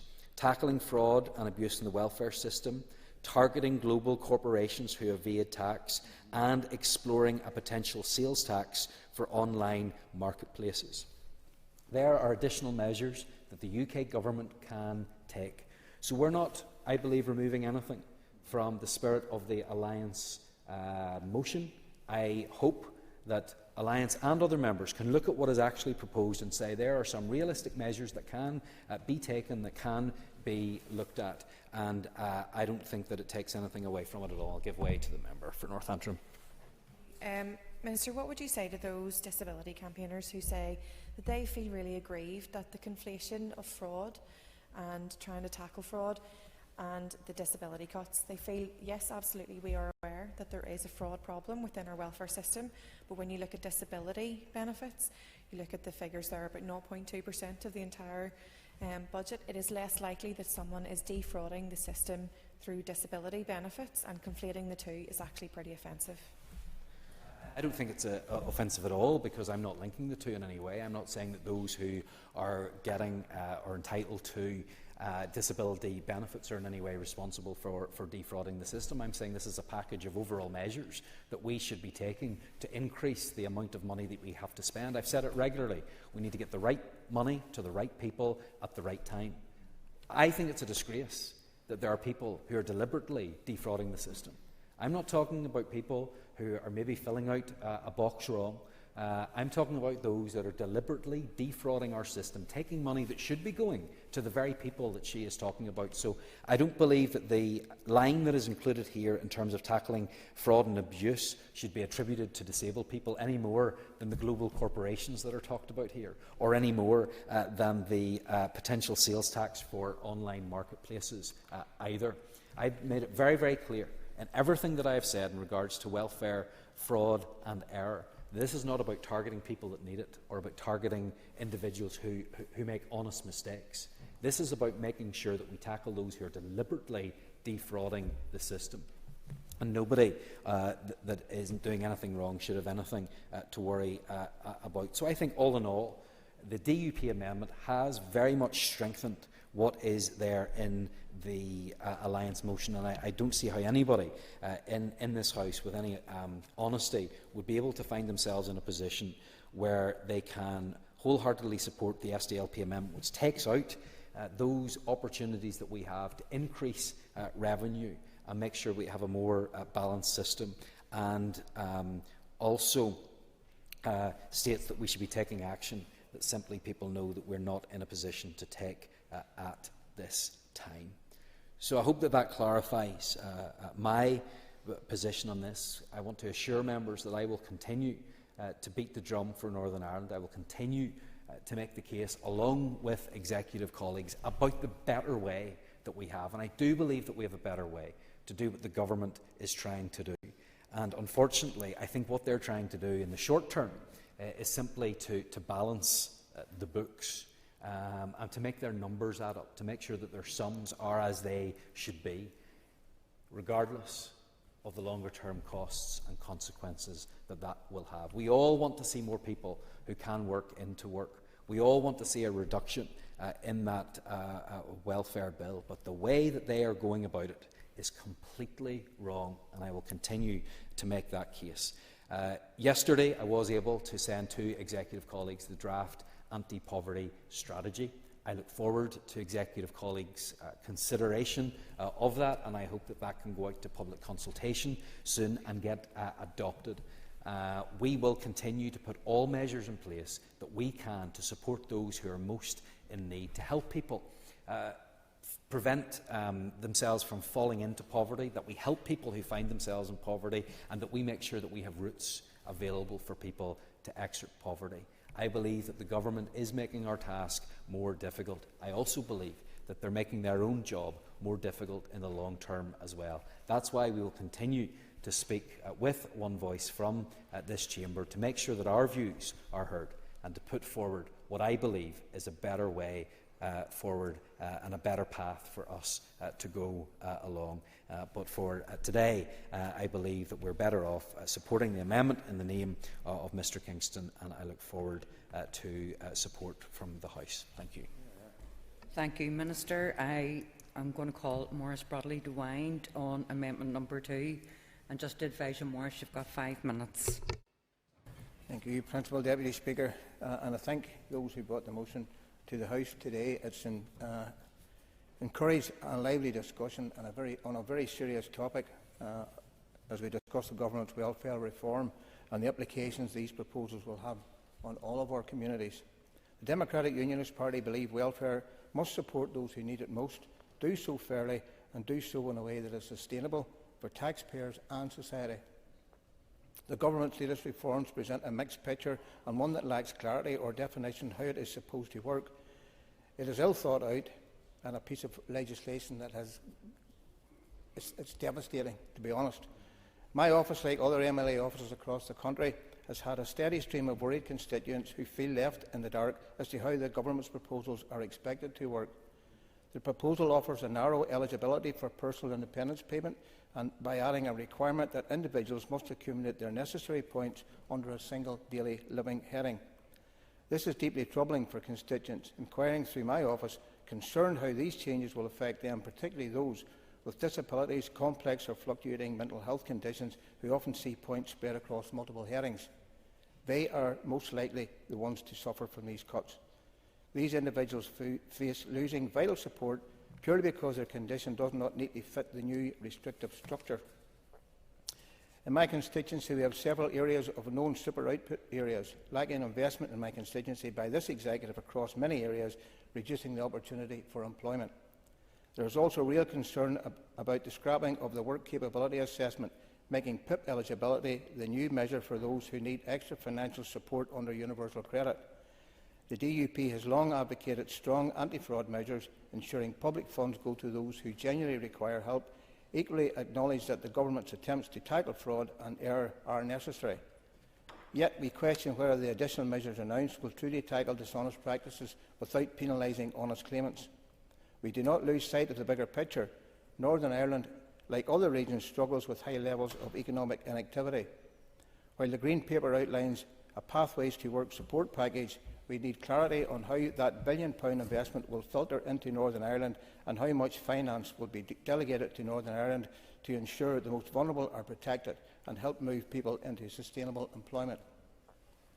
In closing, let me reiterate the DUP stance. We stand for fairness, we stand for safeguarding our most vulnerable, and we stand for working with all parties and in all communities to ensure these reforms strengthen rather than undermine our society.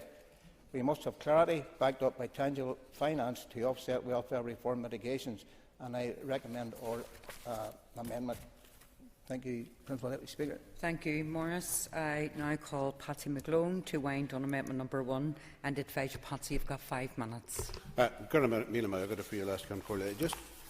one thing that is slightly unclear to me in regard to the DUP amendment, and that is there's a slight anomaly, as I see it anyway. Acknowledges calls for tax increase for the super wealthy, but believes any such policy must be fair, deliverable and avoid a detrimental impact on savings or investment. As any of us who have been there knows, income support, housing benefit, universal credit, all are means tested, and I'm not really sure how you avoid a detrimental impact on savings or investment without taking savings or investment into account for the clues in the title, a means tested benefit. So I'm not sure where that one's going. Nevertheless, I think there's one key element that needs to be emphasised and re-emphasised time and time again, is that these proposals, as we've read them so far, will be detrimental not only to PIP DLA recipients and indeed UC recipients, but also to those who, on the foot of a disability, whether it's ESA, PIP, DLA, get passport benefits. That's the clue to it all. Those passport benefits, it's not just the PIP, will be deprived from people, and that income via that side of things. It's also those passport benefits. And there's another element that has been, yes, there's been mention here of our conflict and the legacy issues that have passed through to people in many families, principally mental health problems, but not exclusively. Some people very severely disabled. That has to be taken into account. But there's another thing that we need to look at. Any of us here in our constituency offices who are dealing with people, like I've noticed a big transformation in the amount of work and the types of work that's coming my direction. I'm dealing personally, my constituency office people are dealing personally with medical problems to a degree that normally would be for a GP practice to deal with. A huge increase in that. People on waiting lists, people in severe pain, people awaiting other operations, serious operations, and they're devouring pain-killing tablets. They're, as a consequence, that may be pain-killing tablets, they may be taking other tablets for the stomach, but as a consequence of that, they're also facing hardship at home, surely, but a lot of anxiety, for which they're taking tablets too. So, back to work. Those people cannot go back to work. They simply cannot get back into the workforce unless they've had the necessary operations. The key to that is health. Now, this doesn't apply for everyone, but the key certainly in many of those cases whose condition, those people want to get back to work. They want to get back into their daily routine. They physically, and in many cases as a consequence, their physical health, mentally cannot get back into the workforce because of that. That's a key element and a key point. I'm sure the Minister appreciates that too and has said about that. We talk a lot about the inclusive workplaces and getting people off welfare through, but there has to be, you have to face those real, acute realities of people's health. Surely, Jerry, yep. Member, forgive me, and as I indicate, I'm minded to support his party's amendment because, importantly, talks about a mitigation package, which is crucial. But can he maybe explain why his party's amendment removed the call for including tax increases for the super wealthy? Because it's something that is a bugbear for me and others. Members, an extra minute. Well, I think the actual taxation issue is a separate thing to benefits. But what I was dealing with and emphasise the point there is the DUP motion was focusing in on savings. Now, as you know, probably as well as the rest of us, probably better in some instances, that is about a means-tested benefit. You just can't say to someone, you have £100 grand in bank there, but at the same time you can get your housing benefit paid for you, That's simply not. That's unfair. Back to the original. There are many issues raised about housing rights, about welfare cuts, having the problems that we were having with that, the human impact of it, the radical reform. Yes, radical reform on tax evasion. The case was made about the billions. My colleague referred to the billions. Mark referred to the billions being spent on defence, yet bombarding those who are vulnerable and weak with financial cuts through the benefits, proposed benefits cuts. The welfare itself, of course, is devolved matter. That point was made by my colleague as well. Brian referred to the funding required to mitigate the problems that would be with that, the protection of the most vulnerable and in society, referred to fraud. And again, I would make this point. Yes, there's fraud. We accept there's fraud. But the reduction in fraud is not going to deal with the major problems we have out there. Those major problems of poverty, of people facing major health problems and disabilities. Presenting it almost exclusively as a fraud issue isn't going to weather it. Colin Gilday referred to the Tories were being replaced by red Tories this time. I accept the point, absolutely, Colin, that it's cruel what they're doing, and what they're doing to farmers, what they're doing to pensioners, what they're doing to people who are on benefits. And you referred to the transgenerational impact of the troubles in the north. And 114,000 people were falling further into poverty. Andy Allen referred to this, referred to the pension credit issue. Deeply hardship. But in doing that, I support fully, of course, my amendment. Thank you. Our next speaker is Kelly Armstrong to wind up on the debate. I advise you, Kelly, that you've got 10 minutes. Principal Deputy Speaker, I may not take all of those minutes. Could I just say there does appear to be clear consensus from this House, from all sides of the House, that the UK Government is imposing reform of benefits that will have a negative impact on the people with disabilities here in Northern Ireland, and it's wrong. Their cuts will force our people into poverty, and as Andy Allen said, will make life harder. The cuts are more about saving money than saving people. Social security is now social insecurity for many citizens who have a disability. Today, in advance of this debate, my colleague Shan Mulholland MLA facilitated a meeting with people with disabilities and organisations to hear first-hand their lived experience. That is more consultation than the Labour Government has completed with people who have disabilities who live in Northern Ireland. I will remind members that social security is devolved in Northern Ireland, but we retain parity because, to be quite frank, we cannot afford not to. Alliance voted against welfare reform in Westminster. It is not a system of our design, but it is a system that we have sought to improve through mitigations and ensuring people with lived experience are given a voice. In this debate, we all agree that the UK Government should not take this forward and should fix the problem. And we shouldn't raise false hopes for people that we as the Northern Ireland Assembly can do the fix by ourselves. Significant changes to the welfare system are being brought forward by Labour without appropriate consultation or without any consideration of an impact assessment, which has been confirmed by OBR. No impact assessment has been done to consider the impact on people across the UK, particularly people here in Northern Ireland. And while Westminster doesn't have to consider the impact to Section 75 groups, we do. Any impact assessment should consider the negative impacts and what positive actions will need to be taken to reduce the negative harms that will be caused. Now, if only the Chancellor respected the devolved regions and had consulted with us in advance, perhaps we could have had solutions in place. And during this debate, I've noted that the Department for Communities have listed the DWP consultation on these reforms on their website. But I have to ask the question, should we not be doing our own consultation?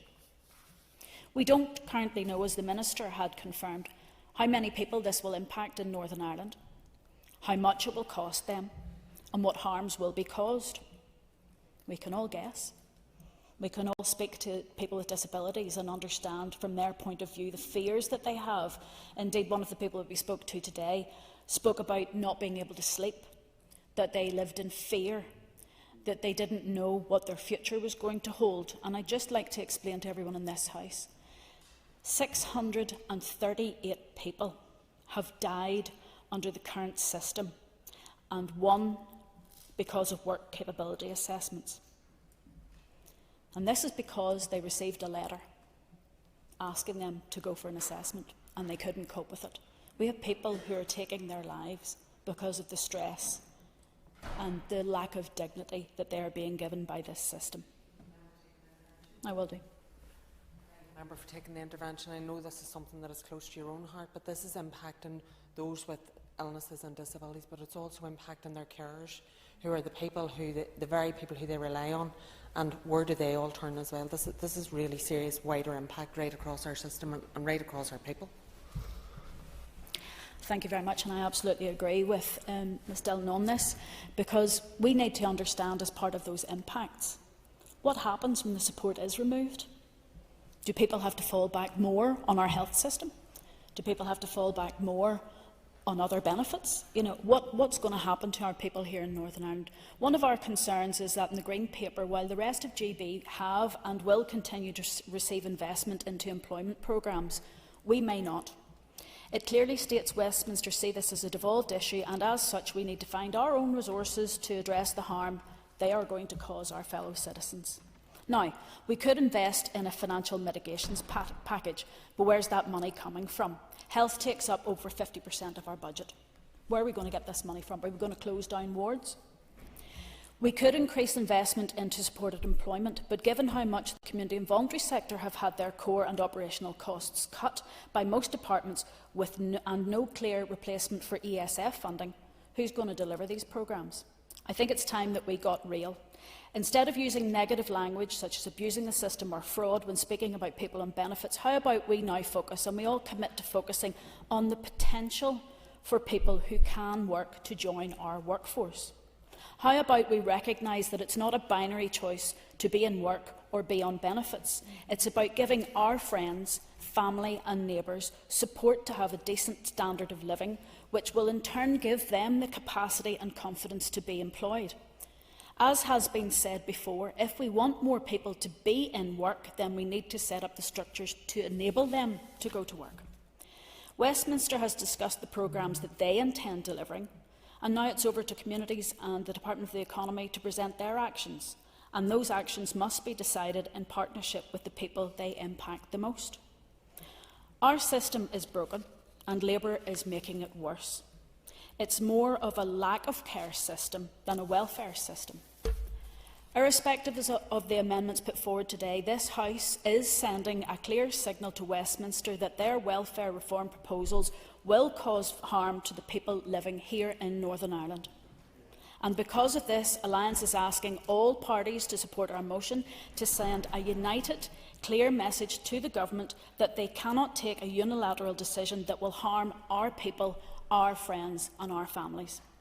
As my colleague Shan Mulholland stated earlier in this debate, we need a different path. We need to stop asking who deserves support and start asking what support helps people thrive. That's why this motion calls for a rejection of the Government's punitive approach, a UK-wide commission to shape real, compassionate solutions to economic inactivity amongst disabled people, a focus on those progressive means of generating more revenue for public services, particularly increasing tax on the super wealthy, and a clear signal from this Assembly that Northern Ireland will not be punished for needing more support. Because, as Shan said, when we build policy out of fear, we sow division, but when we build out of care, we strengthen society, our economy and our future. To reiterate, I want a society where we see disabled people not as burdens, but as people with potential. A society where carers are supported, not sacrificed. Welfare is one of the few levers we have to lift people out of poverty. Let's not break it just when people need it the most. Principal Deputy Speaker, I ask all to send a clear message to the Chancellor.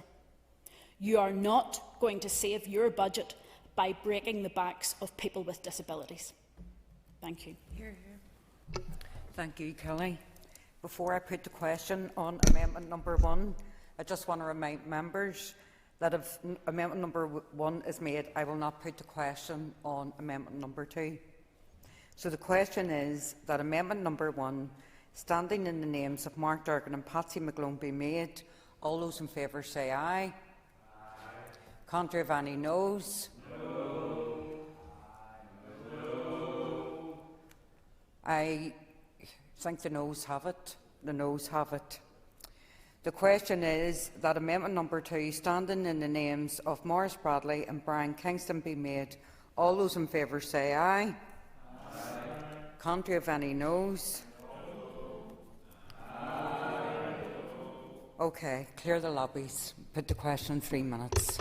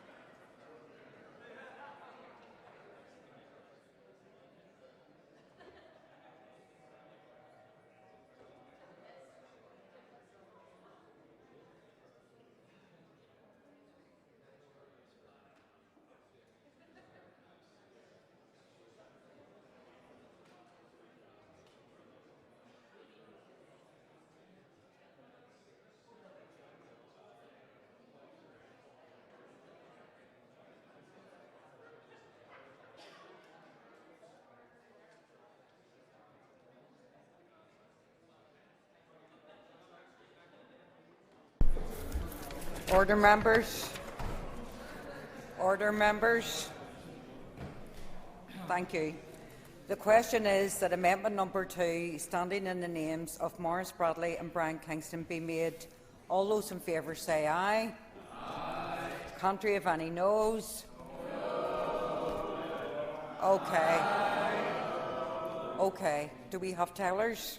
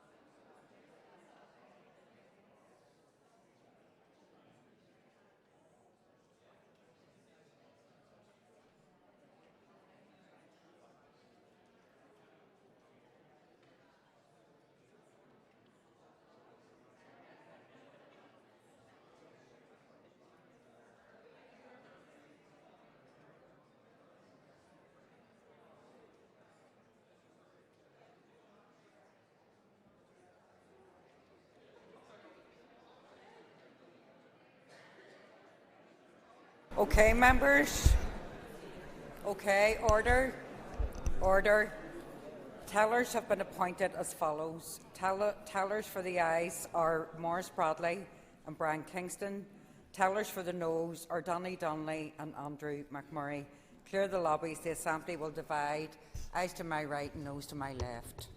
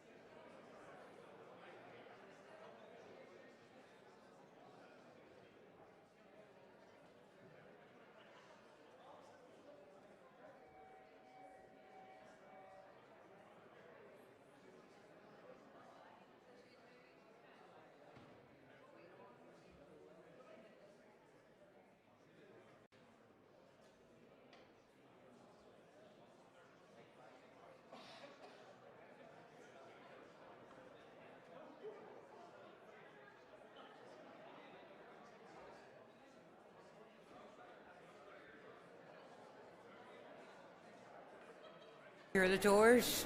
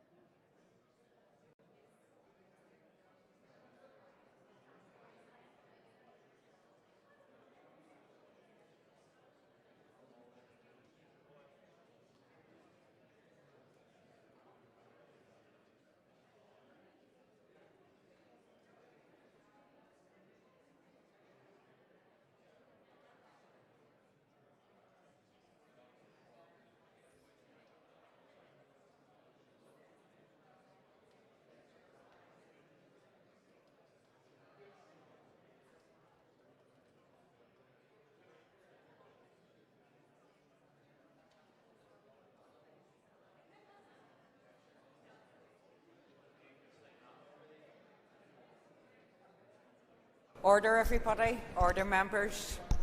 Order. Clerk, please read the result. 81 members voted, 26 members voted aye, 55 members voted no. The amendment therefore falls. Okay, the amendment falls, and the question now is that the motion standing on the order paper be agreed. All those in favour say aye. Aye. Can't you have any noes? The ayes have it. The ayes have it. Members, take your ease.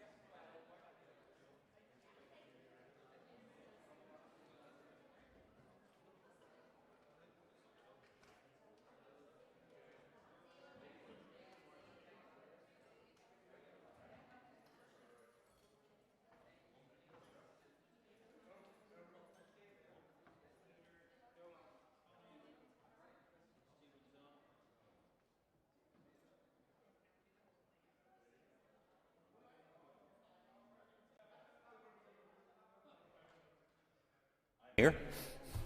Okay, ladies and gentlemen, item 5 on the order paper is the adjournment. The question is the Assembly do now adjourn. And in conjunction with the Business Committee, the Speaker has given leave to Peter Martin to raise the matter of the lack of investment in the road network in North Down. I call Peter Martin. And Peter, you have up to 15 minutes. Over to you. Thank you very much, Mr. Deputy Speaker. How to empty a chamber in less than a minute is a debate on North Downs roads. I'm very thankful for our SDLP colleagues for joining us for this debate. One of them's going now. Mr. Speaker, thank you for allowing me time to bring this adjournment debate to the chamber. Since becoming an MLA and setting up my constituency office in Bangor last year, I knew that roads maintenance or lack thereof would be a big issue of community concern.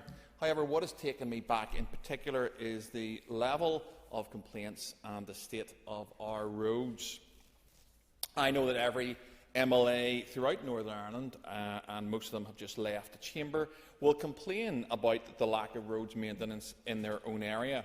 But the people of North Down and Ards Council have a more justified reason to complain, and I believe that is because they are being treated unfairly by the Department of Infrastructure. This area has been underfunded in comparison to other councils, and I will highlight some figures during this speech. Whilst we can all have opinions about a great many matters, facts are harder to dispute. And I do appreciate that the Minister is not in post particularly long, and her predecessor, Mr O'Dowd, was also in post for around about a year. But it is her department, and I'm certainly hoping that she will take on board some of the things that I'm going to share.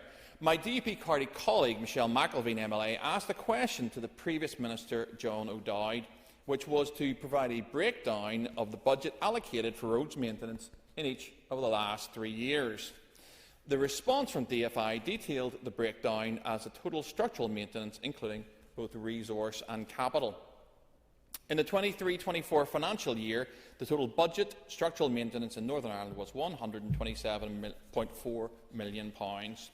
There are 11 council areas in Northern Ireland, so a quick back-of-the-matchbox calculation would mean that an average council area should get around £11.5 million. Of course, you would expect some areas to get more or less, depending on the size of their roads network. But the scale of disparity is what is most telling. If we for a moment work off that base figure of 11.5 and note that Ards and North Down just got 3, that's a quarter of the average. The next lowest, Lisburn and Castlereagh, got allocated 7.5, 2.5 times that of North Down and Ards. We often hear about how west of the Bann is the forgotten country, but Mid Ulster received 21 million and Derry and Strabane Council a smaller geographical area than Ards and North Down, got 11.4, nearly 4 times more. You could perhaps make the argument that this variation of capital funding is then offset by resource. However, it's not. Ards and North Down is also bottom of the table for resource funding in 2 of the last 3 years. Only one council got less, and so excitingly, for 1 year, North Down and Ards was one from the bottom. So what has the department itself said that is the reason why we are so far behind other council areas in terms of roads funding? That, to a degree, remains unanswered, and I do hope that the Minister in her comments will address that during the course of the debate. In response, however, to a question from Ards and North Down Council, DFI said the following, and I'm going to quote, "In distributing the resources available for capital structural maintenance, allocations to the 4 DFI roads divisions are made based on need, using a range of weighted indicators tailored to each maintenance activity. Divisions broadly use these indicators when apportioning across council areas to ensure, as far as possible, an equitable distribution of funding. The weighted indicators used in apportioning capital, asset improvement, resourcing, large patch repairs are updated annually and relate to the length and area of the roads network, the population of the section office area, and a number of actionable defects identified in the previous 12 months. So, in terms of the road network, I then compared Ards and North Down Council to one of a similar size. We're quite similar to Lisburn and Castlereagh. However, they received an allocation of £22.3 million in the last 3 years. So, you would expect Ards and North Down to get about 85% of that, which would be 18.9. We received 13.9. So that can't be the formula that DFI are using. In fact, Ards and North Down is the 4th largest council area by population. So it's not that factor either. In response to an Assembly question, figures shown in the last year, Ards and North Down has recorded 1,816 actionable defects, compared to 516 in Derry and Strabane, a council area that receives nearly 4 times the funding. So it's not that factor either. We then pressed the department further, and it said the allocation process and how it's apportioned across council section offices is complex. Should such detailed information be released to the public, it may be scrutinised by others, contractors across council areas, could potentially cause harm to the department or existing contracts. In addition, such information is unlikely to be released under freedom of information. That last quote is concerning, and I believe that the department is to a degree closing ranks on itself. They seem not to want this looked into any further, and I feel that's unfair. The lack of maintenance on roads isn't just frustrating, it can weaken inward investment. The Blue Avenue, which is home to a significant amount of business and industrial complex in Bangor, is in a really poor state. So what does that message send to investors wanting to perhaps locate in that area? My own constituency office has received numerous reports of constituents falling over paving stones, which are tripping hazards, causing injury, and ultimately the department has to pay out in insurance claims in some of these cases. The department's response, as far as I'm aware, and I will be corrected, is that they have resurfaced 1 footpath in the course of the last year. I've been pushing to see a much needed pedestrian crossing to be installed on the 4-lane Bangor Ring Road. This allows people from St Columbanus, a post-primary maintained school, and local residents to cross this busy carriageway safely. The scheme continues to be delayed and has been pushed into a further financial year. I have been engaging with a number of constituents who are blind. We highlighted this in the press recently, and they have been campaigning to get this crossing. However, they now have another year of crossing that road, which is extremely dangerous for people who are sighted and certainly very dangerous for people who are visually impaired. I want to see all roads in North Down to be safe for people to cross, and we certainly do not want to see people losing their lives in road accidents because of road safety mistakes. In closing, Mr. Deputy Speaker, I also want to make the point that our roads engineers and the people we as MLAs deal with on a day-to-day basis are really good.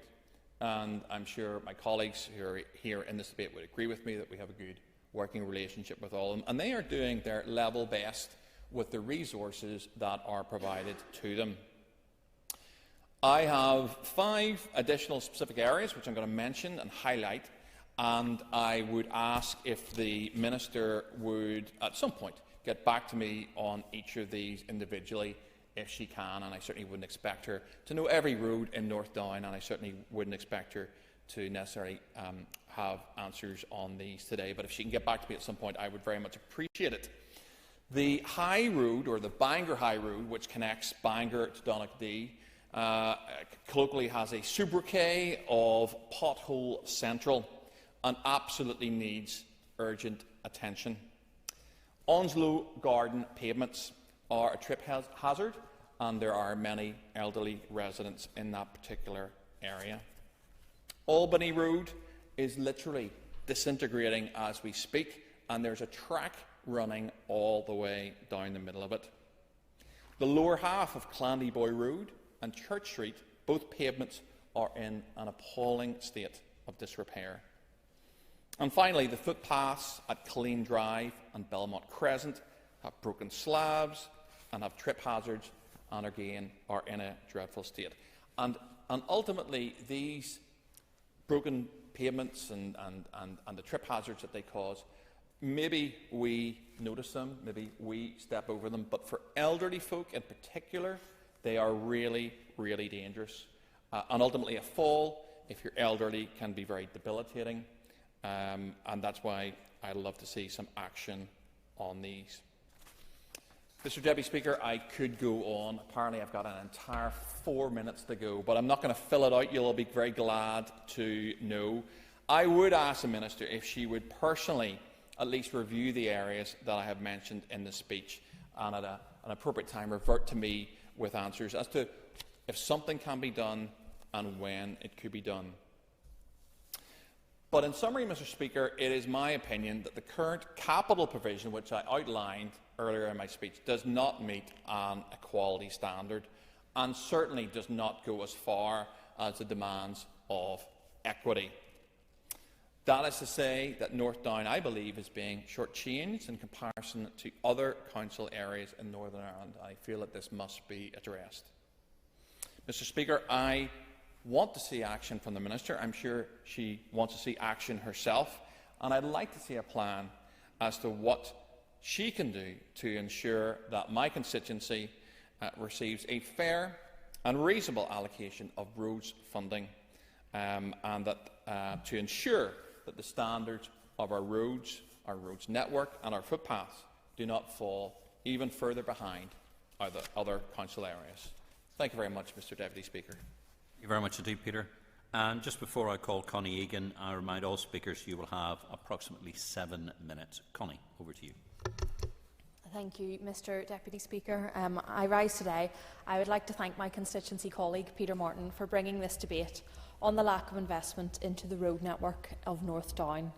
I think, as proposer, he has highlighted very well the statistics which show that North Down gets less investment into our roads network compared to other council areas, and I really hope the Minister will speak to that later in her contribution. I know that this is an issue that we all get coming through our constituency offices every week, and something that I recognise as a driver on our local roads in North Down. But before I go on, I would like to offer my condolences to anyone who has been caused harm or lost a loved one by an accident on our roads. There are real people and lives that have been lost and impacted due to the lack of investment and action, and we must keep that in mind as we progress through this debate. Alliance believes that we need radical improvement to our transport infrastructure to prepare Northern Ireland and our constituency of North Down for the future. a future that ensures the safety of pedestrians and drivers on our roads, a future of interconnection for the benefit of our citizens, our culture and our economy, and a future that allows us to meet our domestic targets to tackle the climate crisis. The cost of investing into North Down's road network is not just financial, but as I said, it's people's lives. We cannot brush this challenge under the rug and ignore it. The state of our roads provides clear physical evidence as to why the Department for Infrastructure and every department in our executive should have multi-year budgets that allow for long-term planning. As this debate points out, North Down is suffering, and as a consequence of this not being the case.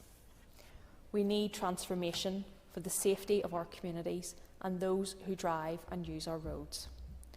One of the most well-known examples, and potentially most frequently used by the public, is of course the A2 Bangor to Belfast road. This stretch of road can be incredibly dangerous. There is a pattern of accidents across many years, devastatingly, some of which have been fatal. The Department confirmed in spring last year that a review would be undertaken into the safety of this road, and I understand that this is still to happen. It is imperative that safety measures are put in place and this review is taken forward. Increased traffic calming measures across our road network would be extremely beneficial to the safety within our communities. I'm often contacted by constituents who raise with me the need for road safety measures such as 20-mile-an-hour zones outside their local schools due to the fear for their children's lives who cross and use them every single day. Minister, I put to you only last week the need to expand these zones, particularly intervening in cases where children have been involved in traffic collisions. Whether it's in Malile, Donaghadee, Bangor or Holywood, concerns run right through our community. I welcome your willingness to consider this, but I'll use this opportunity again to urge you to do this quickly before any more young people, school staff or their families are hurt. By investing in our road network, we can build confidence in our communities and keep them safe. I also think this might have an added benefit of encouraging more on-foot and active travel due to the lessened fears of contending with traffic. Of course, I couldn't go through this debate without mentioning potholes. The statistics on this are stark. From 2024 to 25, Ards and North Down experienced a massive uptick in the amount of potholes reported, 7,003. This is a 22% increase in the year before. A survey from Compare NI shows that 85% of people in Northern Ireland think the pothole situation is getting worse, not better. This brings me to my last point, the cost of inaction. Last year, during a long campaign from many of us here for the resurfacing of Castle Park Road, I was contacted by a constituent who had experienced damage due to the condition of our road network. I directed them towards DFI Road's claims unit, but the cost of this compensation to the public purse is substantial. Between the financial years 2019 to 20 and 2023 to 24, DFI paid £29.6 million in compensation for those who had vehicles damaged or injuries caused by our roads. In 1 year alone, 2023-24, the cost was a staggering £8.2 million. This money could have been invested in making our roads better and safer, instead of dealing with the consequences when they are not fit for purpose. I close with this. Investment into North Down's road network is essential. We need clean, accessible transport that works for our communities, our environment and our economy. I know there are many competing demands on the Department, and I appreciate the challenge you have, Minister, in taking them on, especially as you're new into the role. But there are steps that we can take in the short term. Better signage, visibility, 20-mile-per-hour zones. That will make a massive difference in the lives of those we serve. Thank you. Thank you very much indeed. I call on Stephen Dunn. Thank you, Deputy Speaker, and I too would like to thank my colleague Mr Peter Martin for bringing this topic to the floor today, and also to the Infrastructure Minister for her attendance this afternoon. This year marks 10 years of the Department for Infrastructure's operation of a limited roads maintenance programme, and I think its impact really is starting to show to a dangerous level right across Northern Ireland, but in particular within our own constituency in North Down, the impact of this limited road maintenance programme. And during this time, we have seen our roads and footpaths deteriorate in both urban and rural areas, and the costs of personal and vehicle injury claims skyrocket, and simple routine maintenance tasks such as road sign cleaning, regular weed spraying and grass cutting deteriorate right across our local area due to 10 years of significant underfunding and this prioritisation programme of limited service. While many of these issues are not unique to our area, as the title of this adjournment debate suggests, North Down is an area that does not get its fair share of investment when it comes to addressing these problems. And I know the Minister has been in the area relatively recently, and hopefully she will have, and in the future see for herself, the condition of some of our roads. Figures I acquired from a recent Assembly question, I suppose, brought this to bear and highlighted the starkness of this issue. When 4 out of the last 5 financial years it was confirmed that our own council area was ranked the lowest of all council areas in terms of total resource and capital structural maintenance expenditure on road maintenance, and I believe that is simply not good enough. In 22-23, Ards North Down Council area had a roads maintenance budget of €3 million, and by comparison the highest allocation was within the Mid-Ulster Council area with a staggering €21.5 million. It does seem certainly something to be very alarmed about, given the scale of the difference in that area. Meanwhile, in 2023, our council has for a number of years topped the league table for the number of potholes reported. In that year alone, over 3,800 were reported. And as has been mentioned, pothole repairs is an issue of great frustration for all of us and for the people that we represent. And it is important that action is taken to ensure, when repairs are carried out, that they are repaired to last as well. In North Down area, there has been a number of areas, and I know this is an issue that stings right across Northern Ireland, but maybe the Minister will take it on board, where utility companies often come in just after maybe some resurfacing work has been done. And I know that is an issue of huge frustration. I do think more can be done by the Department to work with and ensure that the utility companies do take responsibility and leave the areas, if not in the same condition, but improve it when they are digging it up. And hopefully that is something that can be prioritised moving forward. Hopefully the new Minister has recognised that the penny-wise, pound-foolish approach sometimes by her department to roads maintenance is benefiting no one. And as a member of the Infrastructure Committee, I look forward to seeing further details of the Minister's proposed new road maintenance strategy coming forward. And I know I've spoken with her on that at the committee, and hopefully that she will take that opportunity to address some of these issues, where the commitment about making higher quality repairs where they're needed most, and interventions. We have seen in recent years too the change from intervention levels, where it was previously 20 millimetres on many of our roads, onto the limited approach. They're left to reach 50 millimetres, which I think everybody will agree it is too high a threshold. And I think this has been a factor in the ever-increasing amounts of vehicle damage and personal claims, with more than a staggering 25 million paid out by the Department within the last 5 years. The A2 Bangor to Belfast dual carriageway is one of our country's busiest roads. However, it does not get the same level of investment that it should. With a road with around 45,000 vehicle movements daily, there are quite a number of issues and a lack of maintenance with signage and other dangerous issues that have impacted road safety, as well as along the very busy Bangor Ring Road as well. And we see issues like grass verges, for example. Previously they were cut more than 5 times per year. That has been reduced to 2 times per year, and it has had an impact on sightlines and in many of our junctions along those roads. And also a policy introduced by your predecessor, Minister O'Dowd, where he introduced 2-metre cuts, and again that has had an adverse impact on road safety at sightlines. So there's many issues out there, and we do hope that the Minister will take the opportunity to get a grip of this and ensure that North Down gets its fair share. There's other issues such as routine maintenance of drainage systems, gullies, where we have seen flooding in some of these hotspots. And we also look forward to more work being done on the wider road safety review along the A2, which has been committed to in a number of recent questions.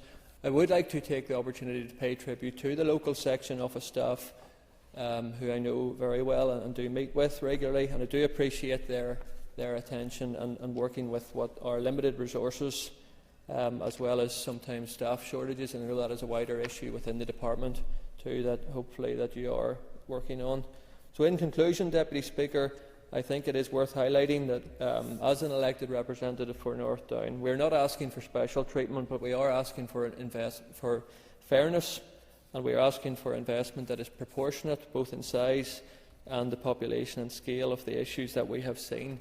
And hopefully this Minister will take up the opportunity which the previous Minister did not take up to get a fair deal for the people of North Down. Thank you, Deputy Speaker. Thank you, Stephen. I call on Alan Chambers. Thank you, Deputy Speaker. Deputy Speaker, just going to refer to a copy of Hansard, dated the Tuesday, the 22nd of November 2016, and it records an adjournment debate which was titled Road and Footpath Maintenance North Down. At that adjournment debate, there was 4 members in the House. I was going to say that the interest in North Down roads had increased by 25%, but I see Patsy has left. So, funnily, all the comments that were made by the speakers in 2016 are probably just as applicable today as they were then. In fact, I spoke for 10 minutes, and I was tempted just to use the same speech that I made all those years ago, but I've got a sore throat today, so you'll be pleased to know that I'm not going to speak for 10 minutes or even 7 minutes. But I understand the demands on the Minister to deliver more with an ever-shrinking budget, but real-world budget realities kicks in, and I see that in the health service. You know, that people are asking for more and more, but the budget just ain't there. So that's the reality of what we're dealing with, and I'm sure that the Minister will expand on that. And, you know, the problems that we're talking about here, none of them are unique just to North Down. I mean, I drive a lot around the province, and potholes everywhere, and you know, so and grass not getting cut around the countryside. So it's not just unique to North Down, but things like you know, in North Down in the 23-24 financial year, the department spent £410,000 on a roundabout project, the Groomsport roundabout project. It wasn't needed. It definitely wasn't needed. But it was coming to the end of the financial year, and it was the department obviously not wanting to hand back budget, and that money was spent. But that money could have been spent better on some more pressing issues. In relation to potholes, I know we're obsessed with them, and rightly so, because they're everywhere you go. I see some. You report a cluster of them, and the department officials come out and they'll put the marking around it for repair. But there might be 4 or 5 potholes in that cluster, but there's one that they'll not put down and they'll not repair because it's maybe a millimetre outside the criteria to be fixed. And you know, it seems to be like a wasted resort to come out and fix the other 3 or 4 or 5 and leave one, because a fortnight later they'll have to come back and fix it because that 1 millimetre will have gone. And so that really needs to be looked at. The other thing that I notice as well is the band-aid approach to fixing potholes. You know, back in the day, it was a mechanical roller was used, and you could see the steam coming off the tar. Now it's a guy with a wheelbarrow and a shovel, and he throws a lot of stuff into it, and he beats it down with a shovel. And really, it's fortnight, 3 weeks later, you're back to square one. So I think the department maybe needs to have a look at that. The other thing I've asked questions about, a bit of being my bonnet about it, is signage, road signage that gets damaged in vehicle collisions. And I've asked the department a number of years ago, do you try and retrieve your costs of repairing those signs from the car owner's insurance? And the answer is no, we don't. Too much bother. It's not cost effective. The same thing happened there in the recent storm. There's a lot of trees fell down off private property onto public roads, and the department had to come and clear them off the public roads. And again, I ask questions: do you recover your costs of household insurance, public liability insurance? And again, the answer is no, we don't. It's too much hassle. It's not cost effective. But you know, there's a lot of money there that could fill a lot of potholes if the department had the motivation to go after that money. But another suggestion that I have made over recent years is about there should be more consultation with elected representatives when the department or the section office has drawn up their programme for the year ahead. They should really be consulting. We're the people who know. We know the footpaths that need fixed. We know the roads that need fixed. But somebody in an office 30, 40 miles away from Bangor or North Down doesn't know the area. So they're making choices that I think are maybe not the best choices. So a little bit more pre-consultation rather than coming to council to tell them what they're going to do. Come along and ask, what is it you want us to do? And Peter there listed a lot of streets in Bangor that are really bad. Alec Easton, in his speech that night, I think named just about every street in North Down as needing, and I dare say that some of the streets that Peter has highlighted were actually highlighted back in 2016, so nothing much has moved in the meantime. But another issue is that I have is, I think, where the department is letting North Down down is in road markings, central road markings. I think that they have really fallen into disrepair. And we know we've had this conversation recently about the glare of the LED headlights. And you know, when you're the victim of that, when there's a car coming at you with those strong LED headlights, you can lose your sense of position on the road. And the only thing that sort of salvages the situation is the central road markings, if they're working and if they're reflective. At least gives you something to position yourself on the road. But the road markings are very, very poor. I've reported some in Groomsport, but the minister has replied that they would fix it in the summer. But that's another 3 months that road is going to sit without any road markings. So, you know, I think we need to up our game there.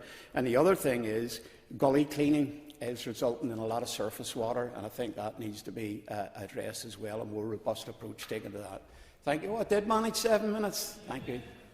Thank you very much indeed, Alan. And I call on the Minister. Minister, you've got up to 10 minutes. And thank you to Mr Martin for instigating this important debate on his concerns about lack of investment in the road network in North Down. And also to the members Stephen Dunn, Alan Chambers and Connie Egan, who I've listened to intently to all the comments and issues raised by members tonight and have heard them loud and clear. I suppose as a constituency MLA as well, everything you've said I am able to relate to.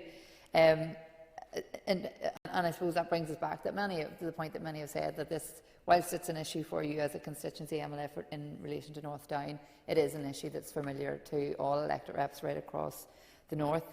And investing in new roads and maintaining roads is critical to ensure the safe movement of people and goods to allow growth for our economy.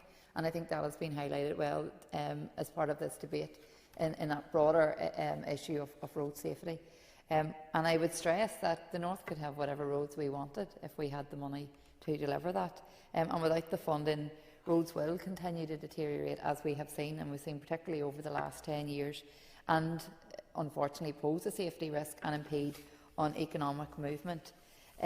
My department, like other departments, as you will be too familiar with, has been operating in a difficult financial environment for a number of years due to that underfunding and austerity that has been imposed on us by the British Government. And this is creating significant challenges in the ability to maintain our road network in a safe condition. And I share the frustrations and at times the inconvenience that this causes for all of our for everyone that we represent. People and communities rely on the road network to do business, to go to work, to go to school and to connect to one another. And whilst my officials have worked extremely hard to maintain the road network, they have nonetheless been forced to concentrate on only the highest priority road repairs. As a result, we have all seen a continued deterioration over the past 10 years, particularly given that we have been operating a limited service due to the funding constraints, with large numbers of potholes and other defects developing across the road network, particularly after periods of very wet or cold weather, which have become more frequent in recent years, as you will be aware.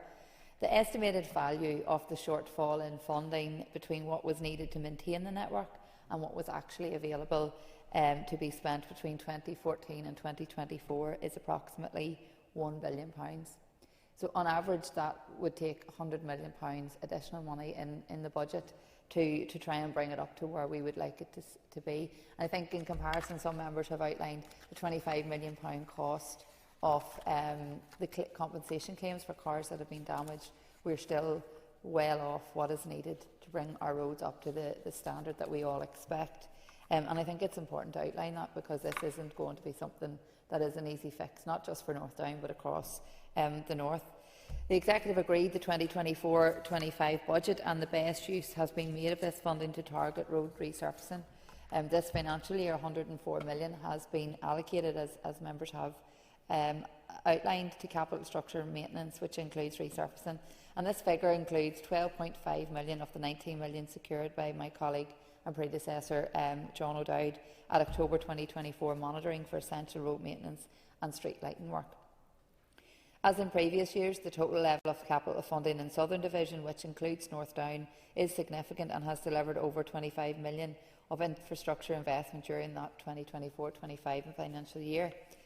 Many members have outlined their concerns around allocations, and I suppose just to say the distribution of funding allocations for road maintenance are made on the basis of need, which aims to ensure, as far as practicable, an equitable distribution of funds across the whole of the North. So I can assure you that Ards and North Down Borough Council area receives a fair and proportionate share of the funding that is made available to my department for road maintenance. And whilst the budget for 24-25 remains challenging, my department continues to prioritise key essential services, ensuring delivery of the highest priority resurfacing, roadside stability and drainage projects. Regrettably, the resource funding position is equally challenging, and it will mean having to continue with a limited service for road maintenance, targeting the highest priority defects to protect public safety. The main strategic road network in Ards and North Down area is in relatively good condition, and that consists of the A2 Bangor to Belfast Road, the A21 Bangor to Newtonards Road, the A20 Newtonards to Strangford Road, and A20 Newtonards to Belfast Road. The B511 Groomsport Road and the B109 Clandyboy Road are currently being monitored for potential resurfacing, but will be subject to funding being available. And my officials are also monitoring the condition of roads in the Ards Peninsula and will take opportunities based on funding being available for those also. But we all know the challenges of keeping the network in good condition, and I know, as I've said earlier from my constituency role, how important that is to the people we represent, and as all of us are road users too, we can see ourselves on a daily basis the challenges with that. But I think it is time that we tried something different, and Stephen Dunn had referred to this in his remarks, and that regarding a new approach to road maintenance, and that is one of my foundations for the department. I've asked my officials to consider new ways to approach road maintenance, focusing on improving its overall condition, whilst making the best use of the limited funding and resources in a way that balances safety and value for money.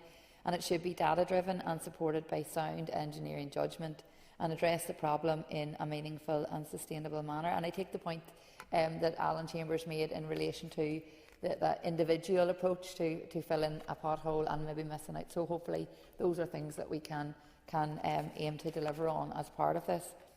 As I said, officials are working on a new road maintenance strategy that will be considered in detail in the coming weeks, and we aim to focus on delivering higher quality repairs instead of spreading resources too thinly, ensuring a more reliable and safer road network where we intervene. This is currently being piloted in 2 areas across the North, and that includes Ards and North Down Council area.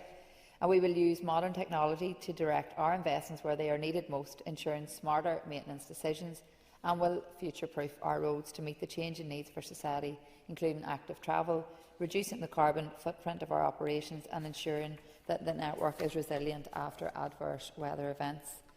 The value of our infrastructure cannot be overstated, and I will continue to work with executive colleagues to ensure appropriate investment is made to improve the quality of our road network and contribute to the delivery of the priorities set out in the agreed programme for government.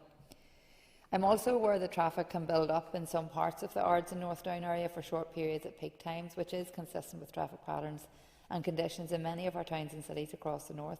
And my department's transport strategy and suite of transport plans will set priorities for the future development of the road and rail networks up to 2035. The strategy will also outline how my department is working to address the challenges we face, such as congestion, climate emergency and transport safety. I am also keen to promote and encourage the use of sustainable transport modes such as walking, cycling and public transport as an alternative to the private car. And my officials are reviewing the submissions received as part of the public consultation stage of the Department's draft Active Travel Delivery Plan, which concluded on the 28th of February this year. And I'd like to thank everyone who took the time to respond, as that will lead towards me finalising the delivery plan. The main settlements in the North Down area are Bangor City, Hollywood and Donaghadee, and I recently attended, as Mr Dunn has referenced, the commencement works for the Newton Ards to Green Road, Bangor Greenway, that is due to be completed late autumn this year.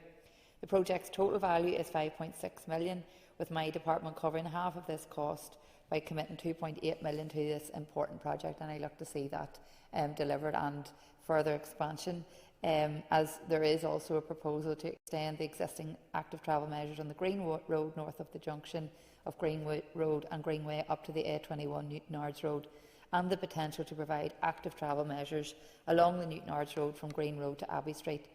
The next stage is to develop an options and feasibility report in relation to this.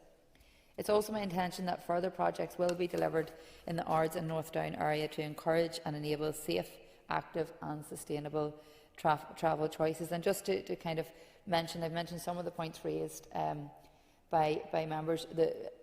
The proposer of the debate, Mr Martin, had referenced the pedestrian crossing. So just in relation to that, I know it hasn't happened until due to funding constraints, but I am hopeful that that project can be taken forward in the 25-26 financial year, and we can keep you updated in relation to that. Regarding the other specific roads, a number of members have highlighted specific areas. I will ask officials to come back with updates in relation to those also.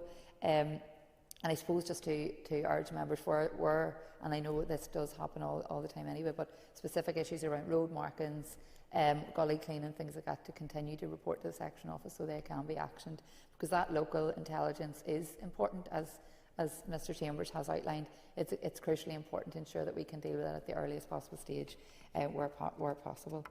So in closing, Mr Deputy Speaker, I would like to thank Peter Martin for bringing this debate to the House and to all the members for their contributions this evening. I once again want to reiterate that the value of our infrastructure cannot be overstated. Long-term underinvestment of our roads is impacting on its integrity, leading to the slow deterioration that we are all too familiar with, particularly on rural roads. And this is not what the public or I or my department wants to see. So I will continue to work vigorously alongside my executive colleagues to secure the investment needed to maintain and improve the quality of our road network for the people of the North. I'd also like to take this opportunity to remind everyone that we all have a personal responsibility when using our roads to behave in a way that keeps ourselves and others safe. And one of the best ways we'll be able to fulfil our long-term goal of eliminating death and serious injury by 2050 is by changing road user behaviour. The sad reality is that if we do not change our own attitudes when we're using the roads, our death toll will continue to increase. So I thank members for their contributions this evening. Thank you very much indeed.